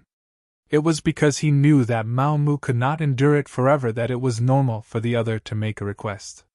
He also felt at ease accepting the other's money. However, the other wanted to join the embroidered uniform guard. This really surprised him. As for the embroidered uniform guard, even if Qian Sabao was the head eunuch, his power was not enough. In particular, Chao Jixiang had many tricks up his sleeve. In addition, his younger brother's nephew and adopted son helped him. These years, it could be said that he firmly controlled the embroidered uniform guard. Even he could not get involved. Therefore, these years, it was not that he did not think of making arrangements for people to join the embroidered uniform guard. It was just that he never had the right opportunity. He could see this logic clearly. He did not believe that Mao Mu could not see it clearly. However, he made this request. What did this mean? Logically speaking, with Qian Sengbeo's position as the head eunuch, it was not too difficult to arrange for someone to join the embroidered uniform guard, even if it was a deputy director. First, the embroidered uniform guard was originally the eunuch group's private land. In terms of official position, he, as the head eunuch, could naturally manage and arrange personnel. Second, Mao Mu's qualifications were enough. He had been the Empress's head eunuch for more than 10 years. His rank had long been promoted. He could even be a director. There was also the most important third point. Chao Jixiang was not at home right now. It seemed that the Emperor had arranged for him to do some secret things. Now was an opportunity to arrange for someone without any obstacles. But the problem was, if Mao Mu went to the embroidered uniform guard, once Chao Jixiang returned, would he have a good time? An outsider suddenly appeared in his own territory. At that time, it would not be easy for Mao Mu to safely withdraw. Since he had received the other party's money, of course he had to think for them. And Eunuch Mao, The embroidered uniform guard is eunuch Chao's territory. Once you enter, you will be arranged by this public security officer. I am afraid that he will have some thoughts. When the time comes and he really wants to argue, I am afraid that this duke will not be able to do anything. This was not an order, but a discussion. It was enough to prove that the 50,000 taels banknote was useful. At least, Qian Senbao was thinking for Mao Mu. Many thanks for Qian Sengbao's consideration. This one has already thought about it. If I do not want to be unknown, then I must accept the challenge. So what if it was the embroidered uniform guard? In the end, Qian Senbao was the head eunuch. How could this kind of power belong to Chao Jixiang's family? If this goes on for a long time, I am afraid that there will be a day when the tail will grow too big and it will threaten Qian Sengbao's safety. Since this is the case, this one is not talented, but I am willing to share Qian Sengbao's worries. Even if it is a dragon's pool or a tiger's den, I will still go and take a look. If it is not done well, it will be nothing more than 100 caddies of meat. If it is done well, it will greatly restrict Chao Jixiang's power. This way, Qian Senbao will not let down his position as the head eunuch.